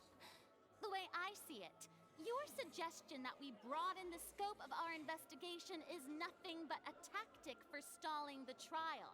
Nevertheless, I believe that this is a reasonable request on the part of an attorney. Since the trial does indeed appear to be at an impasse, I believe that additional evidence may help us make more progress.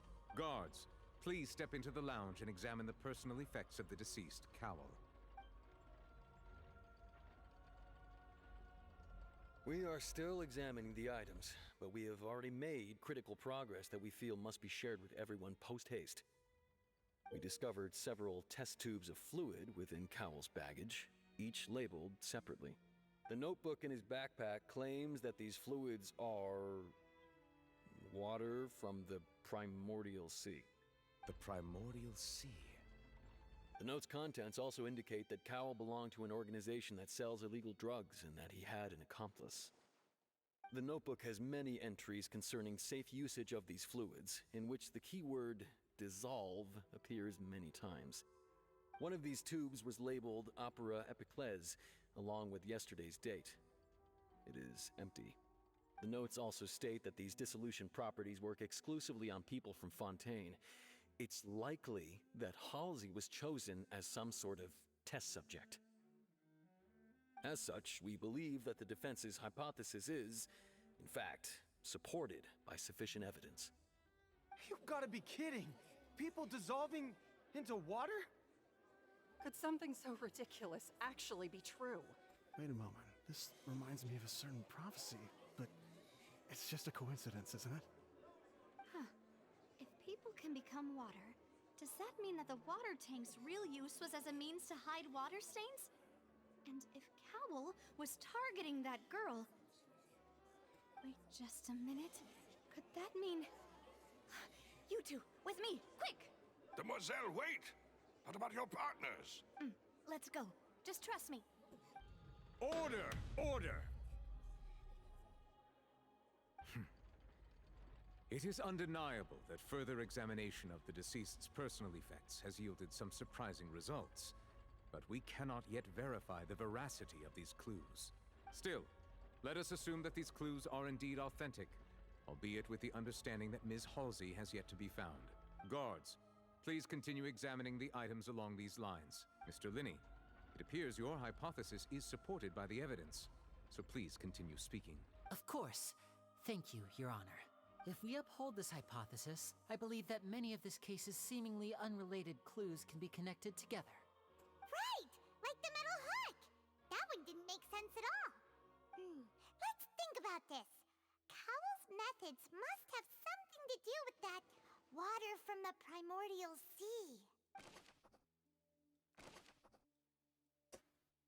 The deceased's name is Cowell. Linny's... Now it seems like the hook rope was not meant for another magic trick. The water from the primordial sea should already have been prepped before Halsey entered the magic box.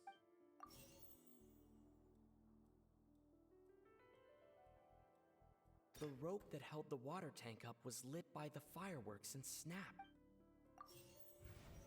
Okay. I remember there was something else within the inner layer of that box. Lynette was in the magic box on stage. I remember there was something. Okay, there we go. Oh shit, Roma missed the dailies. Fuck.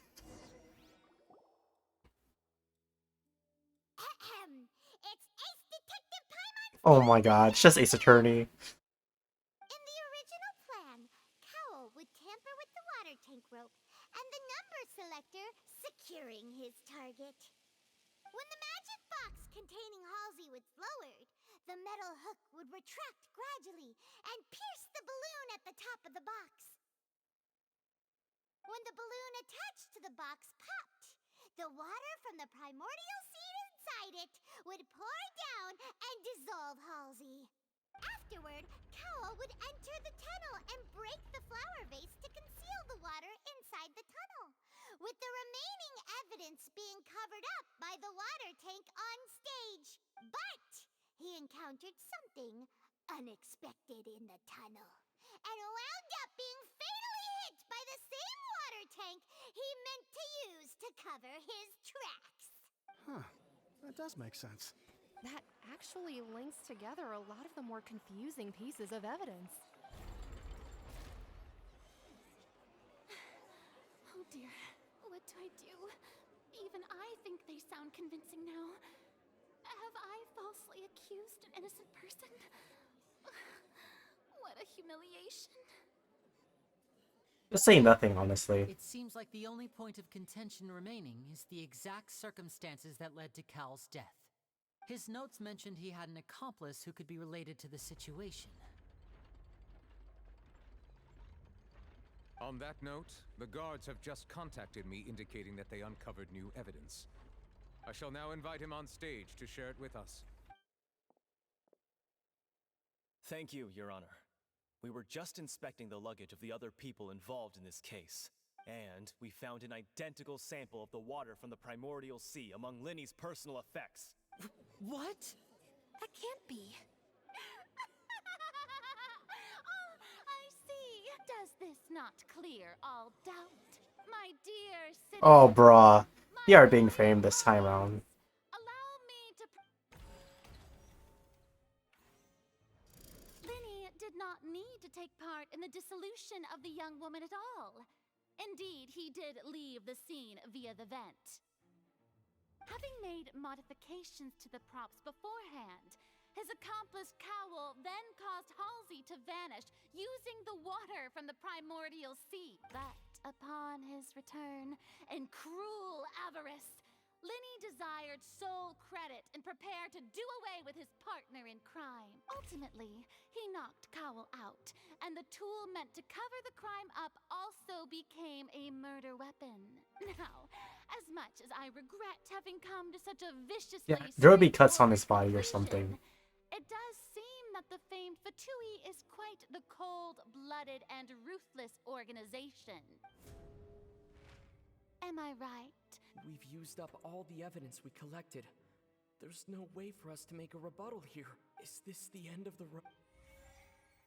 No! Really? Oh no. Paimon can't think of anything either. Seems using the water as new evidence was too good a move. Why did this have to happen now? I think we've all seen enough now. And we have ample witnesses to my flawless reasoning. I believe this is indeed the finale. Now then, my good, noble Chief Justice, should we not, in your view, move... Excuse me, everyone, but I must interject. Miss, I must ask you not to shout, and to respect the ongoing legal proceedings. Oh, come on. Don't be hasty. I have a good reason for interrupting, you know. Now, would anyone here like to take a little break from all this debate and see a little magic? I'll show you an amazing trick. One that can bring a young woman who has disappeared back in the flesh, right before your very eyes. Please, Do the honors, Mr. Linny. What in the world is she saying? No offense, miss, but miracles like that are beyond my scope as a magician. Come on now, don't be silly. Magic is all about misdirection, isn't it? It often conceals the truth while presenting a fascinating illusion. But once everyone believes the illusion, can't magic reveal the truth to them once again? And wouldn't such a trick be the most marvelous finale to today's performance? Come on, Linny and Lynette. Give it another go. Don't worry. Spina di Rasula has but, as the magic makers and stars of the show, I think I should leave the final performance to you. I understand. Oh, is there like another secret compartment in the box?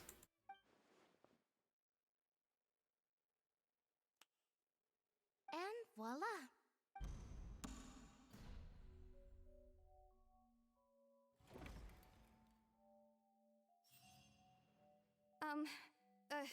Sorry for the interruption.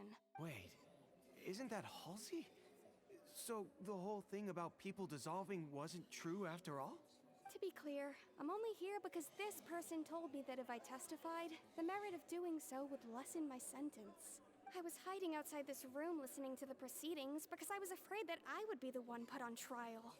I was just feeling happy that no one had noticed me, and then before I knew it, she caught me. Wait, if what? I was like, yeah, her clothes are very different. That'll teach you to underestimate us three.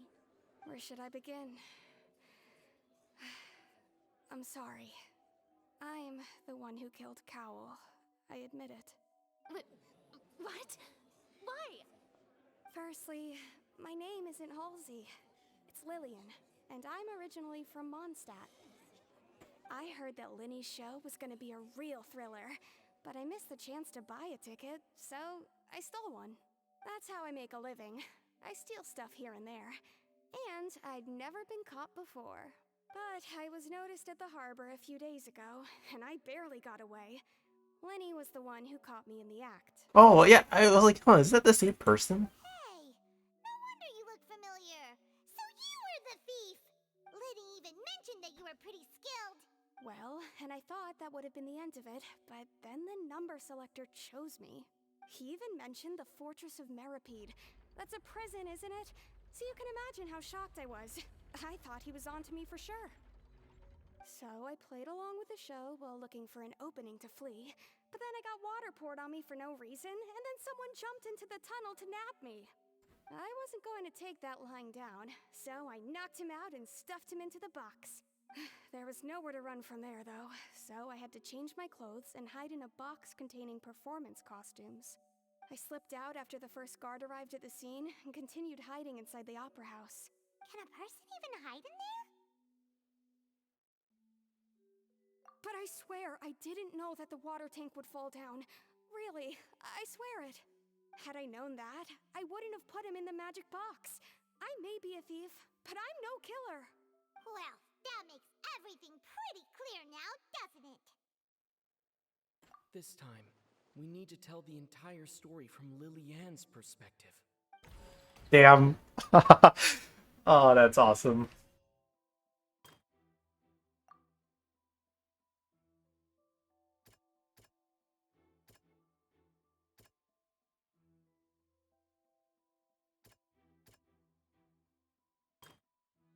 Oh, because she was from Mondstadt, that it didn't work. Okay, that makes sense.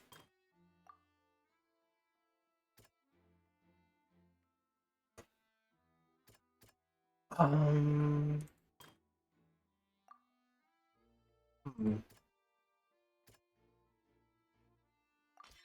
Lily-Ann was afraid that she would be recognized if she left, so she changed clothes and hid, biding her time. Just what one might expect of an experienced thief.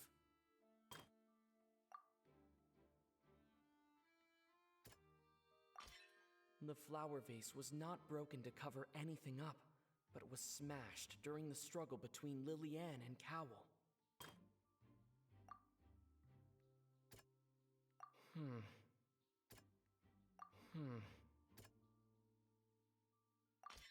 The strange sound wasn't from a fight. It was Lily-Ann's attempt to break out when she was frightened. And it's Ace Detective Paimon time! been selected out of the blue, Lillian panicked. Her panic only intensified after she entered the tunnel and had water poured on her head. So she kicked the door open, producing the thud we all heard. Hearing the commotion, Cowell leapt into the tunnel, only to discover that Lillian had not dissolved. He did not know that Lillian was not from Fontaine, but was a thief who made her way in by stealing a ticket. Mistakenly believing that the water from the primordial sea needed time to take effect, he tried to force Lillian back into the box. The two broke the flower vase during the struggle, but Lillian came out on top, knocking Cowell out and putting him in the box. With no way of escaping, she changed her clothes and hid in the costume trunk until the performance ended. Damn, we won. We win this case.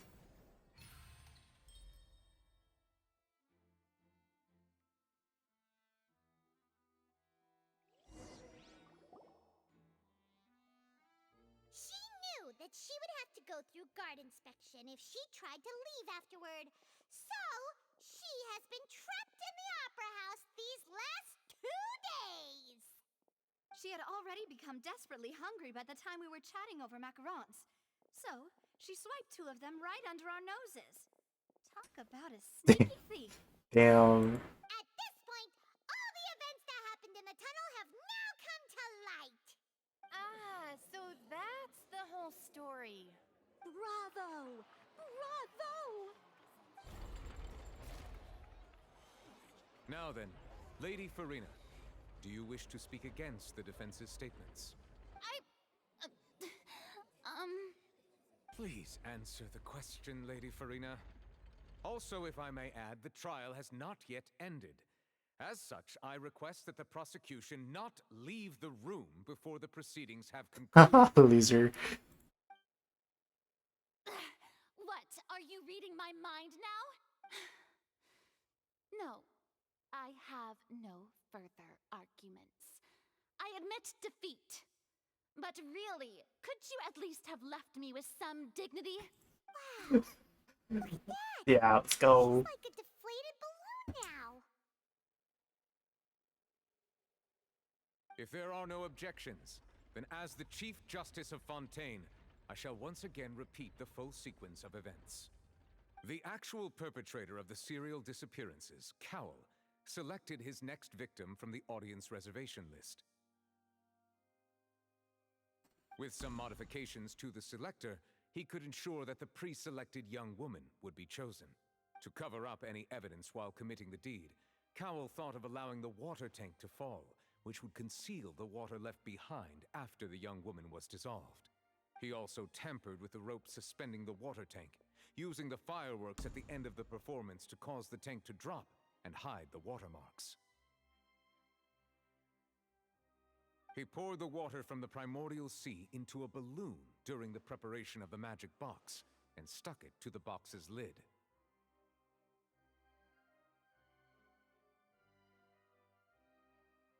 Finally, he passed the prepared hook on a rope through the gap in the magic box's door when bringing the young woman to said box.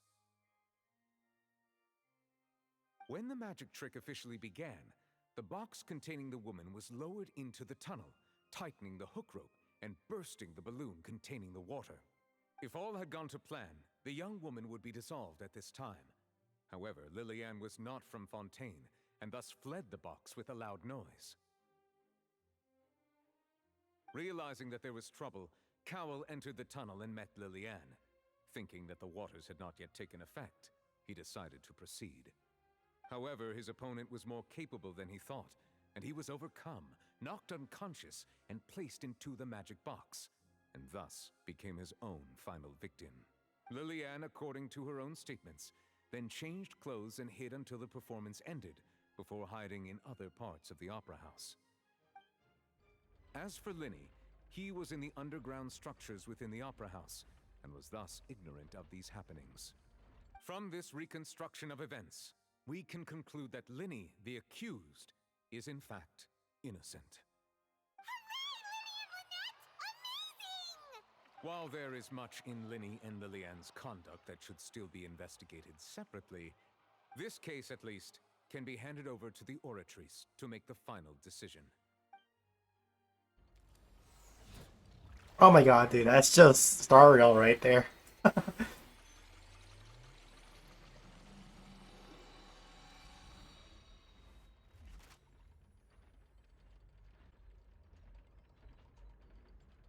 As such, Linny and Lynette are officially declared not guilty.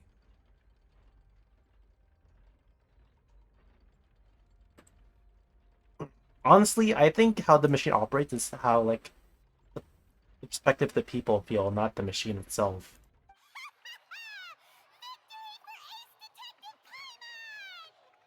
Great work, partners. Thank you all. Thank you so much.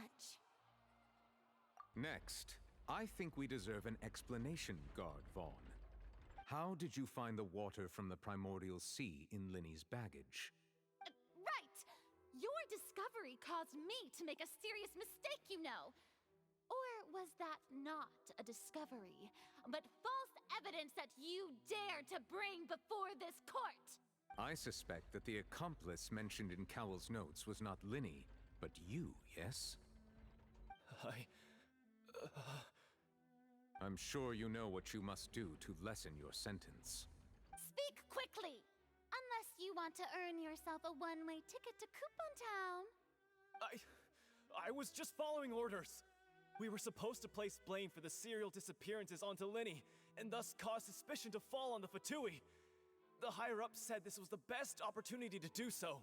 And now that your plan has fallen through, and the secrets of the water have been revealed, you have become a liability to said higher-ups, yes? Therefore, you would be wise to tell everything you know, and seek the protection of the guards. Yes, I'll tell you everything I know. Our boss discovered that the water can cause people to dissolve. It can also be made into a potion, which when extremely diluted, can cause people to experience unforgettable exhilaration. We've been in this business for a while now, and have made decent mora off it. The disappearances were also the boss's idea. I mean, this is the boss we're talking about.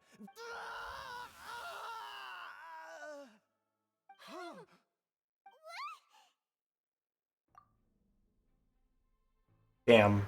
And now he can no longer talk. Such ruthlessness. I shouldn't have expected any less of them. An outrageous act. All present, please submit to inspection immediately. Bro, second time person died in the courthouse. Bro.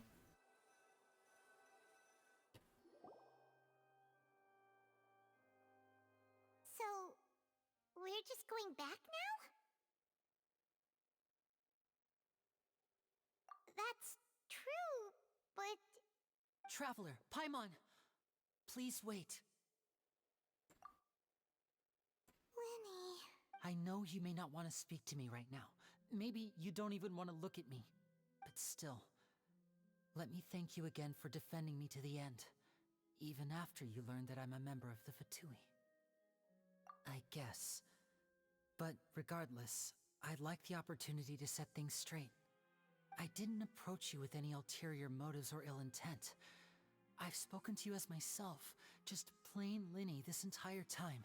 As for why I'm a Fatus, it's because the goals of the House of the Hearth align with those of an orphan like me. That's all. That was how Father, who you might know as the Knave, approached recruiting us back then. The Knave. The Knave? The one who controls the House of the Hearth? She's your father? The Knave. Yo, Knave hearted? He's a friend. That's right. And since we're here, I was wondering, would you mind hearing a story? It's about my past. Back when our parents first died, Lynette and I were left wandering the streets. To survive, I took to surreptitiously observing an older street performer who did magic. It took me several days to figure out how he pulled off his amazing tricks. I took my sister through several streets until we found a crowded corner, and we began to perform magic tricks there. To my surprise, We proved to be pretty popular, and we could at least stop worrying about where our next meal would come from for a time. But I didn't want my sister to remain a street rat together with me forever. Before long, an aristocrat came to me and claimed that he wished to take us in after watching my performances. So you went from orphans to nobility just like that? That was how we felt at first, too. As if fate was on our side and we could say goodbye to those painful days. But I gradually discovered that while we were called foster children, he was really after my talent for magic tricks. He would constantly take me to all sorts of banquets to garner attention, which he would then use to expand his social circles. That doesn't seem too bad either. Better than roaming the streets at any rate. It took a while for me to realize just how dark his heart really was. After one particular performance at a banquet, I discovered that Lynette was not on the same return vehicle as me. I waited a long time after we returned home, but she did not come back. I went to that noble's bedroom and asked him about her whereabouts. The answer he gave me was, "She caught the eye of the most eminent person at the banquet, so I sent her over as a gift." I mean, you'll be able to perform your magic regardless of who your assistant is, yes? Oh no. So he was gonna... But wouldn't Fontaine's laws deal with such people? As far as outsiders are concerned, this is a relationship akin to adoption or foster care, and they have their ways of escaping the eye of the law. I managed to ferret out the location of the mansion of that so-called eminent person and hurried through the night. But by the time I leaped over the walls, avoided the guards, and made my way in, all I saw was the moonlit ground covered in blood, and the knave standing there in the darkness. So, she'd already taken care of that guy. That's right. She had rescued my sister before she could come to any harm, and had even discovered several girls hidden in a basement, all of them orphans. Father, the knave, might have seen something in me, and so she made me an offer. The House of the Hearth welcomes you, for your interests align with ours. Here, none will ever betray you. Indeed, betrayal shall never be permitted here. I was hesitant to trust her. I had just been betrayed by nobles. But she was also quick to destroy the noble who had taken us in at first, giving us back our freedom. Oh, so that's how the two of you joined the House of the Hearth. She has her own plans. She has gained permission from the Tsaritsa to first use the Gnosis's power once she obtains it. She plans to use it to find a way to break the prophecy and save Fontaine. So, she believes in that prophecy too? That's right. The whole House of the Hearth is currently working to combat that crisis. Today's case has also proven that people from Fontaine can indeed dissolve into some sort of water, thus further supporting the prophecy. All of us house members here, Lady Arlecchino herself included, are from Fontaine. We won't give up on defending our homeland. To us orphans, the only connection we have left to this world, apart from our family, is our homeland. So, from small deeds like distributing magic pockets to huge schemes like stealing a Gnosis, everything is aimed at dealing with that prophecy. It's all right. I understand. The only thing I can do is relate all this to you. I just hope you can understand that even as a member of the House, I have never stopped making my own decisions, and that I believe what I'm doing is right. If you should need anything at all in the future, feel free to find me. I will do my best to help you, as plain Linny.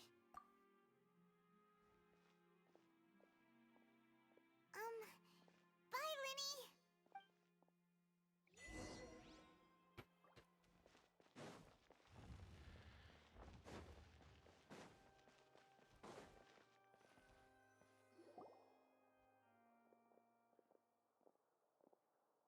Hey there. What was with the disappearing act you pulled right as the trial ended? Were you looking for us, Navian? Well, this whole thing isn't exactly over, is it? I do feel that we're getting closer to solving the serial disappearances case, though. Don't you think so, too? Huh? What's wrong, my dear partner?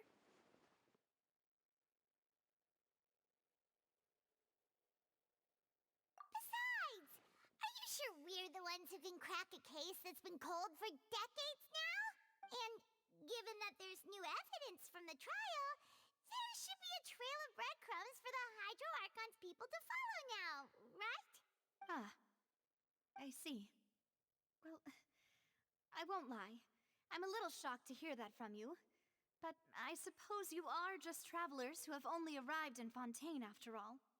Sorry. I might have been too presumptuous. Don't say that, Navia.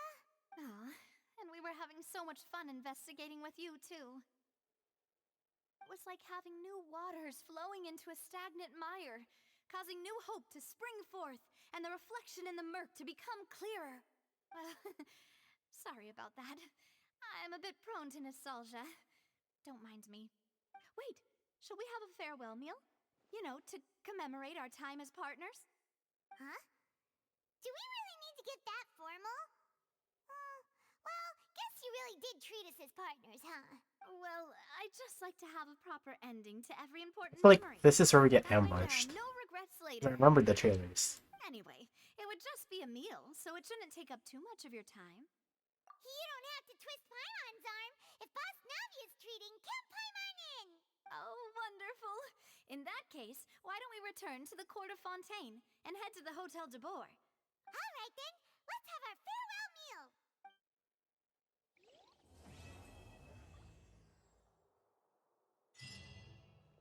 Okay, good. There's still more. Yay.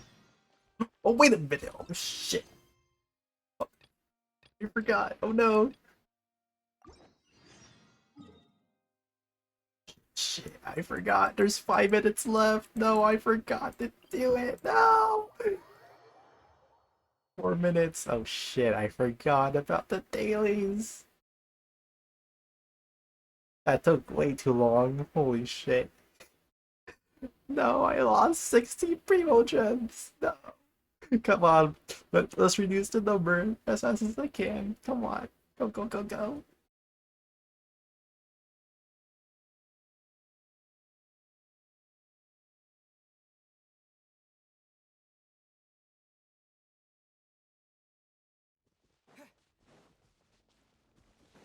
I don't have Kazuo out. Damn it. Oh shit. No, my AoE boy. No.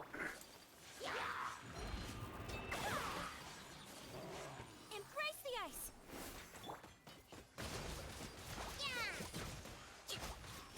Covenant of the Deep.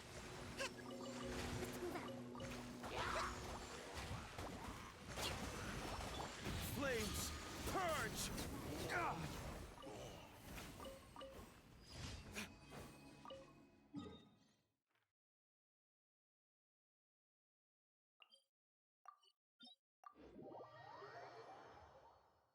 I still don't have my AoE boy. Oh no.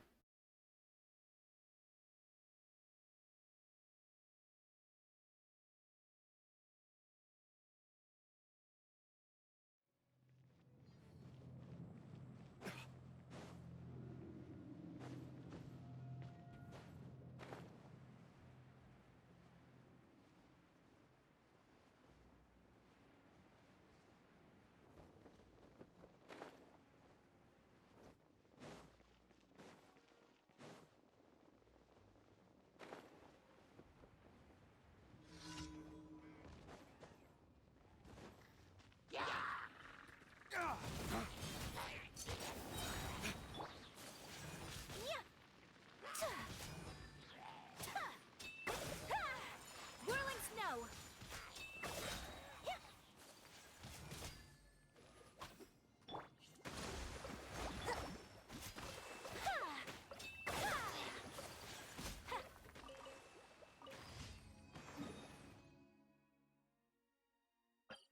Come on, come on, come on, come on.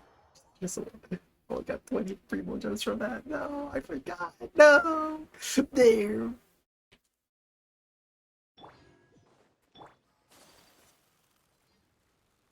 I missed it.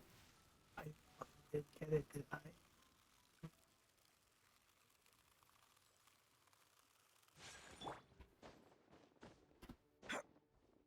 Fuck.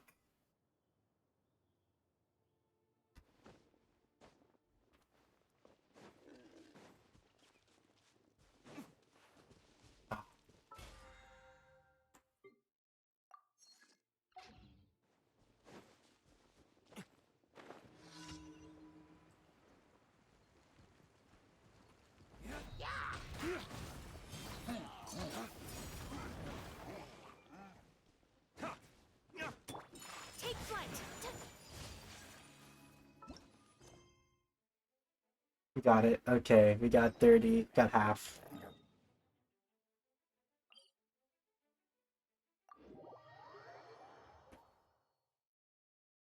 Is enough, right? God damn it. Oh, hello, do the deer. Hello. I forgot to do my dailies while doing the story. I forgot. Oh no, I forgot. There's like a minute left on the timer. Nope, I missed. God damn it. Fuck. I got half of it. Ah, pain and suffering. No. Ah, crap. God damn it. Ah, pain and suffering. Hold on. Ooh, a wish. Okay, we'll continue. Wait, really? No Fontaine yet? Yeah. Okay. Ah, that sucks. I was able to do half. Damn. Okay. You were here the last time, do the deer. Huh. How'd you find my channel, actually?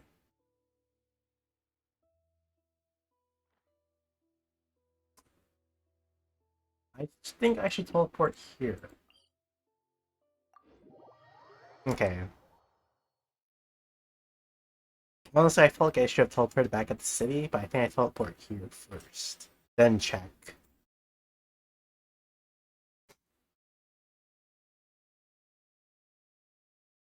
Oh, that sucks. I didn't make it in time. God damn it.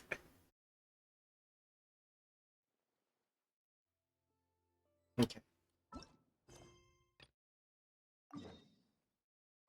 Oh yeah, we do teleport.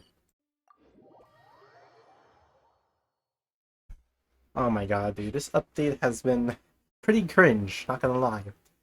It's been mostly cringe and has a good story, but cringe, you know? Cringe. Dude, that's why I like kind of like fantasy mystery, because like they are able to like make up their own type of mystery because of all the yeah, like magical items and stuff like that. I love it. Yeah. I just like how they're able to make up their own mystery using those items, those mystical items from their fantasy world.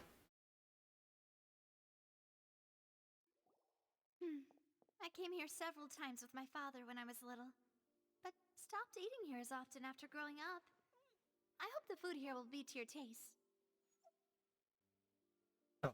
Oh, don't worry. We haven't eaten at a hotel like this in a while. No, you think we'll meet like Charlotte too?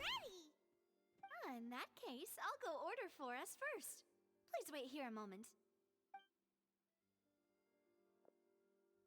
Yeah, you think we'd beat Charlotte, but no. During that trial thing to get like a scoop. People in Fontaine sure know how to enjoy life. Why, of course. Go ahead, try whatever you like. If the food's good, I'll make a group reservation for the rest of Spina di Rosula next time. And if it's not? Well, then I'll still bring everyone. Albeit with only one dish per table. You, sure have your own way of doing things. Oh, we called this a farewell meal, but we could also treat it like a victory feast, right? We did just win that case after all. Oh, true. Very true.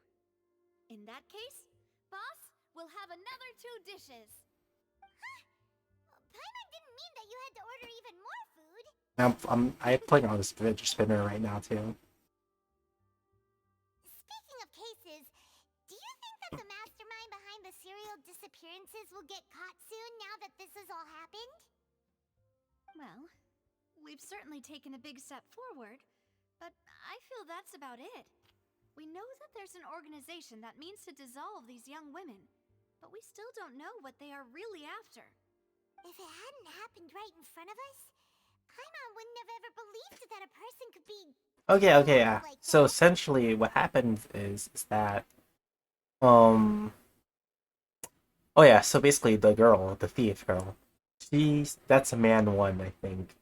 Accidental death. So I think that's a light sentence. Or like a 5-year or 10-year, I forgot. In the States, at least.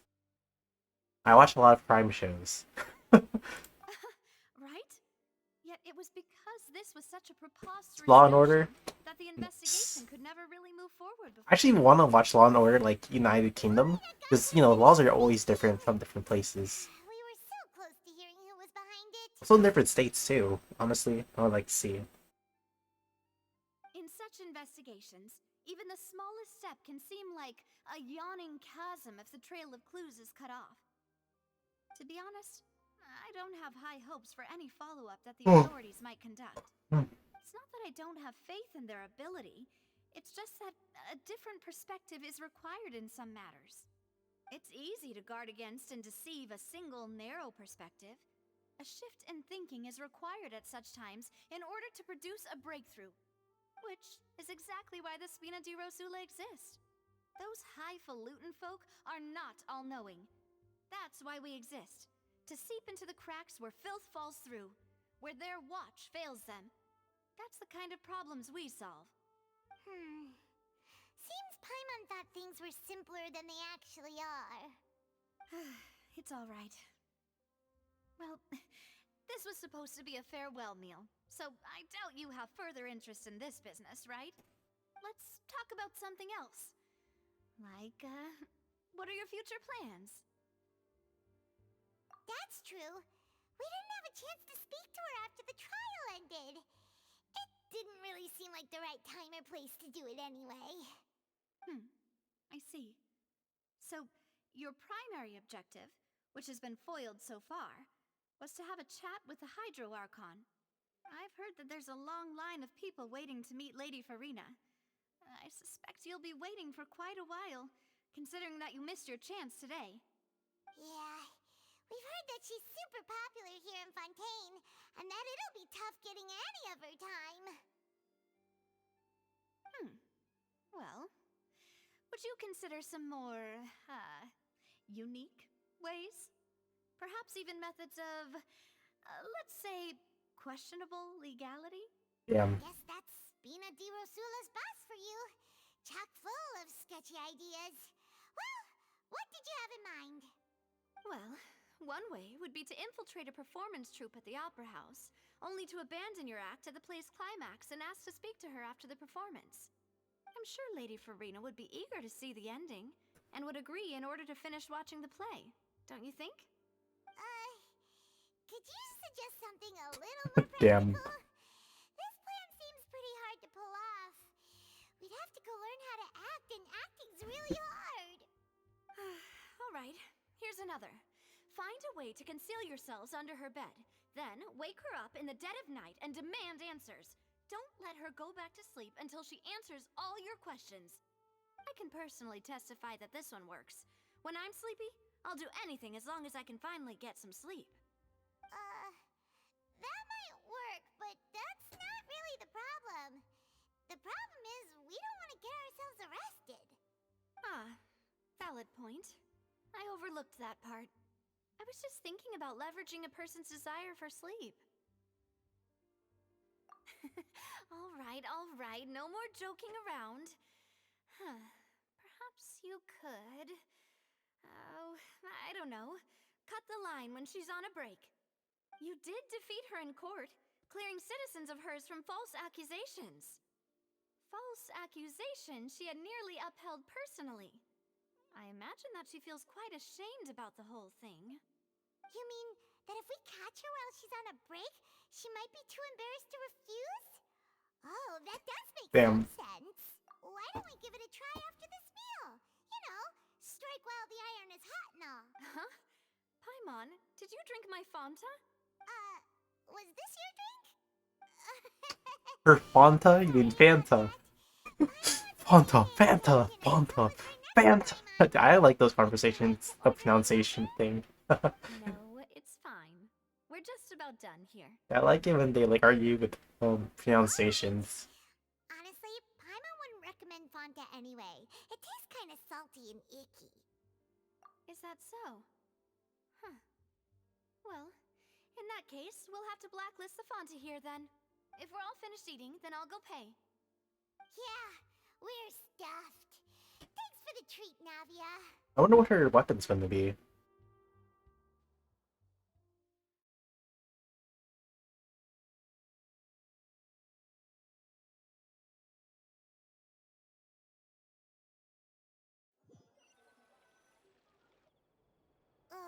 so full. Paimon can barely float anymore. Nah, that would be so normal. You know, like you. Damn. Okay. As for expenses this month, we're left with... Hey, Navia! What are you doing over there? Oh, nothing. It was just a meal, you know? Nothing the Spina di Rosula can't cover. Let's get ready to try to meet the Hydro Archon again. Bye, Navia! So this is goodbye, huh? Well, if you do encounter any other trouble in Fontaine, you're always welcome to contact the Spina di Rosula. I'll give your requests the highest priority. In any case, I wish you smooth sailing. I'll see you again, partner. See ya! I remember this fighting scene. I wonder where that's from.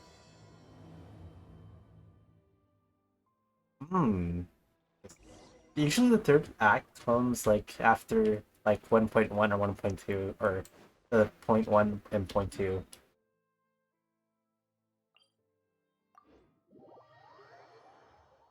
I'll probably explore Fontaine another day. I'll probably try streaming for another 2 hours or less. Who knows? I still have work technically tomorrow as well. There aren't many people around anymore. Looks like that boat we took to Araneas might have been the last one. Vache. Looks like we're back here again. Huh? Traveler? Are you hearing voices again? That's kinda spooky. Are you sure we don't want to come back in the morning? Vache? Vache. Is this thing for Shay? Or her? Why are you still walking towards it? There might be something nasty in the water. Huh? Hang on.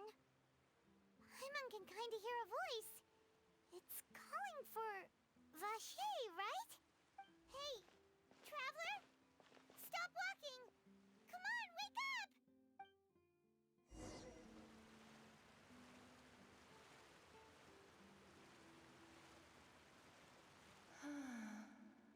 Oceanid. Vache, are you my dear Vache? No, wait.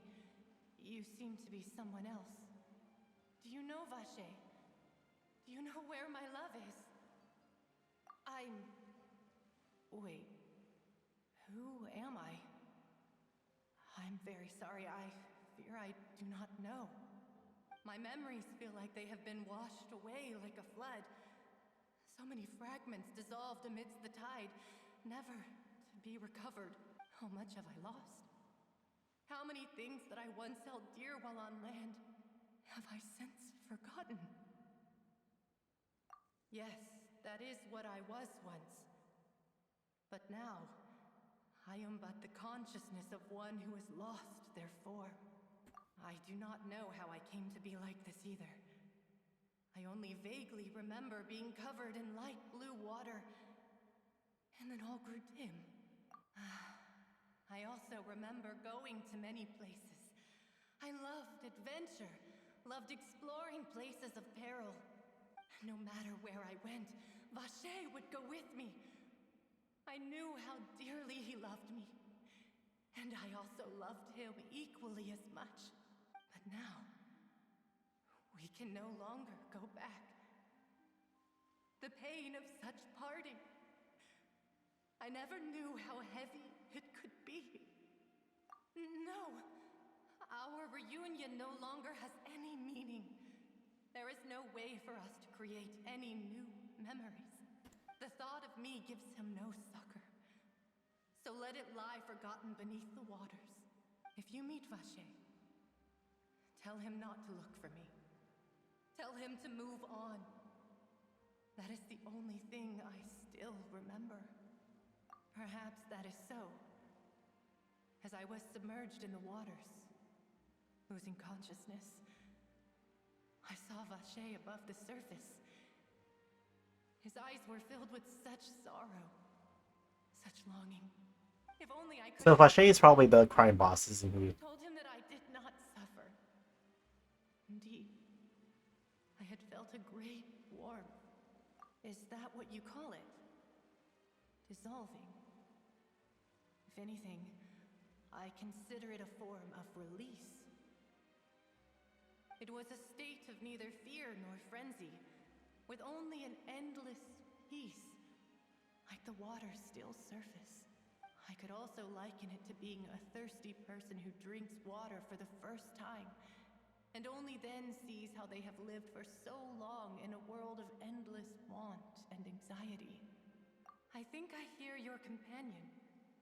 It's time for you to go, I think. Farewell, then. I am glad that you were able to sense my presence. Remember, if you see Vacher, tell him not to seek me out any longer.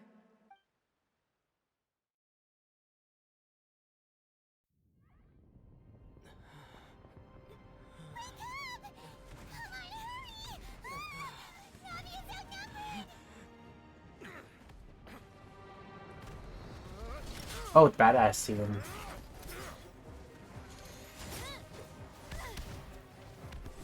Oh, yep, it's a claymore.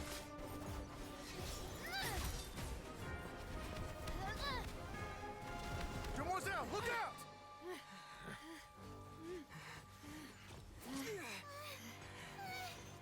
Dear God, it's a whole army of Gardamex.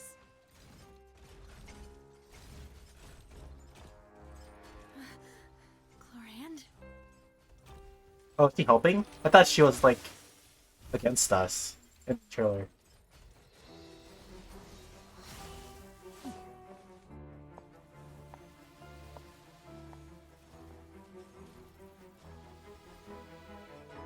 Quick, now's our chance!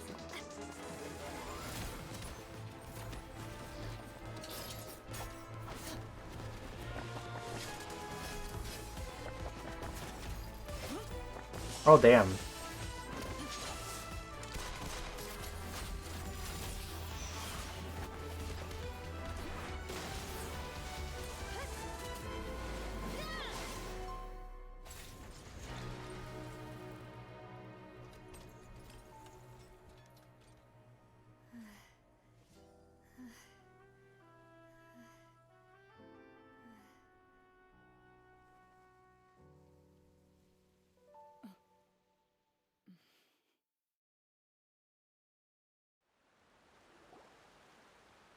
I should thank you for lending us your sword there, Chlorand. But before I do so, could you explain how you managed to show up here? I followed you. It seemed to me that danger has followed you more closely as of late. I believe that following someone without their knowledge is actually called stalking, is it not? Mr. Callus's last wish was for me to ensure your safety, and I will not betray his trust. He would do the Is same. her hand sticking for boob? Do not speak of my father! Sorry, demoiselle. I was not strong enough. Thank you for your aid, Miss Chlorand, but do keep an eye out for your manner of speech. I believe we all wish to avoid unnecessary emotional harm. Sorry, I did not consider your feelings. Whatever. What else do you know? How did you come to the conclusion that I'd be in grave danger? I doubt I know much more than you, but I believe that the mastermind behind the serial disappearances is very powerful. Your performance tonight will almost certainly attract their attention. Huh. I'm sure they've known about me. To be honest, I'm shocked it's taken them this long to act against me. And what about these Gardamex? I thought only those associated with a Maison Gardiennage could control them. None of these mecha have serial numbers. I was sure to check a moment ago. They are not the ones used by the authorities to enforce the law. I can only conclude that some powerful or wealthy party must have obtained them via illegal means, deploying them as a private force of sorts. What? Your point being that they're out of Spina di Rosula's league, then? Yes. Be careful, and do not act rashly. I will continue investigating no matter what. We will bring the truth to light. That's my father's true last wish. Regardless, thank you for your help today, Chlorand. But if you get any ideas, tell me first. I don't much appreciate being followed. I do not think that they'll strike again anytime soon. so I shall stop following you. Good day, all. Why did she follow us? Question 2. Right. I suppose that's the best news we've gotten today. Demoiselle, I believe that Miss Clorand was being sincere with you. If we tried, we could attempt to thaw relations a little. I know, she's... Oh, thank goodness! Paimon thought we were done for! Those Gardamex came out of nowhere while you were unconscious, and Nadia and her gang saved us! Oh, and there was that champion duelist named Clorand who came out to save us too! We got lucky there. Paimon probably couldn't have fought them off otherwise. Oh yeah, that was Florin, right? I totally forgot. Sorry. Oh, come now. Forget all that polite talk. That wasn't really a farewell meal we had back there. Not for me, anyway. In truth, I hope that every meal we have together shall be a victory feast. As such, we're still partners. There's no need to thank me. It will take 50 years for me to match Demoiselle's magnanimity. If it were me, I would have joined the Spina di Rosula on account of her goodwill long... All right, you two. That's enough. Actually, Navia, how did you know that we were in danger? You sure did show up in the nick of time. Well, to be honest, you're the one who tipped us off, Paimon. Huh? Really? Paimon contributed somehow? Ooh, Paimon's even more amazing than she thought! Yes, all thanks to you grabbing my drink by mistake. How did that help? After we parted ways, I was on the way back to one of our bases when I suddenly thought of what you said. That the Fanta tasted kind of salty and icky. Fanta only comes in sweet flavors, so how could it have tasted salty? The color of the drink, if I recall, had also been a bit off. So the Fanta had been spiked with water from the primordial sea? Yes. So, if you hadn't drunk that cup for me... Spina di Rosula is preparing the grandest of awards for you as we speak for saving the boss. Huh. Really? Damn, bro. Paimon. I sent people to Hotel de Boer to investigate, but whoever did this left no trace at all. That's when I figured out that you might be in danger, and hurried here as quickly as I could. But why would they go after us too? All we did was defend Linny in court and help clear his name. Ugh, now we're caught up in this mess too, aren't we? Well, you did foil a plan that they were probably pretty proud of, and almost got their name in the process. Speaking of which, did anything strange happen when you drank the primordial seawater? Well, it can't be a coincidence that the traveler fainted just now. He said that he heard that voice calling for Vache again. Oh, and this time Paimon heard it too. But it was real faint. Does this situation have to do with the primordial seawater then? Does that mean the primordial seawater raises someone's sensitivity to hydro when it's used on people who are not from Fontaine? That doesn't sound like too much of a bad thing, to be honest. New intel? While you were out cold? Well, let's hear it, shall we? Oh, that is important. Vache. That name doesn't ring a bell. I suppose he hasn't stepped forward as a witness in court lately. Since he saw that young woman dissolve, he was at least at the crime scene. But he never gave testimony or any information regarding people dissolving in the primordial seawater. Could he have been threatened? Yes, thank you. This is very important information indeed. We will continue to investigate. Oh, you mean you'll help us investigate? Well, you did say that our farewell meal didn't really count. That means we're still partners, right? And besides, we're in this now whether we like it or not. You're not gonna let those people who targeted us get off the hook so easily, are you, Traveler? Demoiselle, do try not to look quite so pleased. You are the face of Spina di Rosula, after all. You talk too much. Well, in that case, let's head back to one of our bases, shall we? I'll arrange accommodations for you. we also have some plans to go over, and hopefully we can deepen our bonds as partners. But we'll take that one step at a time, I guess. Don't worry, you two. With us around, our base is definitely secure. But are we still gonna beat the Hydro Archon? That's the question. Okay, we are not. Okay. And this was in front of the courthouse, like where security would be as well. But how was that not a thing?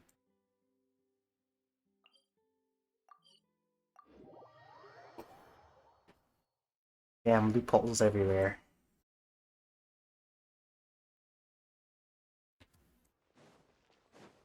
What about Child, huh? Oh, isn't he supposed to pick up his vision or something?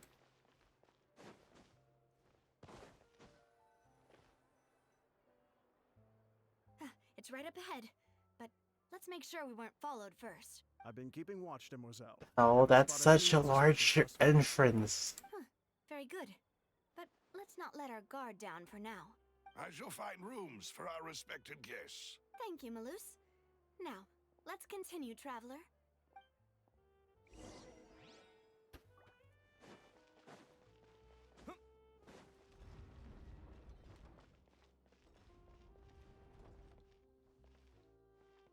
Is this it?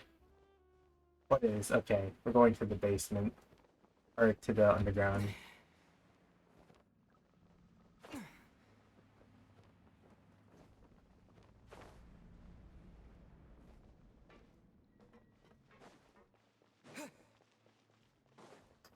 Interesting. We're in the poop sewer. Patrol. Troll.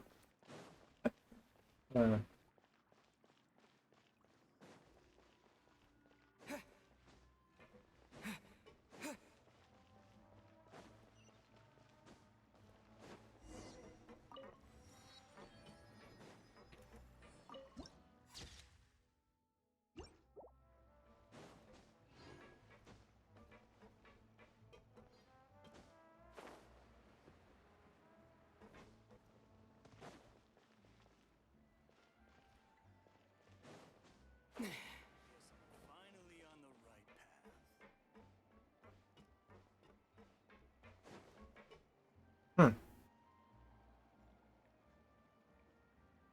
So, this is your base? It's not quite what Paimon imagined. Your accommodations have been arranged. Under the present circumstances, I can confidently say it's the best we have. Well, our funds have been a little tight lately. After all, we don't allow illegal or unethical profiteering. In fact, our funds often come from citizenry who support us. Seems like it's tough times for everyone. But if you have the support of the people, that does sound like it's worth it. To be honest, our financial situation was a lot better back when my father was in charge a few years ago.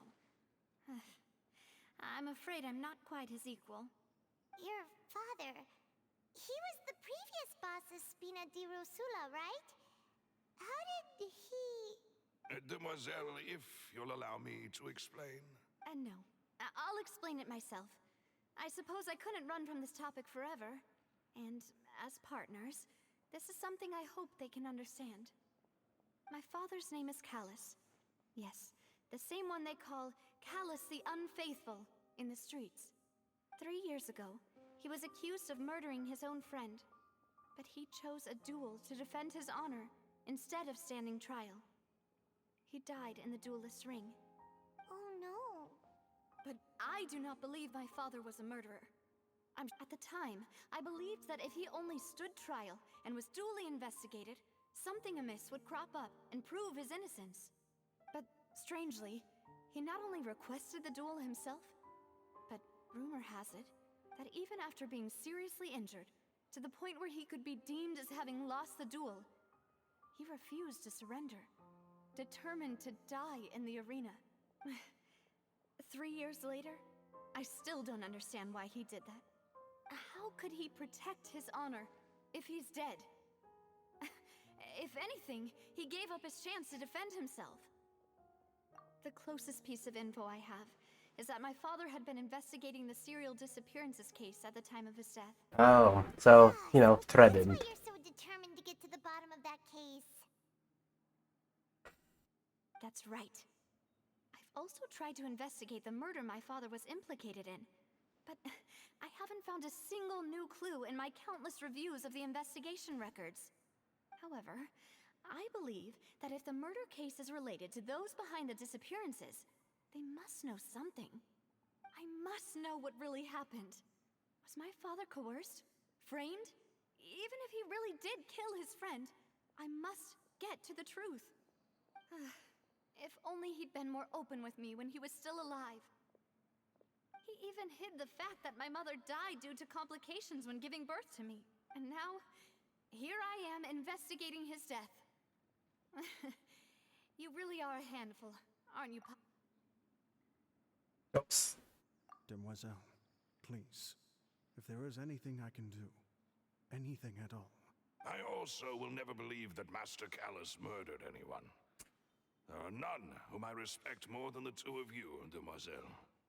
Master Callus did so much good in life, yet all it took was one murder case for him to be dubbed Callus the Unfaithful. That's strange. I don't know why, but I hate this. I ship Navia with Silver. I don't know. Due to that incident, hence our strained finances. If there's anyone else that comes along. Wait, if Callus was such a good man, wouldn't people at least be a little suspicious when he was accused? No. Perhaps people just revel in that kind of drama. It's not something exclusive to people from Fontaine, really. Everyone's like that. People love watching the evil turn over a new leaf, but they also enjoy watching good people fall into an abyss from one slip-up just as much. But how could... never mind. If Callus was really falsely accused, we have to find the truth. He didn't deserve to have that happen to him. There is one other thing. Master Callus's opponent in the duel was Ms. Clorand. Oh, her? Well, then, isn't that as good as saying that she was the one who killed him?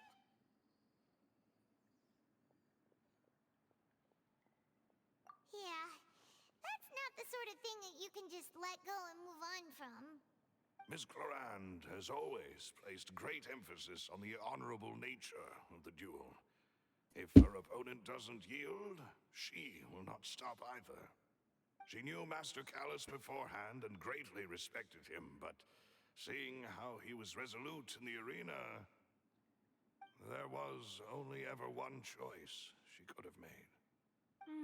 It's not that I don't understand her at all, but I just can't deal with this yet. Don't worry, Navia. Paimon knows how you feel. You don't have to force yourself to do that. Afterward, Ms. Clorand told us that at the start of the duel, Master Callus requested that she ensure Demoiselle Navia's safety. Yes, that is our understanding as well. Oh, Papa. What madness drove you to ask the person who killed you to take care of me? All right, anyway, that's the information I wanted to share with you. Even if it did sound like I was just complaining towards the end.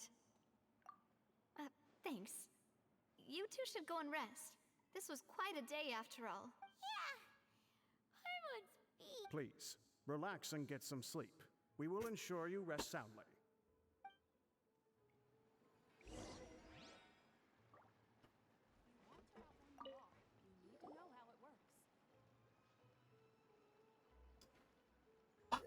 Honestly, I'm thinking about this now, but this is like Star Rail.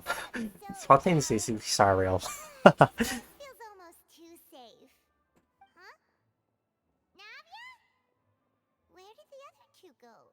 I sent them back to Poisson. It's Spina de Rosula's place of origin, and where we have our headquarters. There's not much for them to do here at the moment. Paimon gets the feeling that you're just trying to get them off your back. But never mind that. When did you get back? Were you waiting here the whole time? No, I just returned after going out for a while. I did some investigating yesterday regarding the name Vacher. Wait, so you didn't sleep at all? How could I after having such critical new evidence appear? Guess Paimon wasn't speaking for everyone just now, huh?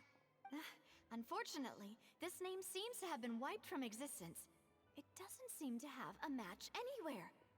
I suspect that those behind this have already taken steps to hinder an investigation from this angle. But that does prove that this Vache person is a key witness in the incident. Does that mean we're too late, though? No. There is one ray of hope. One place in Fontaine that they would find almost impossible to threaten, no matter how much they wanted to. And that is the archives kept by Chief Justice Neuvillette. A place where detailed files on all the cases in recent years are kept. If the Oceanette you met is one of the young women who went missing recently, we should be able to find some related information there. So Neuvillette maintains an archive of case files? Whew. Guess that's the hard-working Chief Justice for you. In that case, let's go talk to him, shall we? Aren't you coming along, Navia? Did you get tired? No, it's nothing. Let's go see the Honorable Chief Justice.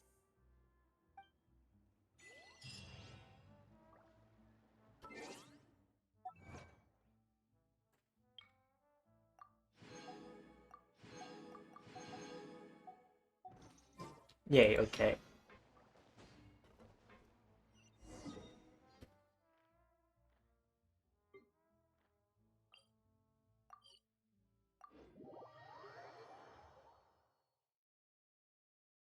The Palais is right up ahead. Come on. I don't know why I like playing as a traveler when I'm like this.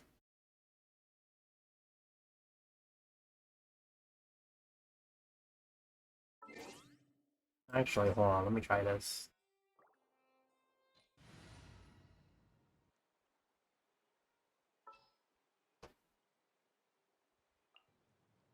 All right, let's head off.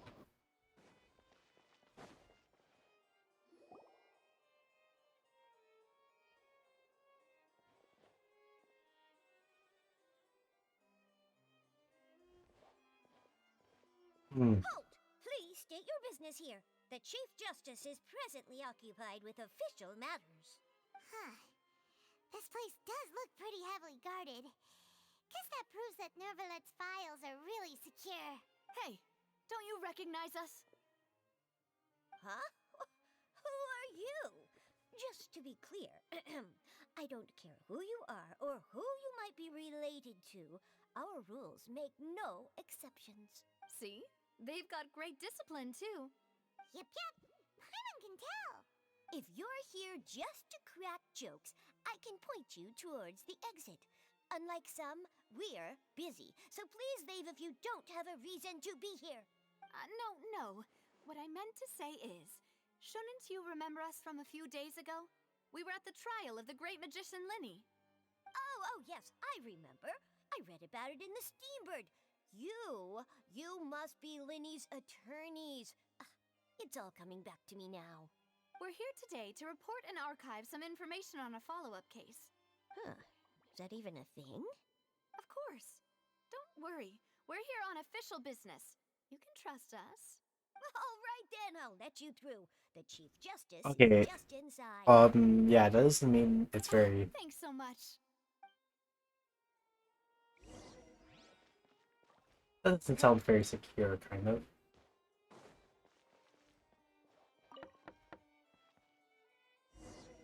Please come in. Oh, that's badass. Okay.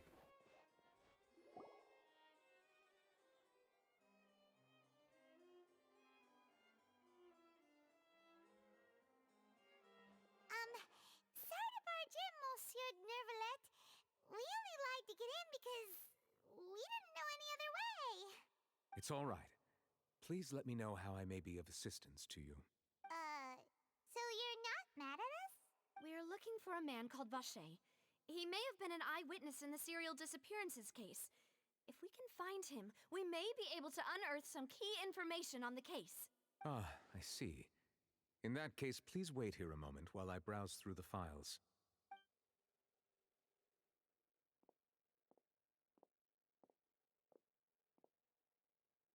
Who knew that Neuvillette would be so easy to talk to?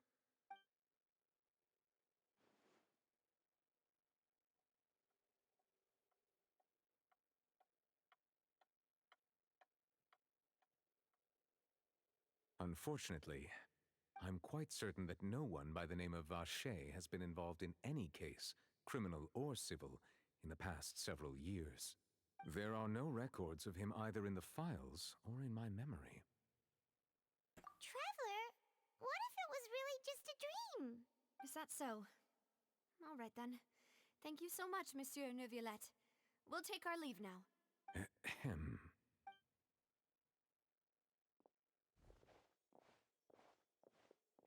Miss Navia, I can understand how you feel. Your father, Callus, was a truly exceptional man. We deeply regret his passing. And what are you trying to say, Monsieur Neuvillette? Are you trying to console me? Extend your sympathy? Or just express some tendril of regret? No. You are not trying to do any of that. I can hear it in your voice. There's no emotion behind your words. You only said those things because you felt like you should. It's just like last time. After my father took his place in the duelist ring, I pushed through the guards to talk to you. Even told me then that you thought there was something fishy with the case, yet you still allowed the duel to go ahead. In your eyes, the value of a human life is... If you truly regret my father's death, why didn't you give me the power to stop him from throwing his life away? Why did you just let him die? Despised and hated by all. Actual crying. Was hanging on a thread at that moment. Just the tiniest effort could have changed everything. There are still so many things I never got to tell him. So many questions he still owes me answers to. If you really have no heart, Actual crying. just Damn. look me in the eyes. I, Navia, will show you the true meaning of regret. I'm sorry, Miss Navia. You and my father are truly alike. You keep all kinds of things in your heart and never say a word to anyone. It's not so much that you can't feel, but that you would never express anything. Oh well. In any case, everyone already knows full well the apathy of the Chief Justice. My apologies for taking my emotions out on you, Monsieur Chief Justice. Let's go, Traveler and Paimon. Oof.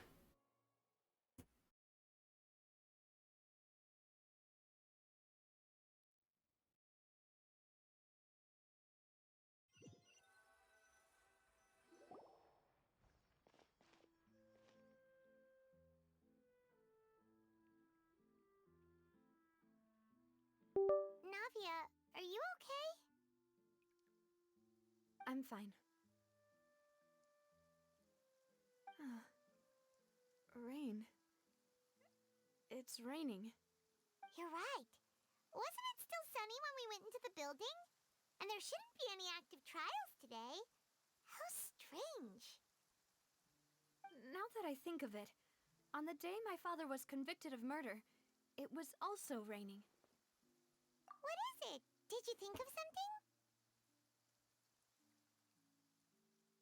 Yeah, he was outside.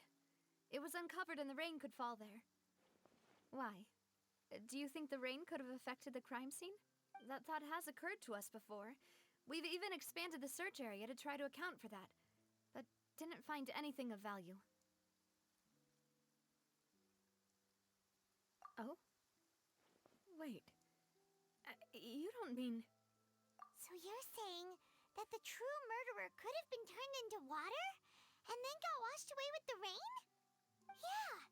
And if that's what had happened, then no one would have believed your dad, even if he explained what he saw to the authorities. I really think I found a true genius for a partner. You're completely right. How did I not connect the dots earlier? All right, let's go to Poisson.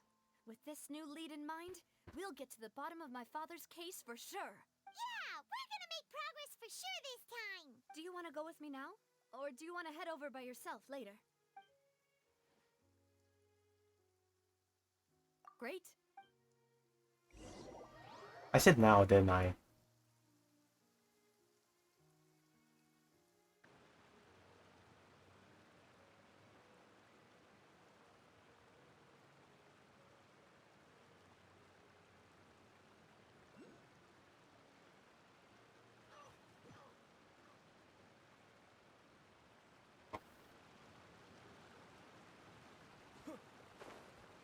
Where am I?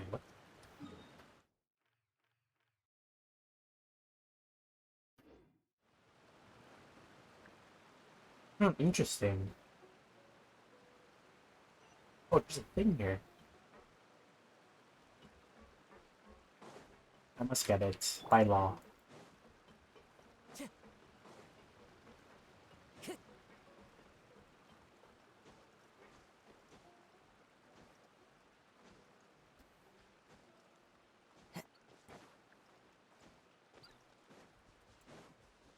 Damn, we mostly stayed in the city, not gonna lie.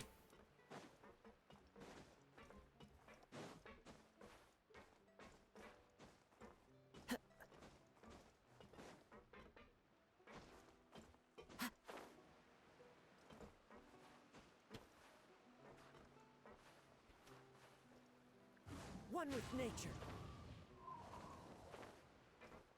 Holy crap, this thing's like super unstable. Into the wind. Got it. Follow the wind. Time to go.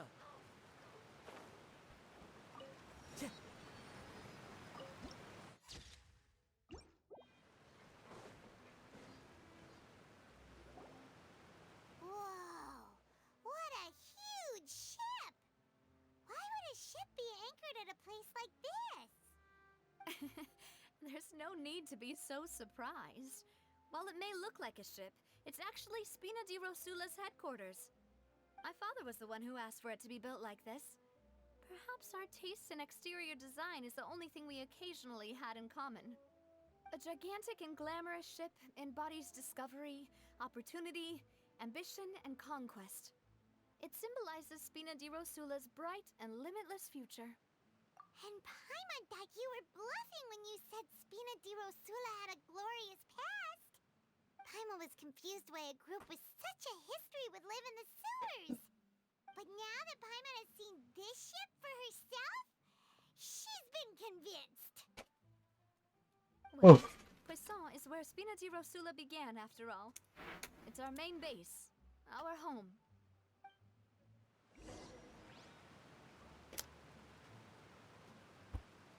I wonder how many other vision holders are in the actual organization. Well, it's probably down here in the waterfall, isn't it? Oh.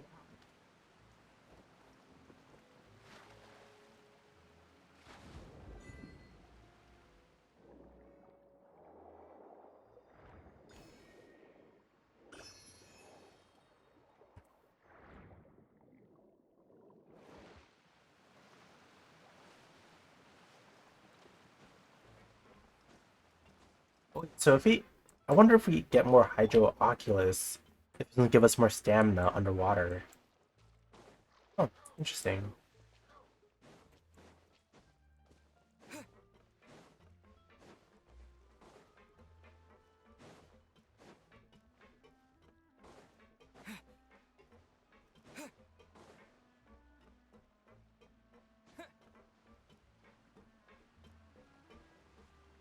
Okay, yeah, that's bottom of the ship. Checking.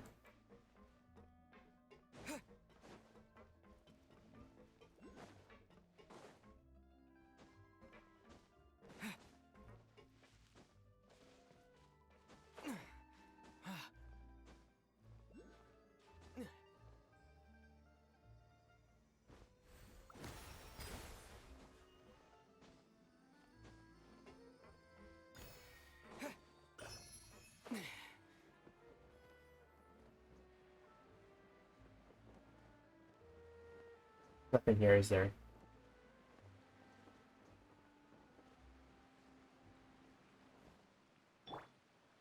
The wind knows me.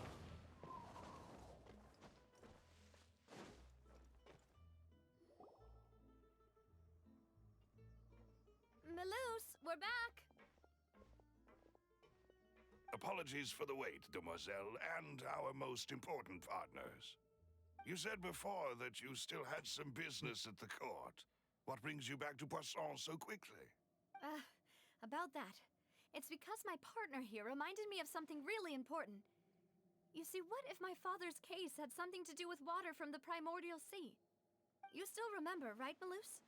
On that night, it was raining? Yes, the case was quite similar to that of Mr. Linney's. Both were what you'd call impossible murders. Could you tell us a bit more about what happened before? Yeah, of course. Many years ago, something called synth began to gain popularity in Poisson. At a glance, it was a kind of drink that could excite your mood and produce many pleasant hallucinations. Wait! Didn't that guard guy who turned into water also mention that the primordial water could be used to produce some kind of potion? Yes, he did. Considering what we know now, it's almost certain that synth is created using water from the primordial sea. If you drink synth for an extended amount of time, you'll suffer many side effects, such as losing the ability to focus or control your emotions. And if you were to stop drinking it completely, you'll experience flashes of paranoia and anxiety while lacking energy to do anything. It's an extremely dangerous substance. As he oversaw Poisson, my father was compelled to put a stop to synth abuse and called for a complete ban of it.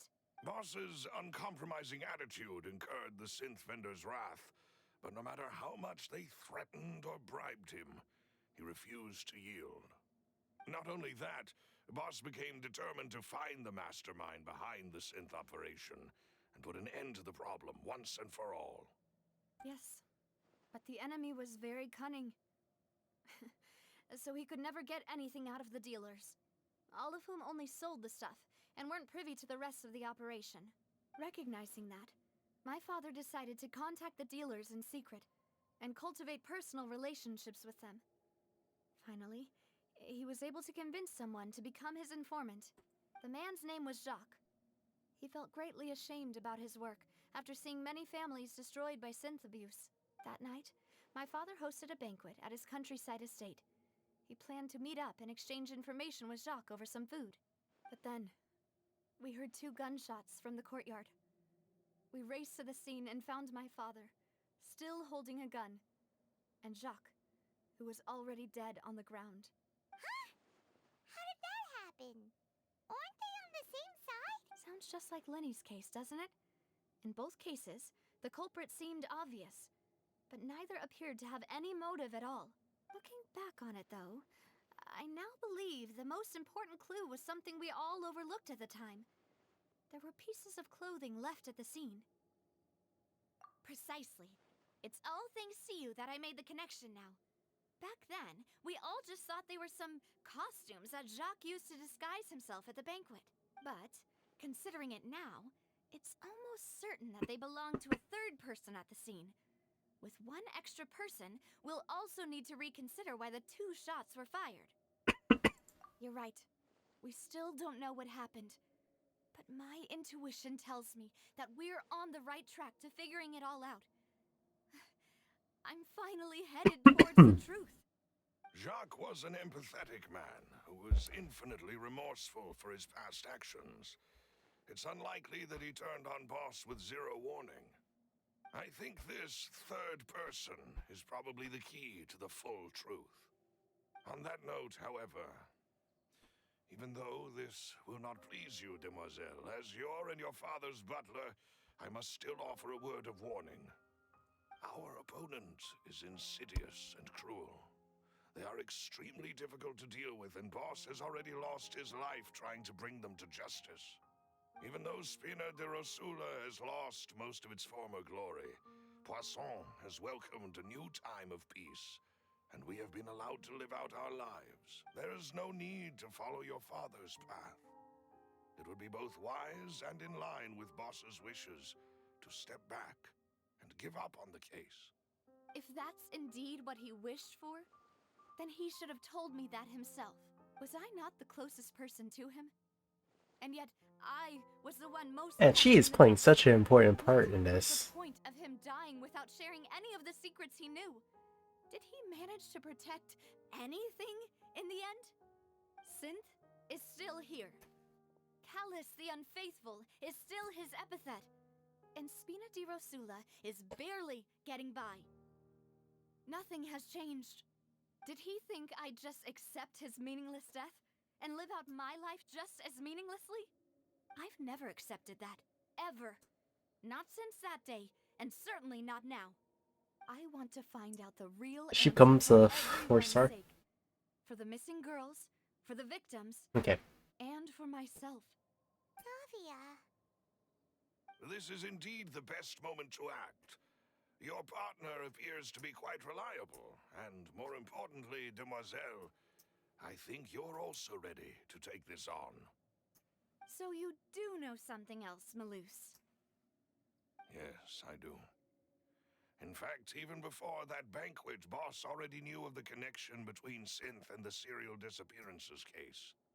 But what drove all the tensions to the boiling point was the revelation that you, demoiselle, had been selected as the next target to disappear.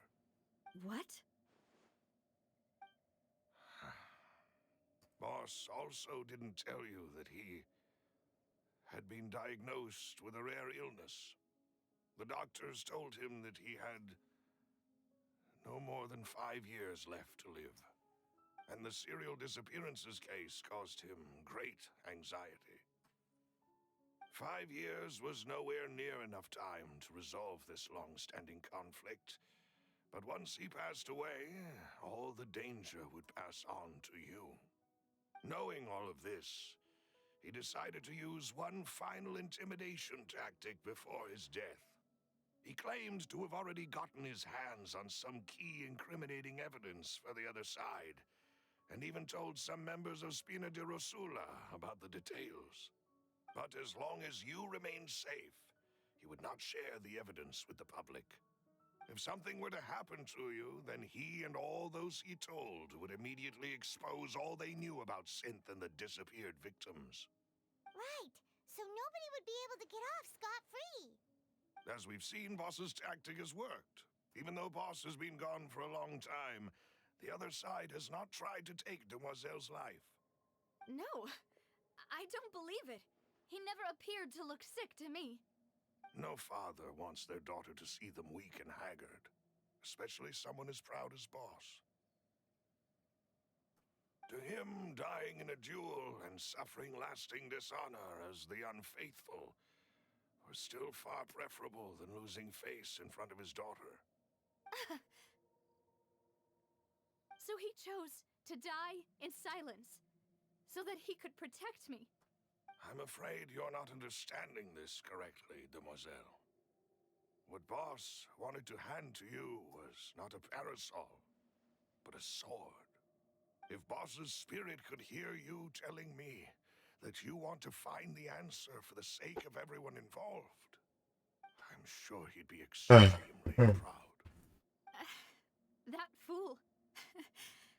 Couldn't he have just given it to me straight? No. He might have set up everything precisely because... Man, she is crying a lot. ...to understand him. Is that the amount of confidence he had in me? And what if I was never able to make it to where I am now? Yeah. I suppose that's true. With the way he'd set things up, if I had wanted, I could have just lived out my life without a care in the world. But thankfully, he rarely talked to me about complex matters, and thus understood little of me as a person. In this case, he really didn't need to give me an easy way out. Malus, what was the key evidence that he shared with you? It's the location where Synth is produced. Essentially, it's the enemy's headquarters. When he was threatening the enemy, Boss didn't share the specifics of the incriminating evidence he found. But if you want to use it against the enemy, you'll still have to take several things into consideration. Why? If we know where the place is, can't we just go storming in? You mustn't forget that we're fighting against a mysterious and dangerous organization that's been in operation for decades. There's no telling what might be lying in wait at their headquarters. We also have no idea what kind of evidence we may be able to find inside, nor what people we may be able to capture. But a single visit to their headquarters would be tantamount to a formal declaration of war. The worst case would be that we leave empty-handed, but also open ourselves up to full retaliation. Then, in that case, why not work with the Fontaine authorities? Well, you saw one of them dissolve during Mr. Linney's case. We have no idea just how thoroughly they may have been infiltrated. Huh. That's true. Seems my father really had no choice. But things are different now. It should be a lot easier to prove the other side's guilt, now that we've connected Synth with the disappearances case. You sound like you've put a lot of thought into this, Maloose. I am the butler, after all. Yeah. I live but to serve the boss Butler and did it. Mademoiselle's will. I've always been willing to take on any kind of risk for your sake. But considering my relative lack of ability, I've spent my time keeping secrets, performing basic investigations, and waiting for the right time to come. Thank you for all of that, Maloose. Have you discovered anything new in the past few years? Let me think. One conclusion I came to is that the enemy must be quite familiar with Spina di Rosula, or at least have an informant planted here.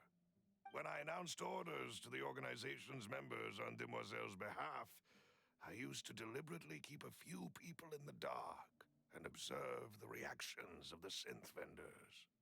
If the vendors didn't change their plans, then the individuals informed of our orders must be innocent.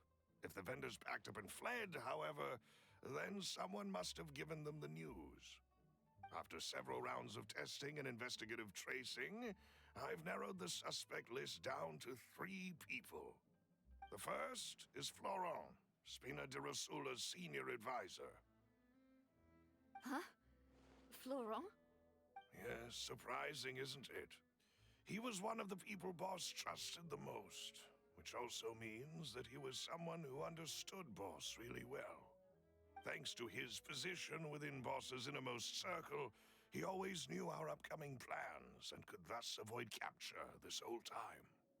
There's someone else like him too. Marcel, the head of Confrérie of Cabrières. Uncle Marcel. It's a guild in Poisson. Boss helped it to grow to its current size and prominence. In the beginning, they were only reselling some daily goods, but now they're one of the richest guilds around with a lot of business connections in the city. So, they're like a sister organization of Spina di Rosula? Yes, you can say that. When we were fighting against the synth dealers, they provided us with plenty of support. It's a bit difficult to imagine someone using their own money to hunt down themselves. The final suspect is Thierry, the man responsible for coordinating information between Spina di Rosula and the guards. Although the guards mostly leave us to our own devices, there are still many activities we have to report to the local authorities. Since Thierry is always in the know about our current activities, he could theoretically always plan one step ahead. I see. These are all people who I communicate with quite regularly. To think that the enemy we've been fighting against has been right next to me all along, among those I trust the most. It's almost too hard to believe. If you want to investigate them, please take every precaution to not alert the quarry. Judging from our experience, the enemy is extremely cautious. Of course. And thank you, Maloose. You've provided us with a lot of great information. You're too kind, my lady. I'm just doing my duty. And before I forget, proving Boss's innocence would also mean clearing him of blame in Jacques' death. After that incident, Jacques' wife and daughter were taken into the Spina's care. They still live in Poisson today. If it might help, you could also pay them a visit. I can make the necessary arrangements. Oh, thank you so much, Melus. You really are the best. A new case awaits, my dear partner. I hope we can work together to uncover the truth and end this case once and for all. Oh wow, okay. We're doing the same thing for that, huh? Oh, this is just a Law and Order detective shit.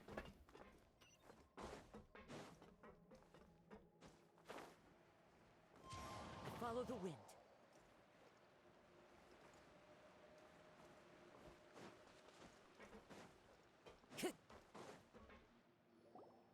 It is settled, then.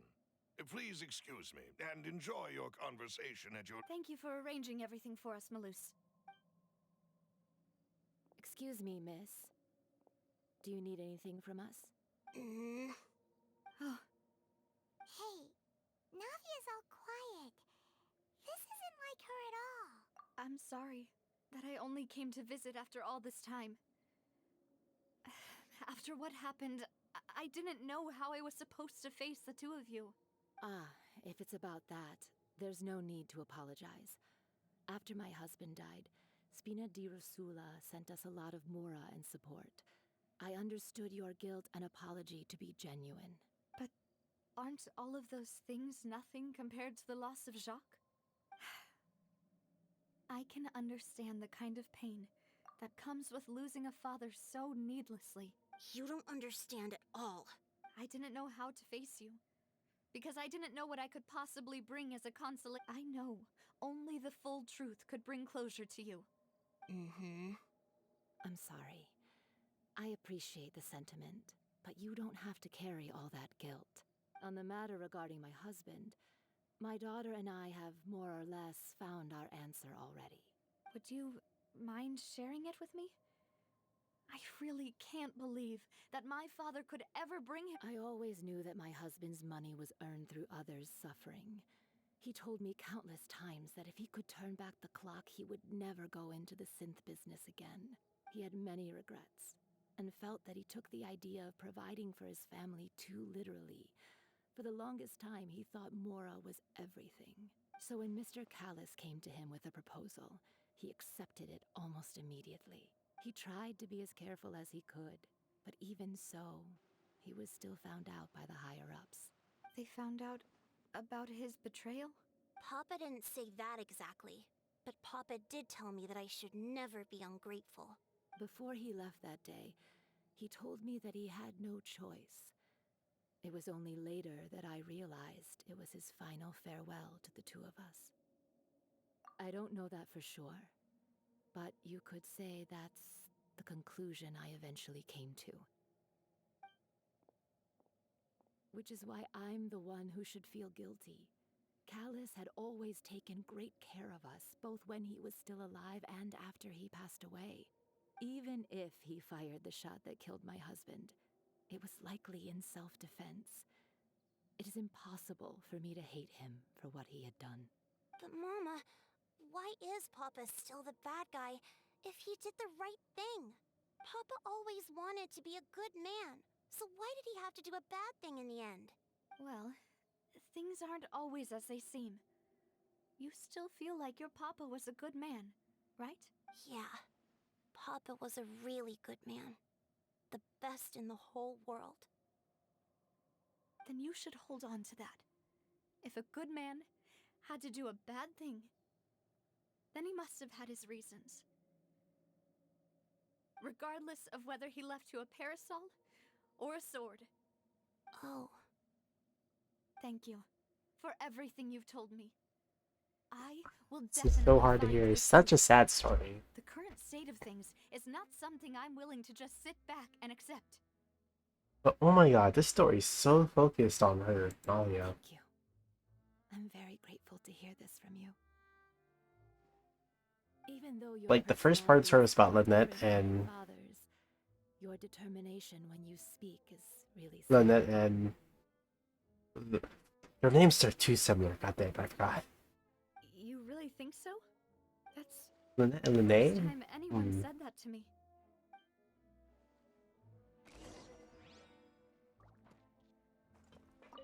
I'll leave my husband's cake. Thank you, Miss Spina. Are you okay, Navia? I'm fine. Don't worry. Let's investigate the 3 suspects next. Florence should be nearby, and we should be able to find Thierry and Uncle Marcel in the city. I'll get myself together on the way, so please don't worry.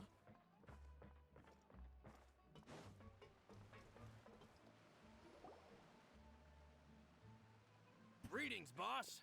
How may I be of assistance today?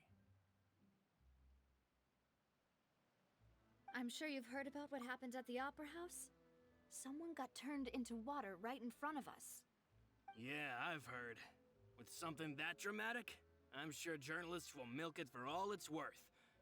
And it'll be all the talk for the next several weeks. It also reminded me, on the day that the incident happened with my father, it was raining outside, and we found some clothes left at the scene. After my partner here put the dots together for me, I feel like we should try to reopen his case. Can you do me a favor and try to recall what happened that night? Let me think. Mr. Callis was feeling pretty upbeat that day. So he was drinking and bantering away with us at the table. After that, he told us that he wanted to go get some fresh air. So we let him go without thinking much of it. Who knew that we would hear 2 gunshots ring out right after? My first reaction was that Mr. Callis's life was in danger. So I grabbed my holster and made a mad dash toward the scene.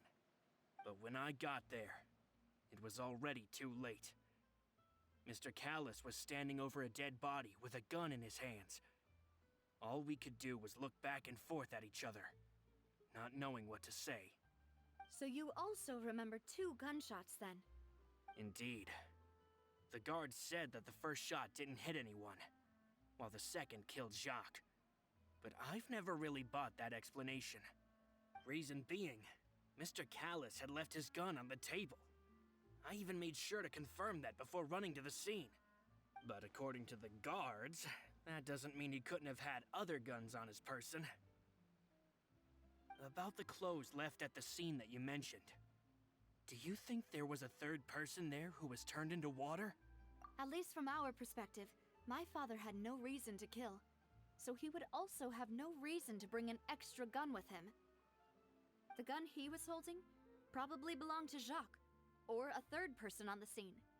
Yeah, that makes a lot of sense. So you're saying Mr. Callis ended up with the gun because he seized it from one of the other guys? But hold on. If that's what had happened, then why didn't he share the truth with any of us? He didn't even want to face the Oratrice machine, and chose instead to prove his honor in a duel. Did he lose all faith in the courts after seeing someone dissolve right in front of his eyes?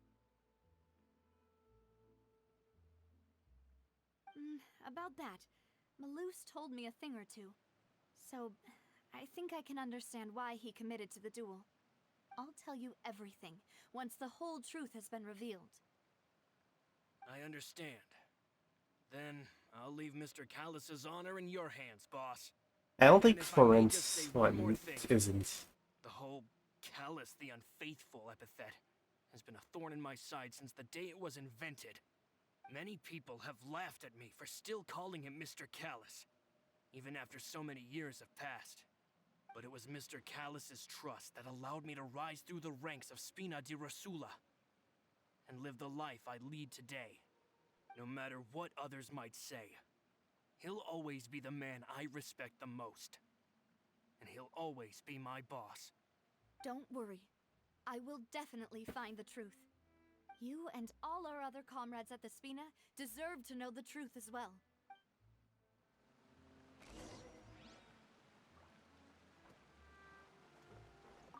My apologies, boss, for that last sentimental bit. It's just... many years have passed while I've held my tongue. It's not often that I get to share my true feelings with others. Well, is it gonna be the butler? Oh no. He's already the butler.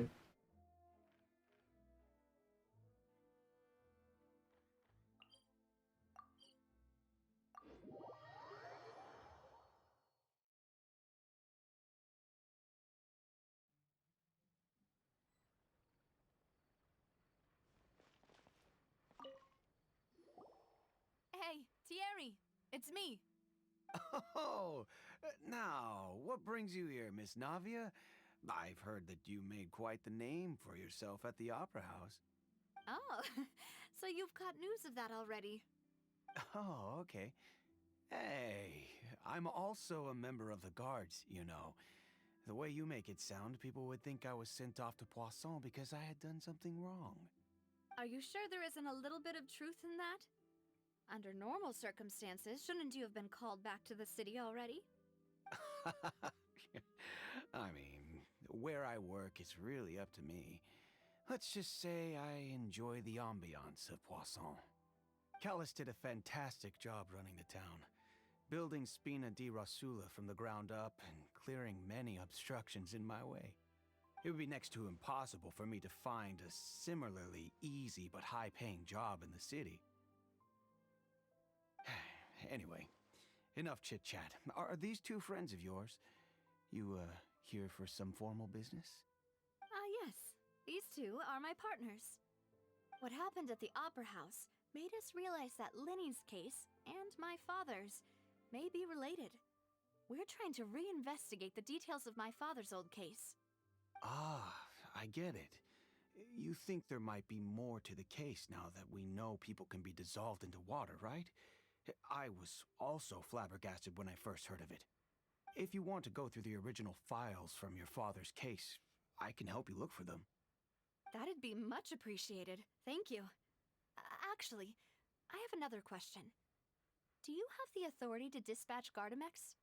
Of course. Without them, I couldn't possibly handle Poisson on my own. Why do you ask? We definitely can't use them to forcefully get more evidence for your father's case. Well, you see, just recently, we were attacked by a horde of unnumbered Gardamex in the city. So, if you hypothetically wanted to do something against me, all you would need to do is get rid of the mecha serial numbers and send them after me. Then you think too highly of my abilities. Dispatching mecha is very different from controlling them. If I had to make an analogy, when you order a dish, the chef will make it for you. You can ask the chef to cook, but not to massage your shoulders or carry your baggage. If you try to make unreasonable demands, the chef would just think you're out of your mind and ignore you completely. The same goes for me and my Gardamex. Removing a serial number is also not as easy as you might think. There are a lot of complex steps to it, and it's almost impossible to keep it a secret. So I can promise you, those mecha were definitely private units. They're certainly not cheap. So, whoever their owner is must be super rich, powerful, or both. Now that you mention it, though, being in the synth business would definitely be profitable enough to afford this. Oh, then you're officially in the clear, Thierry. Oh, well, thank you for the vote of confidence, Navia. Jokes aside, I'd like to wish you all the best with your investigation. I'll be staying in the city for a little while, so just come find me if you need any support from the guards. He sounds like the most sus one, not gonna lie. Oh my gosh, I'm getting tired. Been 6 hours, oh my gosh. The story's just too good, bro. Too good.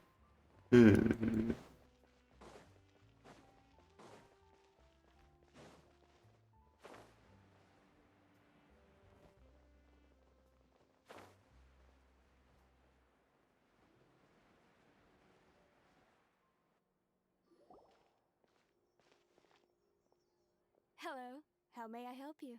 I'm here to see Marcel. Could you please let him know? You can just say Navia's looking for him. Sure. I will let him know right away.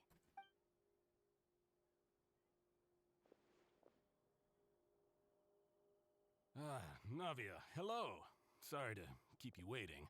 I'm not as young as I used to be, so my legs are giving out a bit. Oh, it's all right, Uncle Marcel. There's no need to stress. I just wanted to talk to you briefly about what happened in the Opera House. I'm sure you saw everything too, right? Yes, I've never seen anything so strange. you were at the Opera House too? That's right. I went there with Navia to see the magic show. Who knew it would turn into a whole murder mystery? I also witnessed your marvelous sleuthing work. Quite impressive. To beat the Hydro Archon at her own game on her own turf, I can already imagine everyone in Fontaine discussing your exploits over a few glasses of wine.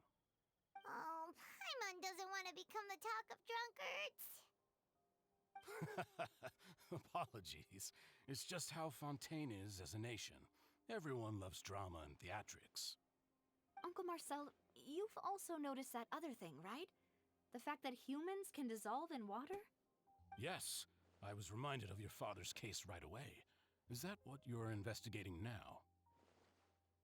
Exactly. I still don't have much solid proof, but I can sense that the other side has already begun to act. Oh, and what makes you say that? We were attacked on Araneus by some unnumbered Gardamex. And there was also an attempt to get me to drink water from the primordial sea.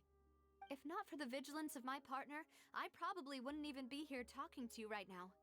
Oh, you're giving us too much credit. Wasn't it you who protected us? Alas, it seems things are heating up again. The peace that Callus sought so dearly will soon become a thing of the past. But rest assured, Navia, Poisson will always remain a safe haven for you.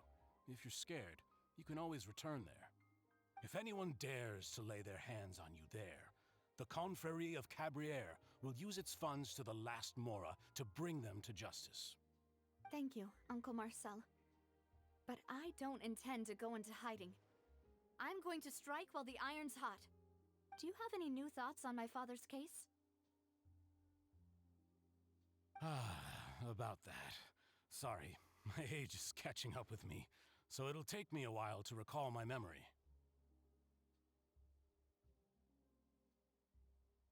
The Confrérie was responsible for that banquet, so I was out and about the whole time making sure things were running smoothly. I didn't even have the time to drink with the guests. Then I heard the sound of a gunshot, and the rest was history. Oh, it's okay. No need to push yourself. We'll ask around some more, see if there are any valuable clues elsewhere. Sounds good. Just let me know if you ever need Mora. All my wealth comes from Callus's patronage and support. I'll spend however much it takes to clear his name.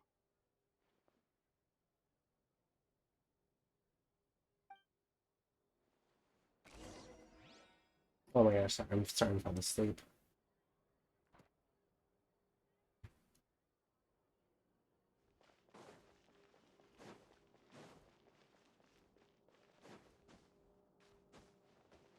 Okay, so I have to go up.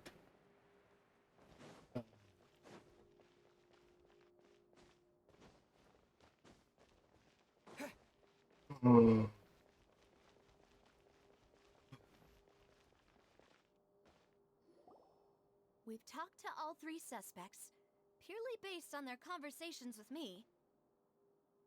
None of them sounded particularly suspicious. I suppose that's to be expected, though. If a single conversation's all that's needed to find them out, then my father wouldn't have needed to investigate the case for so many years. Anyway, even though we didn't make a breakthrough, let's still compile what we were able to find. But where should we start? Ah, you're right! Flora mentioned that Callus probably only ended up with the gun because of circumstance. That makes sense. According to Jacques' family members, he already told them that he had been discovered, and that he had no choice before he left home that day. If I had to guess, he probably received an order from the synth boss to kill my father. Had he refused, he and his family's lives would have been forfeit. So, Jacques fired the first shot?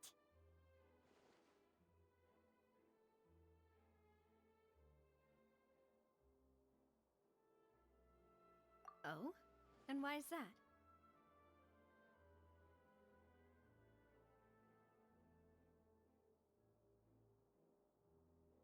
Ooh, that's a good point.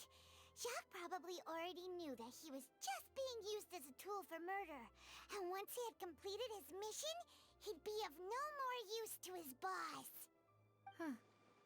So, what would make more sense from his perspective would be to turn his back on the Order and seek protection from my father. Makes sense. But without evidence, that's still just a theory. Besides Jacques, the attack from the Gardamex has been bothering me quite a bit as well. It's obvious that our enemy has become more antsy after the secret of the primordial seawater was revealed. Do you think he knew, even then, that we'd follow this lead to the end? Given everything that's happened since, it's quite possible.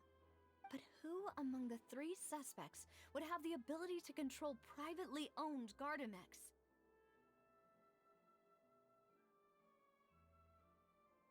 Uncle Marcel?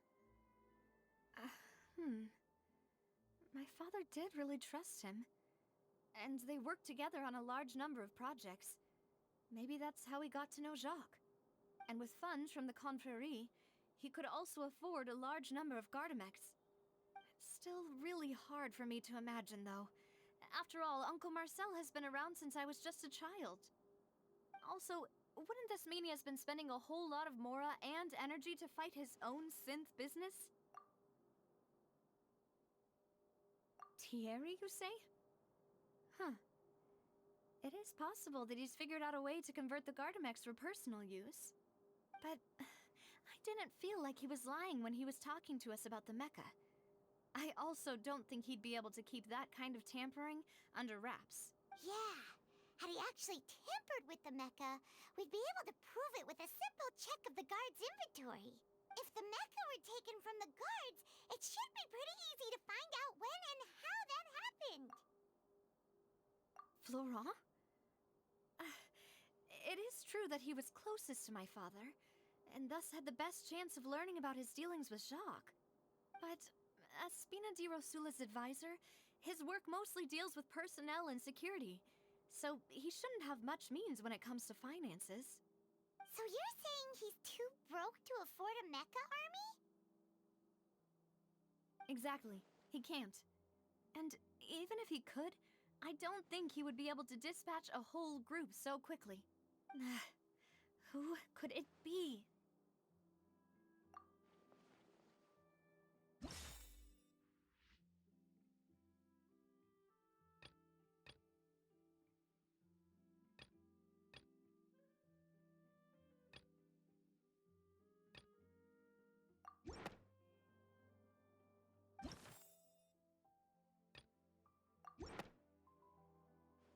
You know, if you think everything through, Uncle Marcel is indeed the most suspicious of them all. Could we be missing other suspects?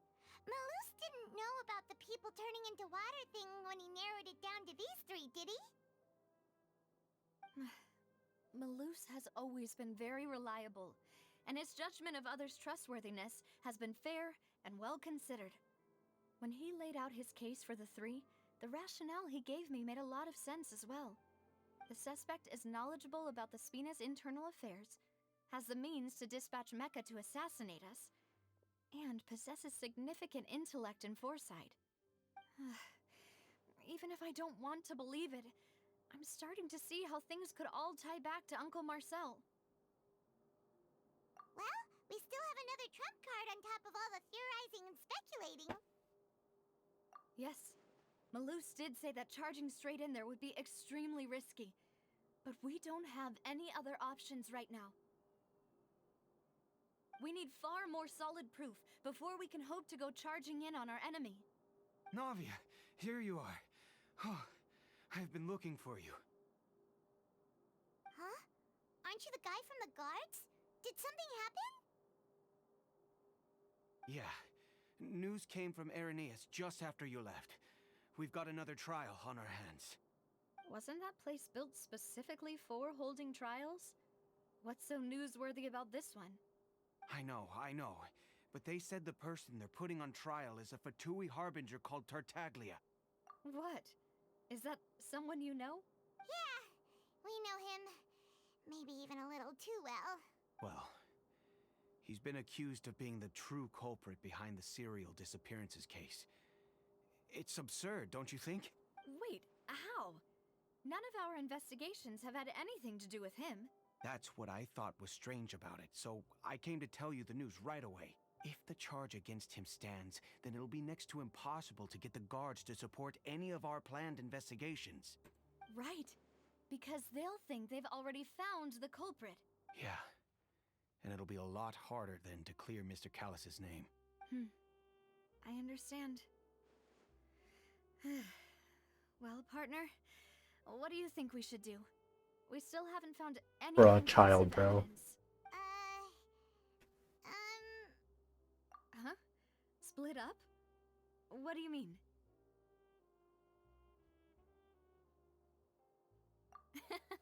Just as expected of my partner.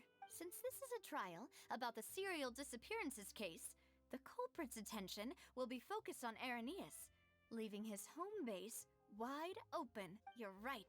This is our best opportunity. All right then, let's do this.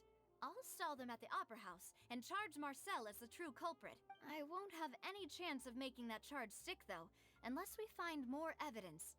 It'll be up to you to make it back in time and hand the decisive evidence to me. We'll help you, just like you helped us in Linny's trial. Demoiselle, please allow us to accompany you. I'm ready. Ah, Malou, Silver, when did you two get here? We heard that you'll be leaving Poisson and figured that you might require our assistance. It's our hope that your confidence will be bolstered with the two of us by your side. Thank you so much. Then, let's make haste for Irenaeus. See you then! Okay.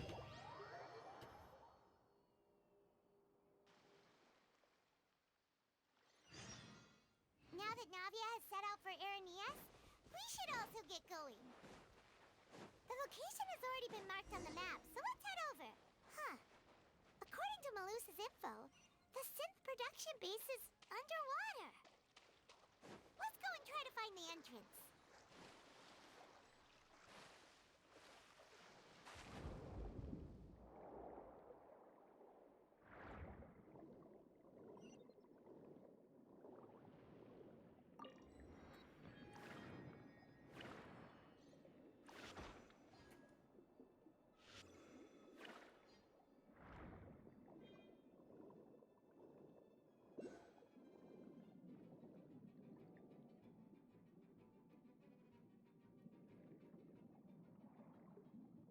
Where is it? Oh, I see it.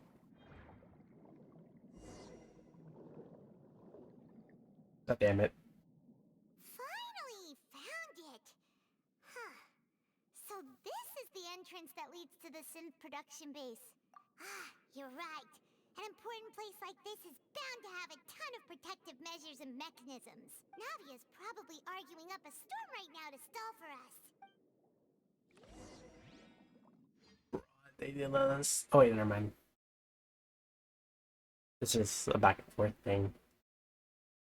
The cutscene without us in it? Nani?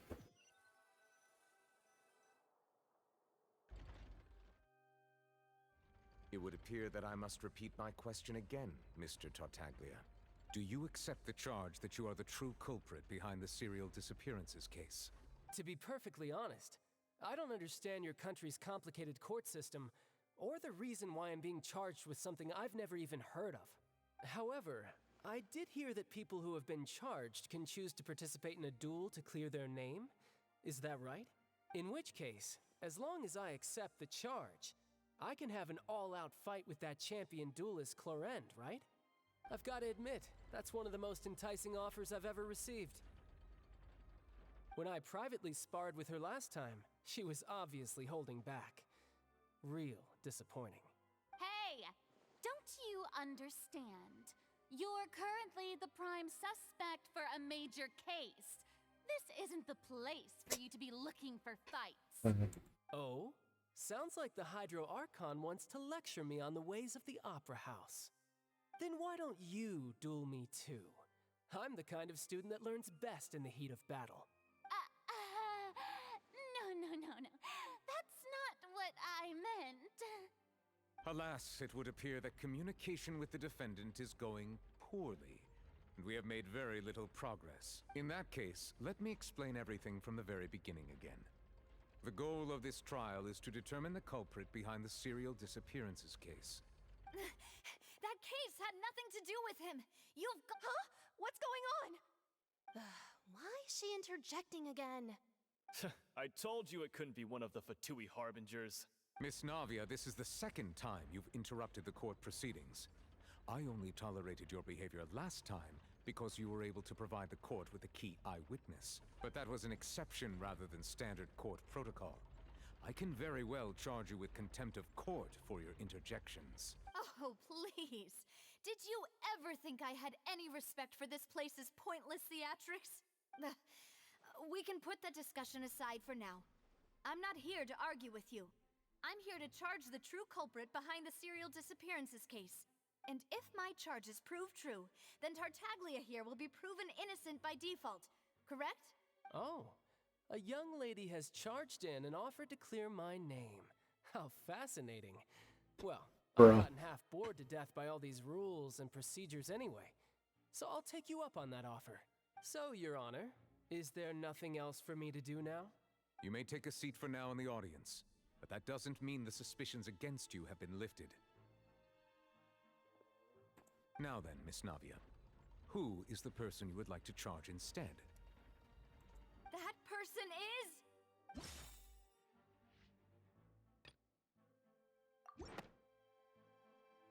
Marcel, the head of Confrérie of Cabrières! Huh?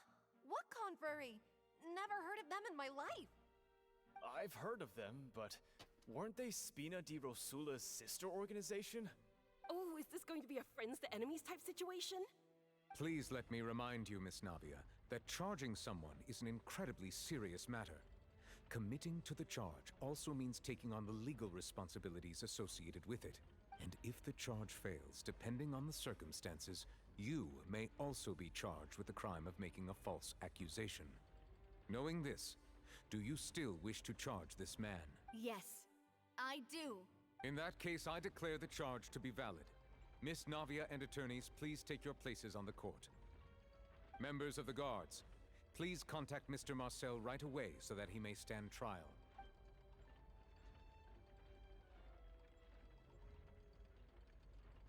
Mr. Marcel, you will not require an attorney. Is that correct? Apologies. It all just happened so quickly. I still haven't figured out what's going on. I think an attorney won't be necessary. This is probably just a misunderstanding between me and Navia. Very well. In that case, since both sides have now arrived, Miss Navia, please present your charges. I would like to take everyone back to 3 years ago, to the case of Callus the Unfaithful. Only through elucidating what really happened in that case can we connect all the dots for the serial disappearances case. Navia, do you really think that I was the one who killed your father? Come on, why would I do that? Callus was my benefactor, and remember both you and I only ran to the scene when we heard the sound of a gun. If that's enough to make me a suspect, wouldn't that make everyone at that banquet a suspect as well?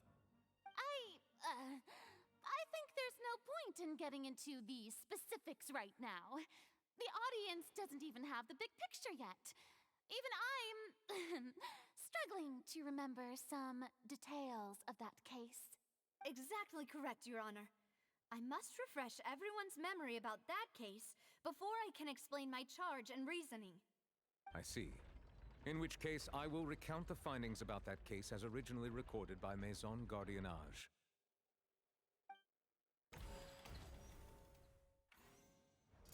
On the day of the murder, Spina di Rosula hosted a large banquet in a countryside estate owned by the Confrérie of Cabrières. During the banquet, all attending guests heard 2 gunshots from the courtyard. When the guests arrived at the scene, they found the primary suspect, Callus, holding a gun, while his acquaintance, Jacques, lay dead from a gunshot wound. The guards' investigation did not recover any other firearms from the scene. As a result, they concluded that the suspect's first shot must have missed, while the second must have taken Jacques' life.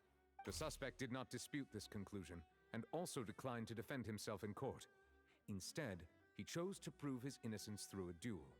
Callus was defeated by champion duelist Clarande in the ensuing duel, and soon succumbed to the injuries. These are the known facts about the case.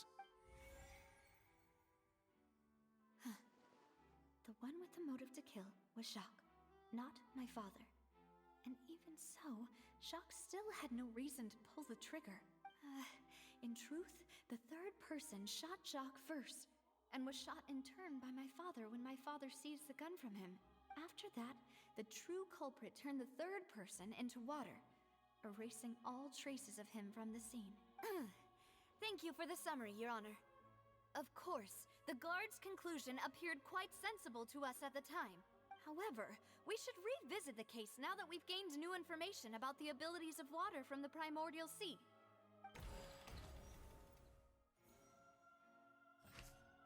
Oh my gosh, this is such...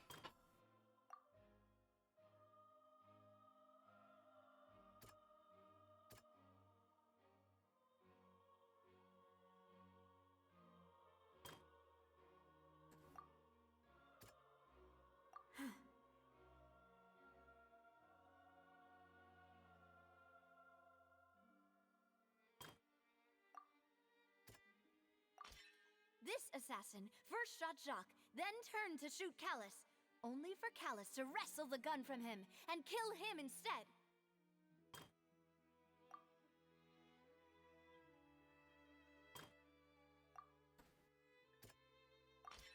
A pile of clothing was found at the scene. The guards once believed they were used by Jacques as a costume to disguise himself. But now, it is clear that the clothes were proof that there was a third person at the scene, and that they were turned into water after committing the murder. Oops, I skipped that part.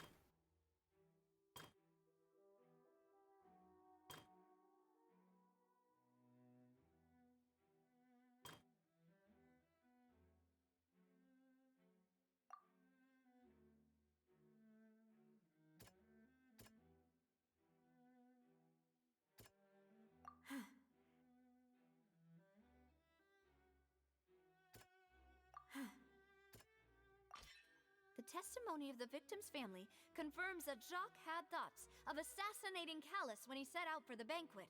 Unfortunately for Jacques, the true culprit had already considered this possibility and had sent out another assassin. Realizing this, the true culprit caused the hired assassin to dissolve into water, leading everyone to believe Callus was responsible for Jacques' murder. This is the true version of events.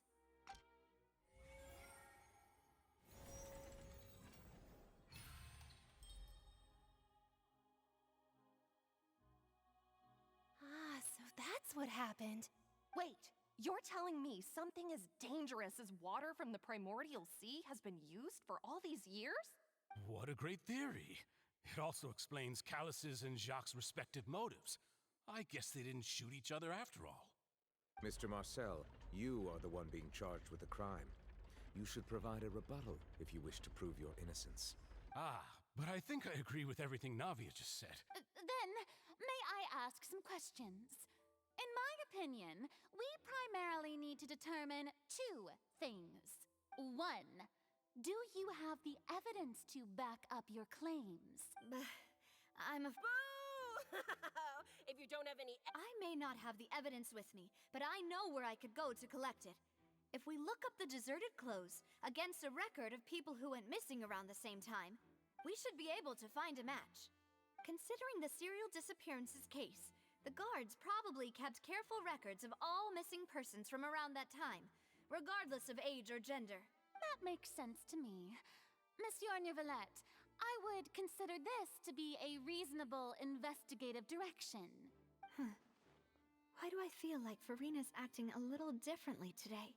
Maybe she's scared of embarrassing herself again? Alternatively, she's become more diligent after charging an innocent citizen in the last trial. My second question has to do with the ensuing duel. If the truth is indeed as you described, then why didn't Mr. Callus explain himself in court? If he had testified that a person had been dissolved, he could have at least mounted a defense. I've thought about this too, and the answer is actually pretty simple. He felt there were things that were more important to him. The dissolving power of water from the primordial sea is an important secret for the true culprit of the serial disappearances case. My father could have exposed it for all to see, but he chose to take it to the grave. At that time, Spina di Rosula was in dire straits, and his reputation had already been shattered. He had no guarantee that going forward with the truth would allow the culprit to be brought to justice. What was certain, however, was that it would paint a gigantic target on my back. Boss once told me that Demoiselle had already been selected as the next target of the serial disappearances case. What? If the secret had gotten out, the culprit would have fought an all-out war with Espina right there and then. I wouldn't have been the only one in danger. All of us would have stood to lose our lives. Of course, the guards might eventually figure out the truth of the matter and determine that we were in the right. But what good would that do?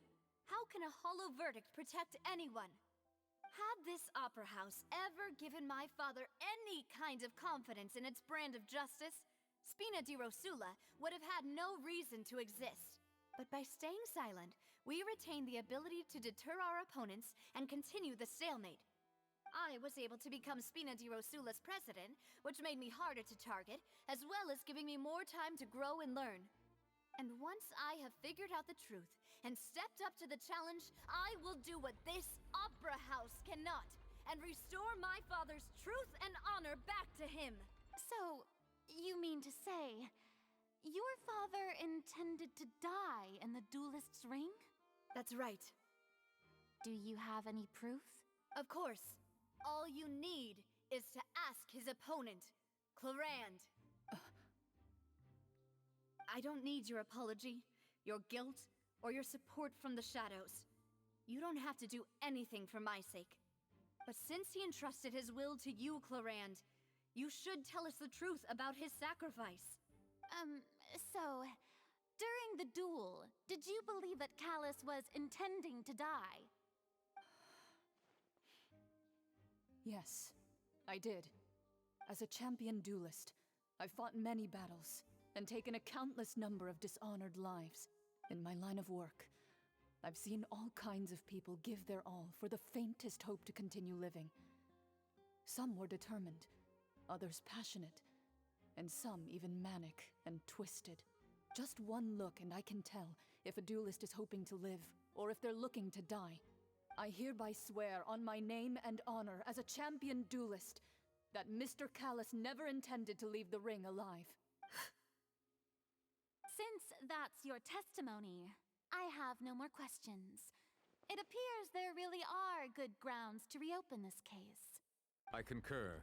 However, Miss Navia, you still have not explained the link between your father's case and the serial disappearances case. Right? What she said was fascinating, but kind of beside the point. Wait, weren't they just talking about the serial disappearances case? Of course, Your Honor.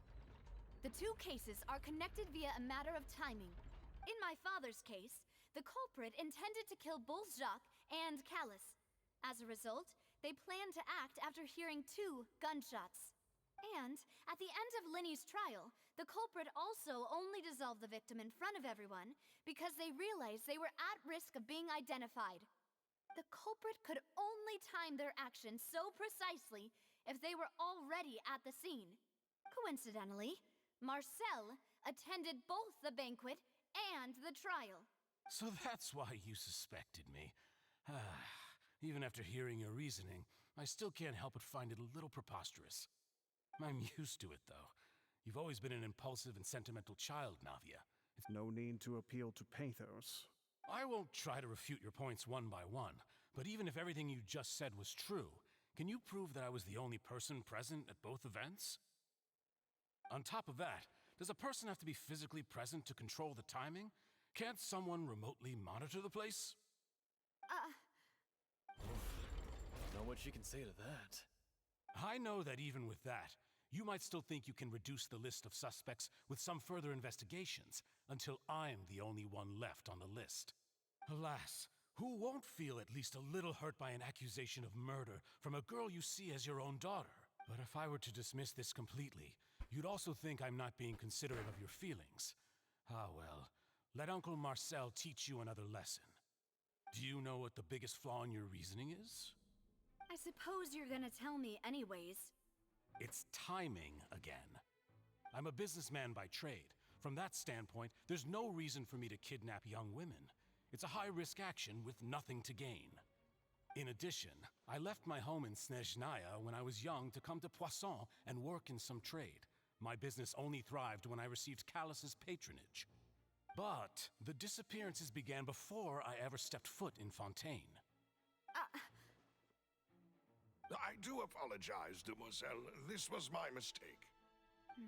No, it's not your fault. I'm sure he had come prepared. Is there anything else you'd like to say? Would you like to check the date of my first business license against the first known case of the serial disappearances? You can also take a look at my border entry records, or ask my friends and family when I left Snezhnaya for the first time. Could those records and testimonies do something to appease the unspeakable anguish in your heart? Seems like she got the wrong guy. At this rate, Navia will be convicted for falsely accusing him. I think you've done a superb job of dissecting your father's feelings as he neared the end of his life. But aren't you going against all of his wishes and expectations right now? He wished for you to become more rational, collected, and conscientious, instead of dwelling only on your own feelings. Once you've learned to be more considerate of others' feelings, and to stop rushing headlong into things, you'd have met most of his expectations. This isn't just about me, and it never has been. The biggest difference between me and the rest of the victims is that I still have the ability to search for the truth, while that same agency has long been taken from them. The people whose families were destroyed by synth abuse, the people who lost their loved ones to the serial disappearances, and the people who suffered tragic ends due to their sense of justice. Many people's images are flashing before my eyes. I'm sure some are coming to those of you in the audience as well. And whose image do you see, Marcel? Is it a man named Vacher? Oh, so you do know that name. I'm merely surprised you'd suddenly say the name of someone I've never even heard of. I was waiting for you to say that.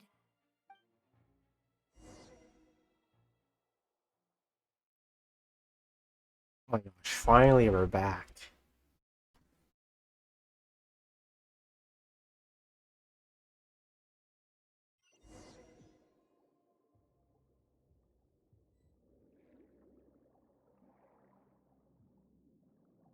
Oh my god, where am I?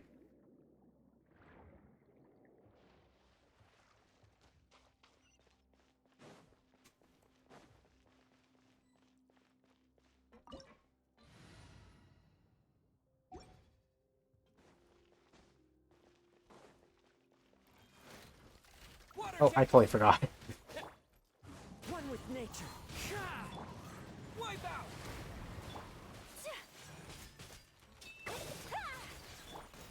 Into the wind.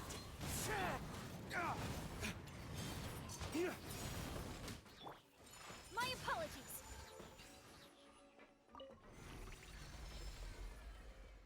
Whoa! The floor is going up! Is it because of this mechanism in the middle?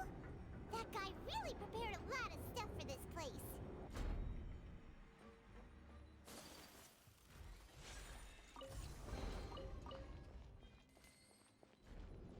Okay, nothing back there.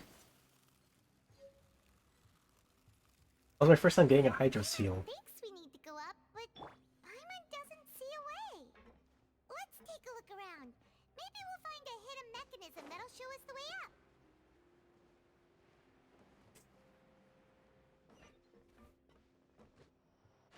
Well, that's cool. We can just like jump in like that.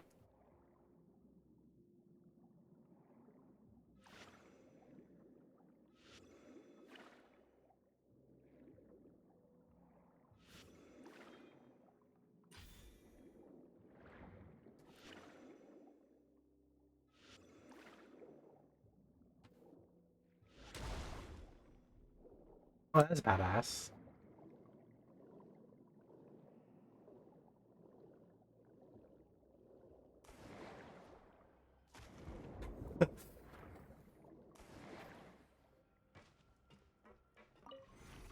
Oh, that's fun. The swimming thing is so fun.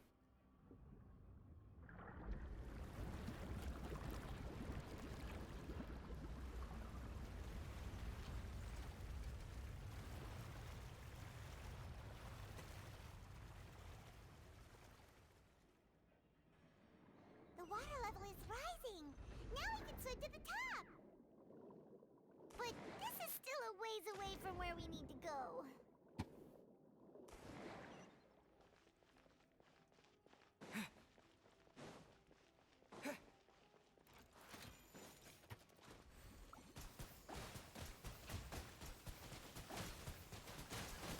Water jet! Folks. One with nature. Ha! Fallen leaves. Adorn my nut.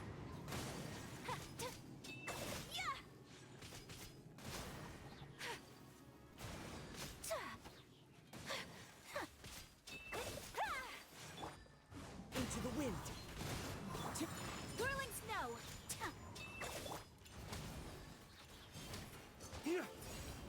I think that's it. Okay.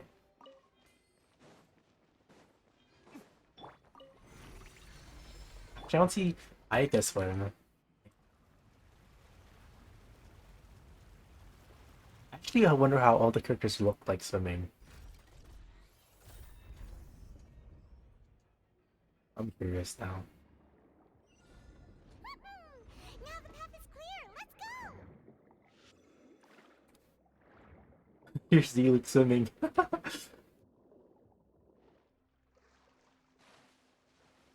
Oh, sorry, I was supposed to say Aika swim.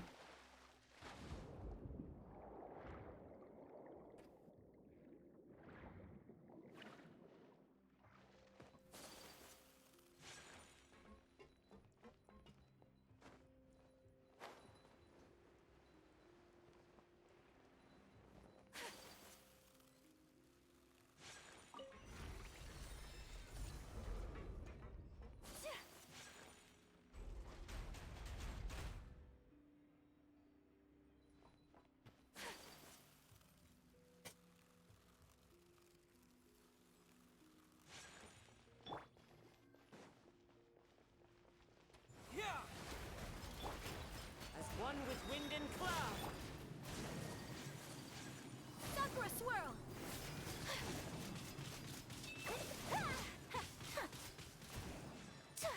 Unthinkable.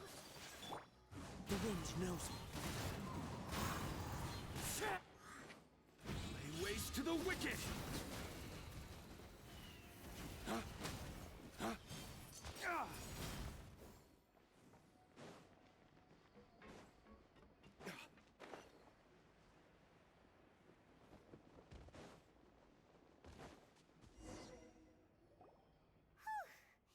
After all that, we finally made it to the innermost sanctum. Though, as expected, the mastermind isn't here. That's right. Then let's hurry up and find some evidence so we can get back to the Opera House and help Navia.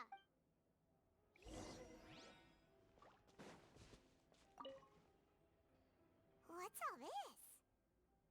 It's a bunch of really cute things. Pink accessories, a hair tie, a necklace, even a makeup box. Oh, Paimon sees it too, but why are all these cute things labeled with different girls' names? Huh? You mean the girls from the serial disappearances? They were brought here? And then Damn. they were turned into water, and all the boxes of things. These names. That means... Oh, this is terrible.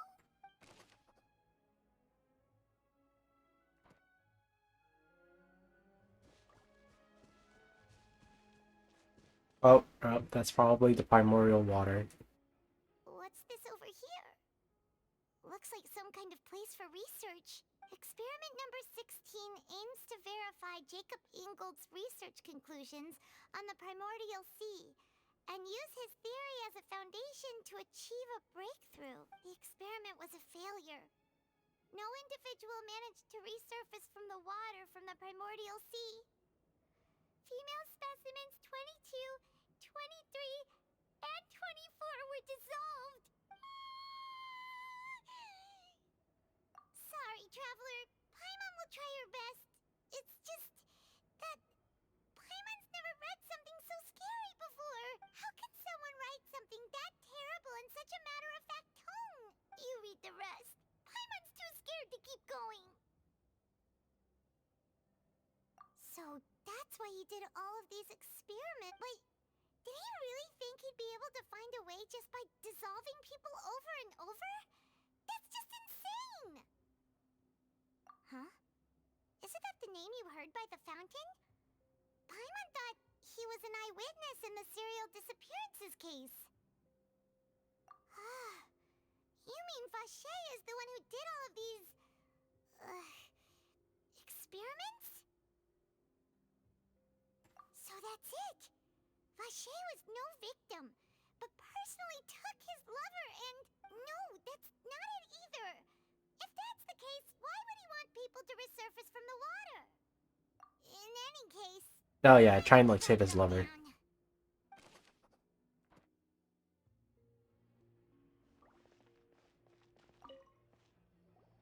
Whoa! There's so much synth here! And so many bottles of ingredients that probably just contain the waters of the primordial sea. Mixing in progress. Ready to drink? Stock sample? Huh. They've also got all the synth pretty clearly labeled. Whoa! There's even fruit-flavored synth? Yep, it's super obvious.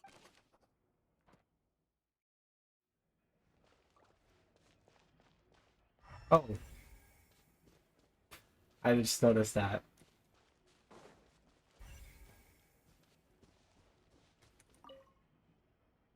Let's see what's written here. Nothing escapes Detective Paimon's eyes. Callus. Navia's father. Oh, this seems to be an investigation report on him. Yep, it's about finding someone to assassinate Jacques and Callus because of a lack of confidence that Jacques himself would go through with it. This should prove the existence of the third person, right? We still have not determined the exact content of the key information Callus has passed on to certain members of his organization. The old dog's a real menace to deal with. Even if he abides by the promise he's made to us, he will still have the upper hand. He can act whenever he wants to make our lives miserable. The only option left is to remove him from the picture entirely. I concur. Let's send someone to kill him. He won't declare war as long as we don't touch Navia. Oh, seems like we've got a bunch of correspondence between the higher-ups. They're all just so evil.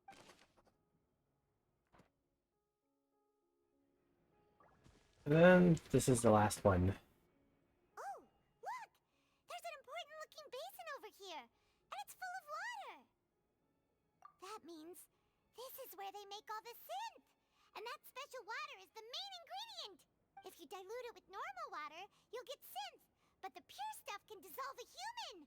Paimon will take notes on this incriminating evidence. We've looked at almost everything here, and it seems like our theories were spot on. Yeah, we haven't found anything that reveals his true identity. No wonder even Neuvillette wasn't able to find anything. Whoever it is probably destroyed everything to do with that name a long time ago. That way, even if we bring all this back to the opera, we won't be able to identify the true culprit.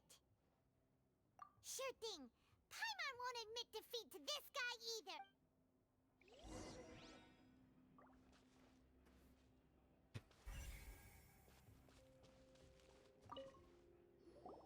You take that side and Paimon will take this.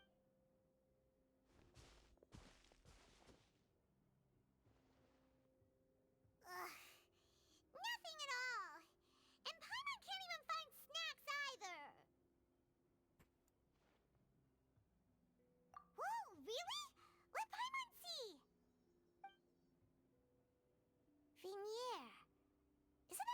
his lover's name? Then you found her diary. Aw. It's just a normal diary chronicling their love story. So many! A whole page's worth! But they're all crossed out. Was she unhappy with all of them? The final name she decided on was Marcel. Wait, but Marcel's pretty old. Has this case been going on for so long that he's Vacher and Vinier's grown son? Hey! Paimon still hasn't figured it out yet. Yeah, wait, there is still something to look at too. Aw.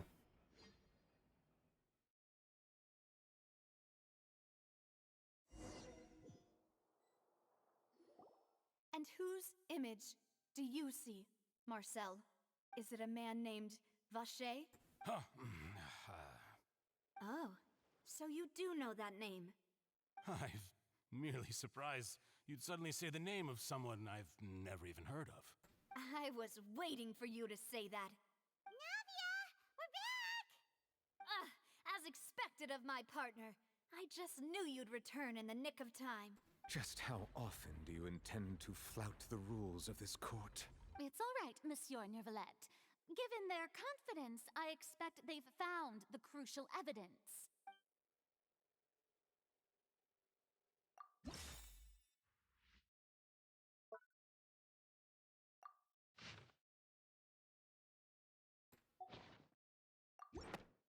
Is this it? Oh.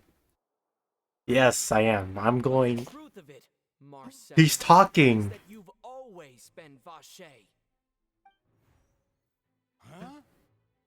What? The traveler is talking. Oh my gosh. This is worth it. We've investigated your lair and we already know everything.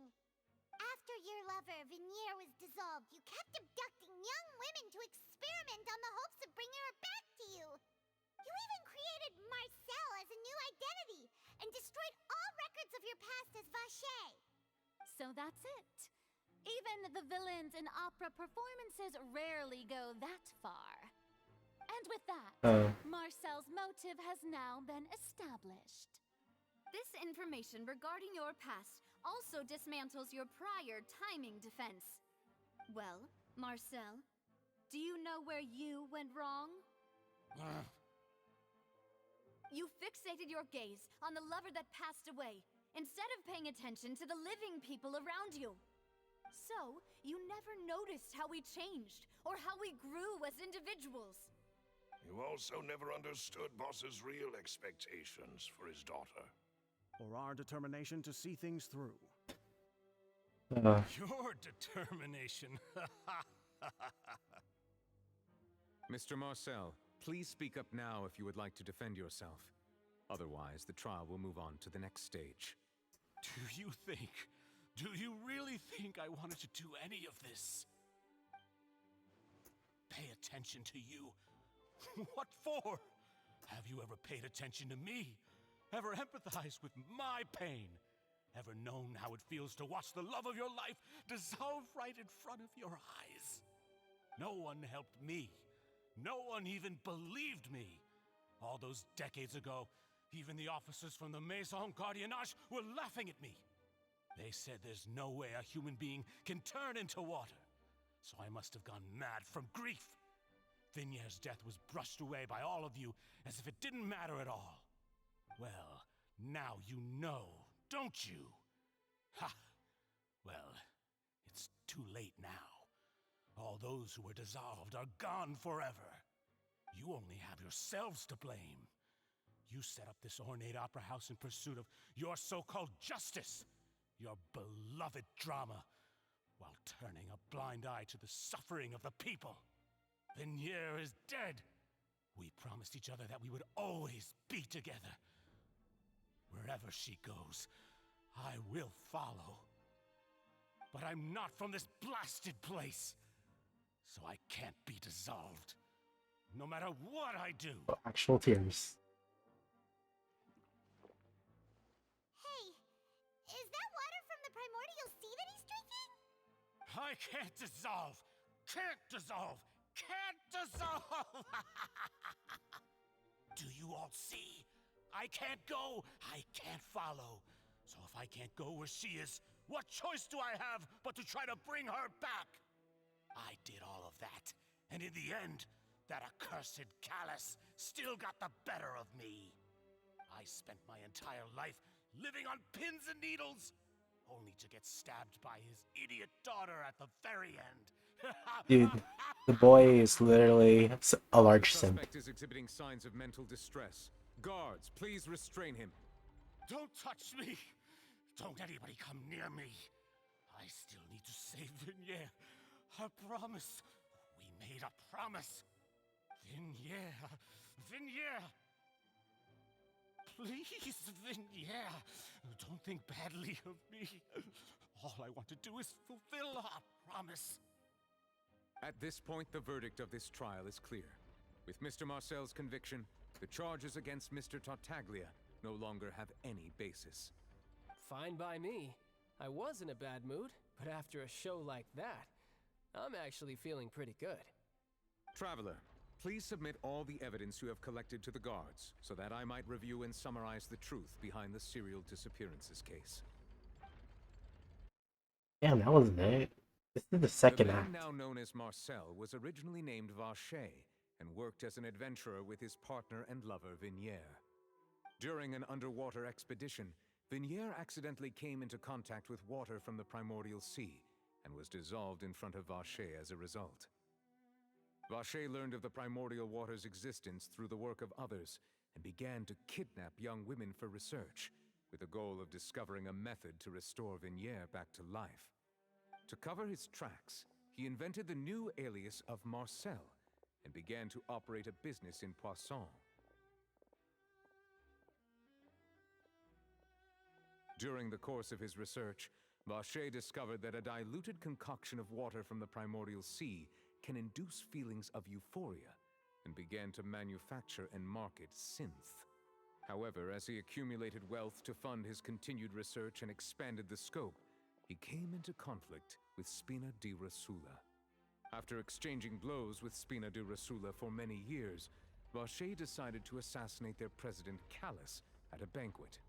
Although the assassination did not go as Vacher expected, he was able to turn Callus into the murder suspect by dissolving the assassin he sent to the scene. And just recently, Vacher attempted to frame Linny as the culprit of the serial disappearances case, using a similar method. However, his attempt to frame Linny failed, and the power of water from the primordial sea became public knowledge. This case also exposed enough of Vacher's machinations that he was eventually successfully charged in court. Thus concludes the enigmatic history of the serial disappearances case, with the truth revealed to all.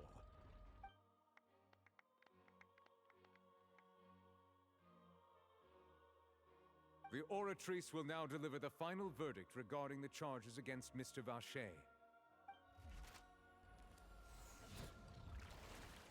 It's gonna be not guilty, isn't it?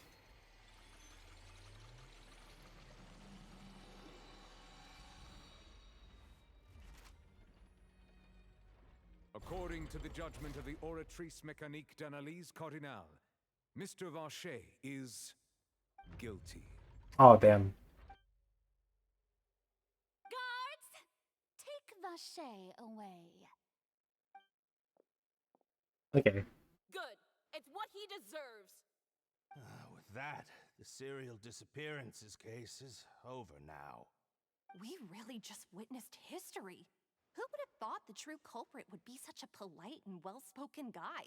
Yippee! We helped Navia bring the bad guy to justice! He's hurt so many innocent people and now he's finally getting what he deserves! Huh? Are you okay? Demoiselle, you were absolutely brilliant. The day our late boss had always hoped for has finally come. You can rest easy now, knowing justice has been served. Goes mild? Damn. Yeah, the crowd's pretty mild, you know? It's finally over. It's all thanks to you guys. And my partner. See, Papa? Spina di Rosula's still doing well with me at the helm. Well now, hasn't this been a most delicious piece of drama? The villain has been caught, justice has been served, past wrongs have been righted, and it's a big ol' happy ending. Since it's been such a great show, I'll just let the false accusations against me slide. Either way, I've still got some business to attend to, so if you'll excuse me... Please wait just one moment, Mr. Tartaglia. Ugh, what now?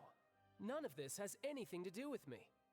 According to court protocol, since this trial was initiated due to a charge against you, a verdict must also be made regarding the initial charge before the trial can conclude. Oh, come on. Is this really necessary? Haven't you already caught the real criminal? Isn't it time for side characters like me to exit stage left? Please respect the laws of Fontaine. This has always been the rule. All right, but this sure is a lot of hassle. All I need to do is stand over there, right? Let's just get this over with. Through evidence presented in the public trial that was just held, it has been established that Mr. Tartaglia has no direct connection to the serial disappearances case. The guilty party has been identified, and thus it is logical to suppose Mr. Tartaglia is innocent of the charges. We now turn to the Oratrice Mécanique d'Analyse Cardinale to render the final verdict on the charges.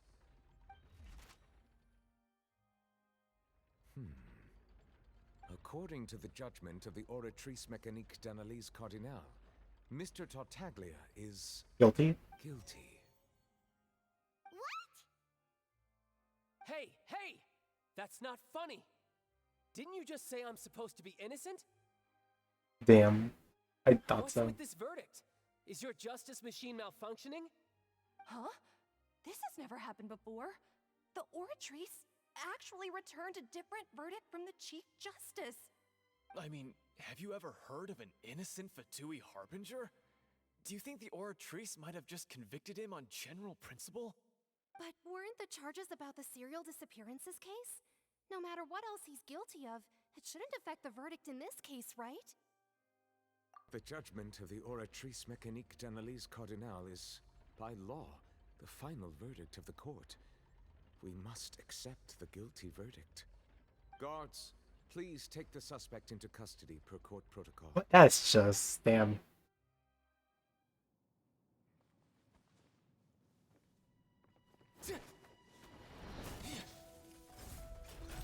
So this is how justice is done in Fontaine. What a joke. You've got your rules. Well, I've got mine too!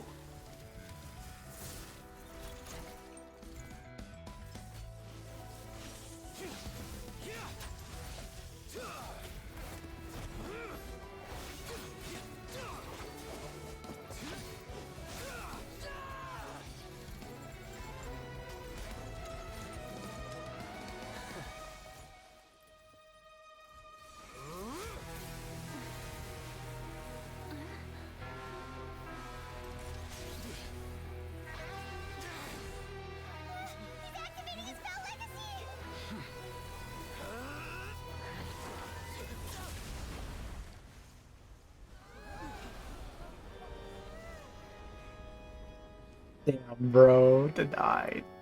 I am sorry. If you have been wronged, we will find the truth.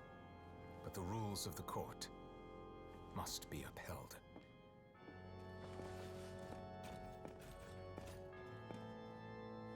Yeah, we got scratched.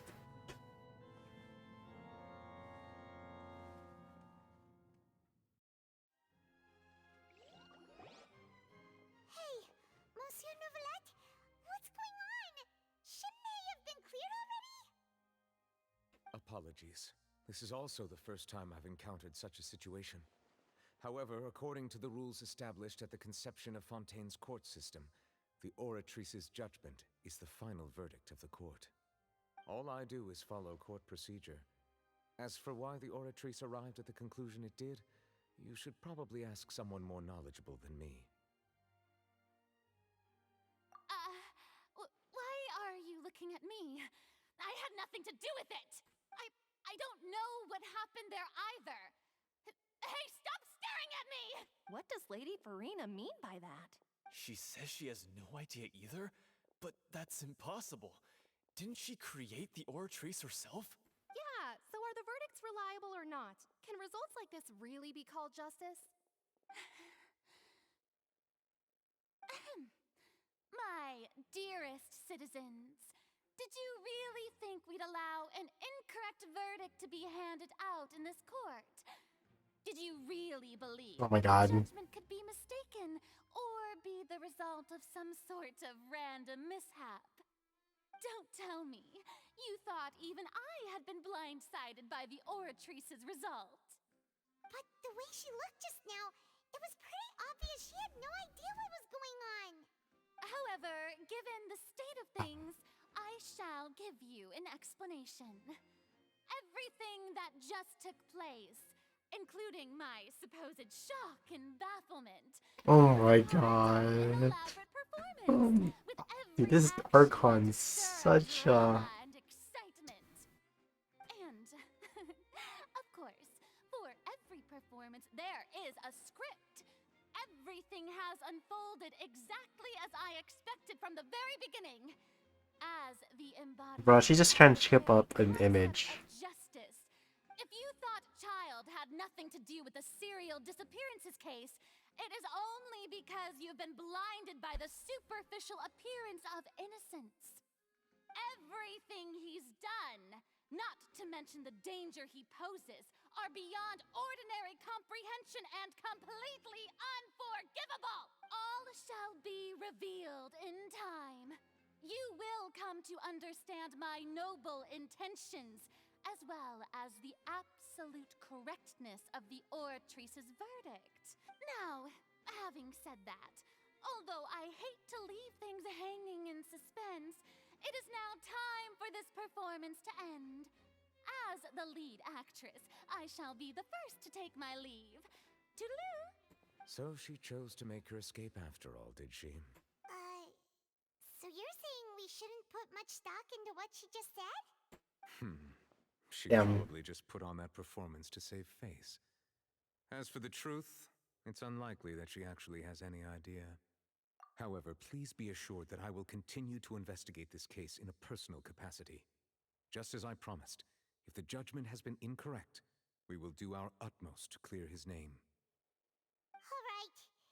Even though we feel pretty badly for him, we'll take your word for it for now.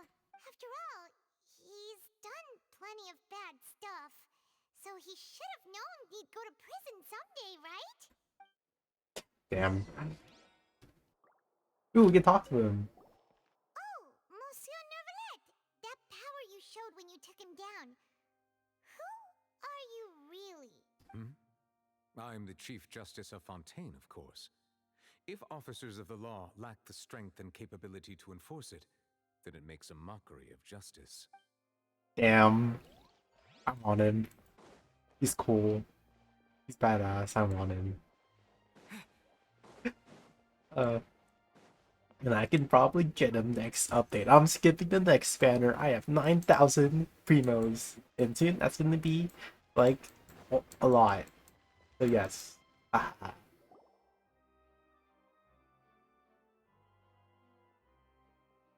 Hey, what are you doing? Quick, stop him! Traveler! Hey! Traveler! Marcel! What are you doing over here? Stop resisting arrest! Cease, or we'll add another charge to the list. No, wait! I just want to ask the Traveler something. I'm not looking to run away. Please, just let me ask this one small thing. Go on. Thank you. I was being led away when I finally realized something. Where did you first hear the name Vacher? I erased all records of that name. So, unless...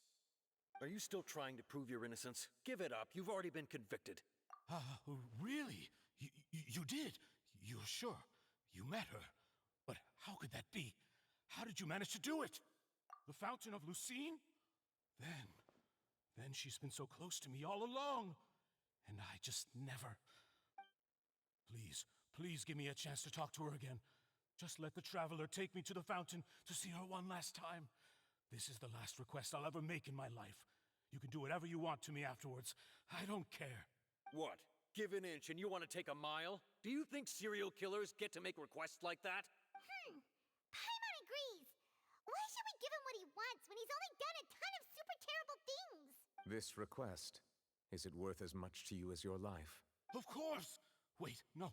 It's worth even more than my life.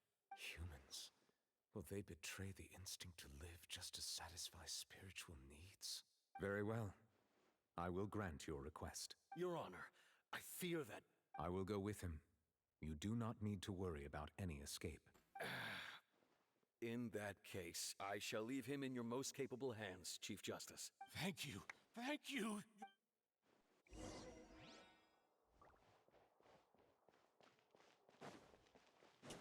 Yeah. I guess we're gonna have to see this sob ending, I guess.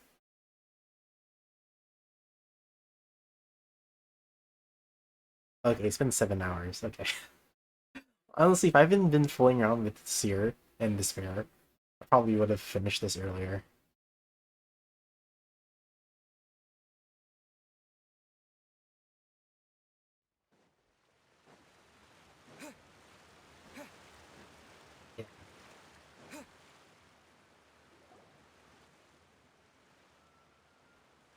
Is this the place? You said she's here, but what do I need to do to see her?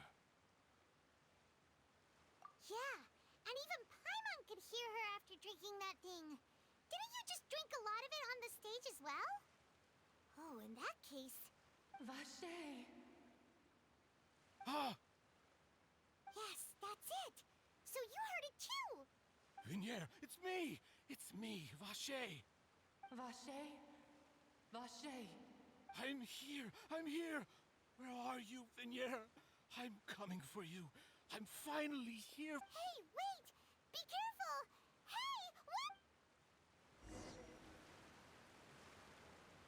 Vinier, is that you? It's me, Vache! Vinier! Vache?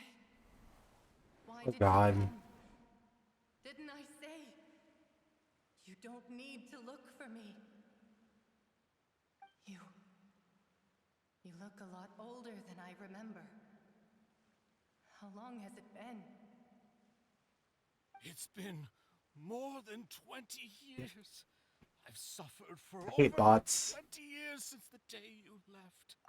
Dude, okay, like, I hate bots because, like, I've been streaming for like 2 years now, essentially. And I had like 118 followers one time, and then like I bot followed like 150 bots started following me, and then I was trying to remove them. Then I accidentally removed all my followers. I had to start back from 0. Got back up here, more than 118. Finally. How I could live without you. But Vache, if you ask me, this world would be better off without you. What are you saying? What? If not for you, I would have finished my law degree and probably become a top-tier attorney one day. If not for you, I would have continued to pursue my love of the arts, and my works would have been displayed in the Palais Mermone. Oh, this is the collective mind. If not for you, I would at least have been able to take care of my mother. And she would not have grown old and died alone, with nothing but the tears on her cheeks. Oh, it's the collective of all the women he killed. Your selfishness, Vache. It's all because of you. You... Wait, you are not Vinier. Who are you? You're right. I am not Vinier. I am the sacrifices. Every woman who died by your hand, as our bodies dissolved, our consciousnesses flowed back to the primordial sea. Yep. Our thoughts circulated endlessly within the primordial sea, and we were no longer individuals, but we became one, just as streams of water come together in the sea. I'm Cressy. I'm Lemony. I'm Azine. The only one I am not is Vinier. Why? But then... Where is Vignier? She doesn't want to see you anymore. Every tendril of her consciousness is avoiding you. This is what you get for your selfishness. Your selfishness robbed us of our lives and our futures. You said time and time again that you'd do any and everything for her. But did you ever consider whether she'd want to see you do the things that you did? If she would despise you for what you became?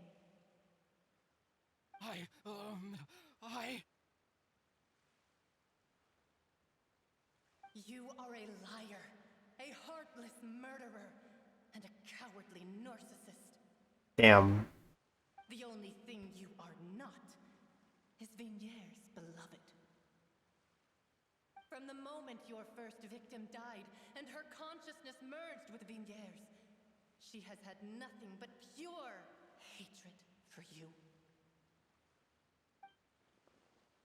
Oh, we're just standing there watching all this. No! Vignier!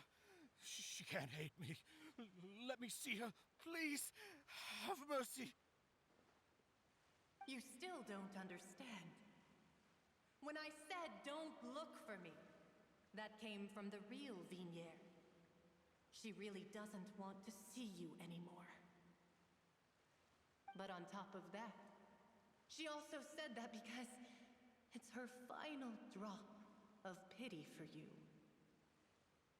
She said that because she knew that if you did come here, we will show no mercy to you. Vache. Vache? Vache? Vache? Vache? Vache? Oh, well, he's gonna die.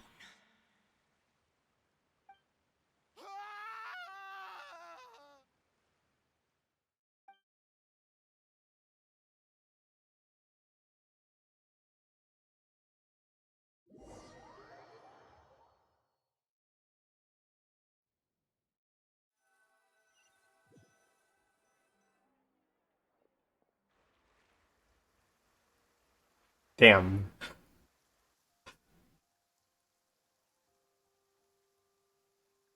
Finally, we have some time to do shopping. Gosh, it's really been a long time since we've been able to relax. Huh. Well met, partner. I knew something great was going to happen when I woke up in such a good mood. This is the only the second act as well. Put a damper on the demoiselle's mood. So what's the third act? Oh, hey, Navia! It's been a few days. Paimon's already started to miss you. Oh, now that I believe. I'm easy to work with and always bring home the bacon. Who wouldn't treasure having a partner like me? Sounds like you're really enjoying life these days, Navia. What have you been busy with since the trial? It's just been one thing after the other. I've been making non-stop trips between Poisson and the courts in Seine. Everyone from Spina di Rosula organized a memorial for my father. We never held a memorial when he first died, since everyone knew that even if we held one back then, no one was going to come. This time, though, everyone in Poisson, and even many people from the court, all attended. So his name's definitely been cleared now. That's what we like to hear. It's been the dearest wish of Demoiselle all along. That blasted stubborn fool. I was right to put my faith in him. I'm so glad I didn't give up on the case all those years ago. Oh, by the way, I ran into Charlotte just after I left the memorial service. Well, maybe it'd be more accurate to say I knew she would be there, and there was no way she'd just let me go. Huh? So you know Charlotte too? The Charlotte? Journalist from the Steambird? Yeah, way back when I first became the president of the Spina di Rosula, she was all over me. Wouldn't take no for an answer. I believe the story was called The True Heart of Darkness, Secret Tales of the Yellow Rose. To be fair, though, it was a really flattering feature. So, we've been on pretty good terms ever since. She was trying to lean on our friendship to get Is me to do an Navia exclusive like piece on the serial a taller height disappearances or case. our height? Oh yeah, she told us about that. She's always been super interested in that case, so now her wish has finally come true too. Anyway, I told her to make sure that when she writes about you guys entering the opera house with the critical evidence, that you both sound really cool. Now that's another thing to look forward to. We trust Charlotte's skills with a pen for sure. Oh, and in other news, I also took Clarand out for a meal. Oh, are you two on better terms now? While you were investigating Vacher's headquarters, Clarand gave testimony on my father's behalf. It was thanks to her that we were able to turn the tide. I wanted to thank her. I mean, there's also no point in being awkward all the time, so we took the chance to reconcile with each other. Oh, that's great. Paimon also thought Clarend wasn't actually a bad person. It's always good to have more friends. Anyway, now that the case has finally been solved, perhaps it will slowly begin to fade from the public consciousness.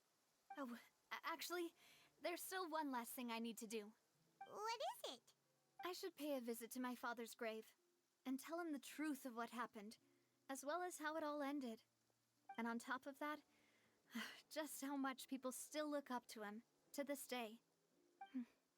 That includes me, too. Miss Navia. Indeed. We want to go too. We also think Callus is a really admirable person. Sure thing. I'd like you two to share the moment with me. After all, without you, there might not have been such a positive ending. And in that case, everyone, let's be off. Considering the recent weather, we'll be lucky if we can reach Poisson before dark. Yeah, you're right. It's been raining non-stop for a few days now. Is that like a bad thing?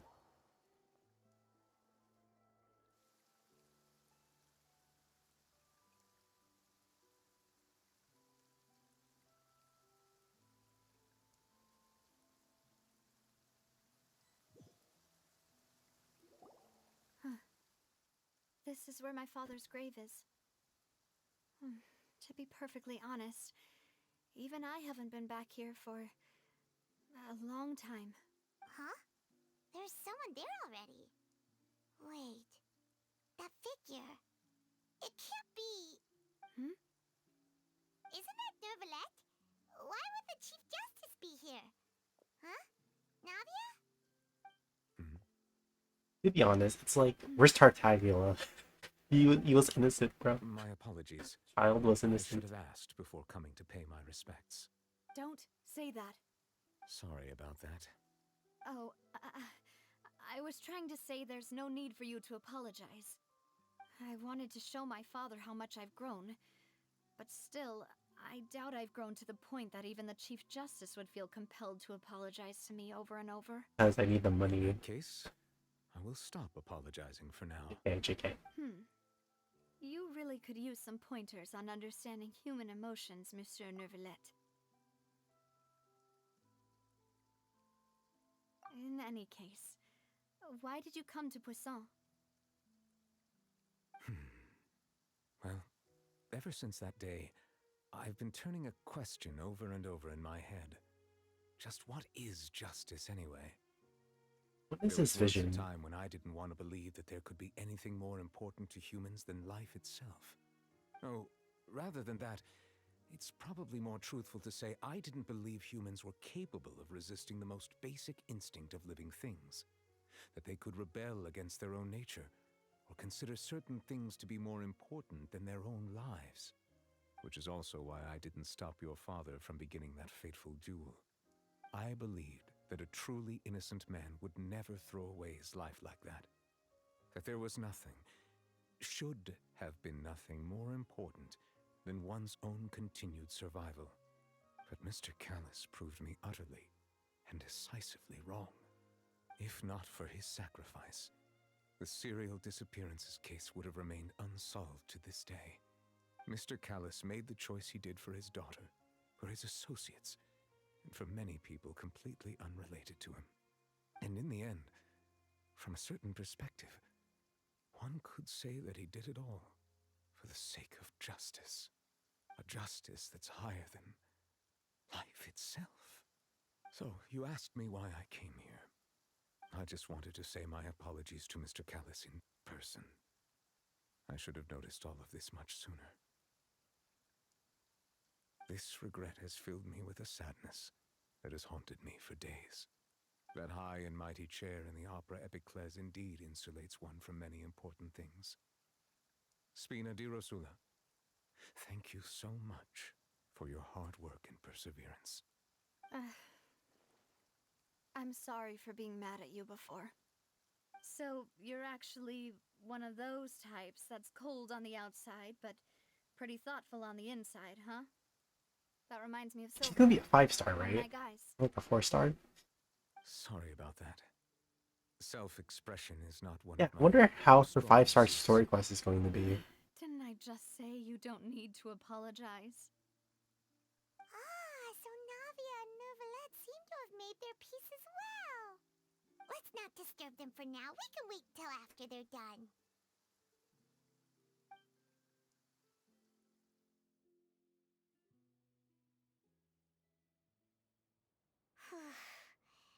Paimon's never paid respects at someone's grave before. Did Paimon do anything rude there? Huh? Oh, Paimon didn't know that was a thing. But Paimon doesn't know what she would do if she can't fly. Oh no. Paimon hopes Miss Navia won't be too mad. Anyway, Neuvillette is still standing around there. It's not often that we can catch him alone like this, so why don't we go talk to him for a bit? If we can't talk to Lady Farina, we can at least talk to him, right? Oh, let's just talk. Paimon's really sorry, Navia, but Paimon did something pretty disrespectful just now. She's doing it right now. What are you saying, Paimon? I don't think I get it. Well, aren't you not supposed to fly around someone's grave? Huh? Who told you that? Hey, Traveler! Why did you mess with Paimon again? That's funny.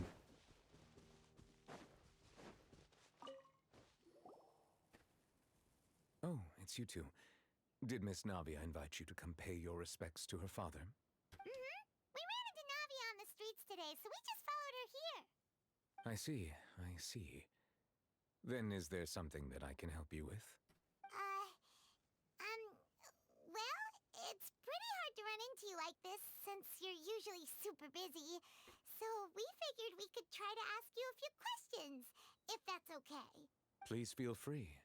Though outsiders, you helped us solve one of the greatest mysteries in Fontaine, and it would be my pleasure to return the favor.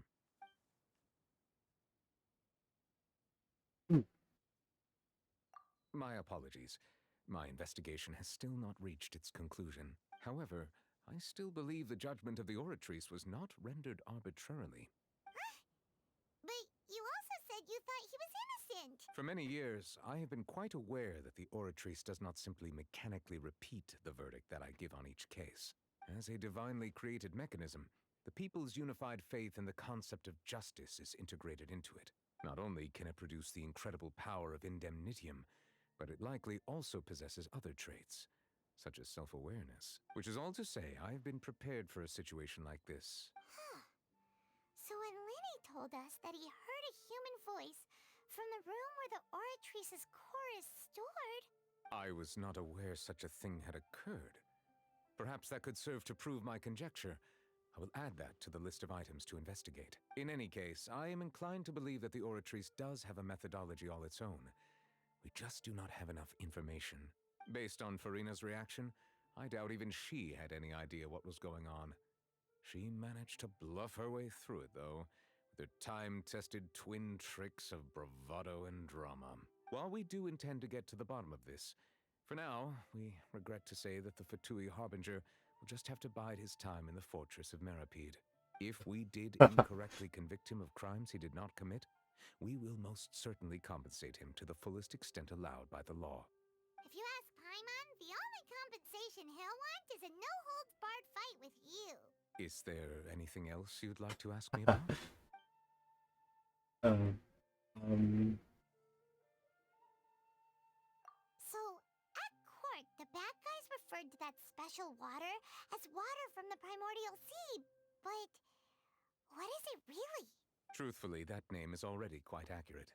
I can only surmise that Vacher and his ilk only learned of its nature and existence after extensive research. There used to be a special sea on the surface of this planet. The nature of its seawater was rather different from that. Most of Tevat's life forms were first born in that special sea. You could say it nurtured much of the life on this planet. Huh. So it really was where everything began. But today, the primordial sea no longer exists on the planet's surface. What Vacher discovered must have been some kind of special case. Huh. So... Indeed. Why would the primordial sea, which was known to engender and nurture life, suddenly reverse itself and devour life instead? To be frank, that also doesn't match my understanding of this world and its laws. There must still be some unknown secrets around the people of this land. Is there anything else you'd like to ask me about? That the sea levels will rise and everyone will be dissolved in water, leaving Farina crying alone on her throne, but the sins of the people will be finally washed away for good. Does that appropriately summarize the version you've heard? That's right! It was Linny that told us back then. And that about covers all the main points. Yes, up to the present, I think we reached a point where we have no choice but to confront this prophecy directly. Rumors have it that this prophecy is rooted in the last words the former Hydro Archon left to the world before she passed away. A prophecy? Of the former Hydro Archon? Wow. This is the first time that we've ever heard of it. 2 parts of the prophecy have already proven correct. The rising sea levels and the ability of the people of Fontaine to be dissolved. We should be more vigilant and stay on the watch for further signs. Speaking of the prophecy, Farina has also always taken it quite seriously. Indeed, she has been collecting information and intelligence from across Tevat for this purpose. okay, you know what? I just thought of something. Like, when, Vouch was gonna die, or, like, drown, or I don't know what. He killed an assassin and also, the other guy on the stage during Linnea's trial. So, why didn't they show up? If the rumors were true, That is the question. perhaps this prophecy is the conundrum left to Farina by her predecessor. But with Farina being the way she is, can we really trust her to solve it? Is there anything else you'd like to ask me about? Your sibling, another blonde-haired traveler. I'm sorry, but I've never seen anyone who matches that description. If she ever stepped foot in Fontaine, I'm sure she followed our laws to the letter and had no reason to appear on the stage of the opera Epiclese. Is there anything else you'd like to ask me about? And that's about it. Very well. It was my honor to provide you with what answers I could. I very much enjoyed conversing with you. It will soon be time for me to leave this blissful tranquility behind and return to Palais Memoria. You really are super busy, Monsieur Neuvillette. Paimon thought you only came here to pay your respects today because you had the day off. Crime and villainy do not have the day off, and so justice must work around the clock as well. This is... Alright, you've got a point. Huh? Paimon just noticed that the rain has stopped.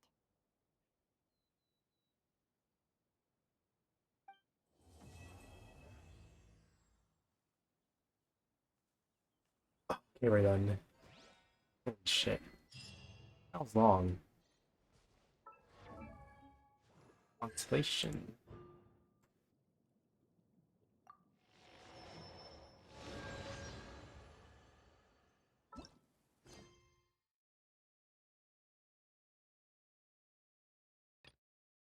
Hummingbird interview. Okay, that's pretty much it for now. Okay, we have that. And then... yeah, this one. Story quest.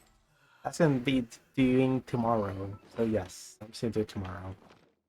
It is 4:50 like AM for me right now. 4:50 AM. Yep. There's no more bits. So yeah, I'm just gonna sleep now. So yeah.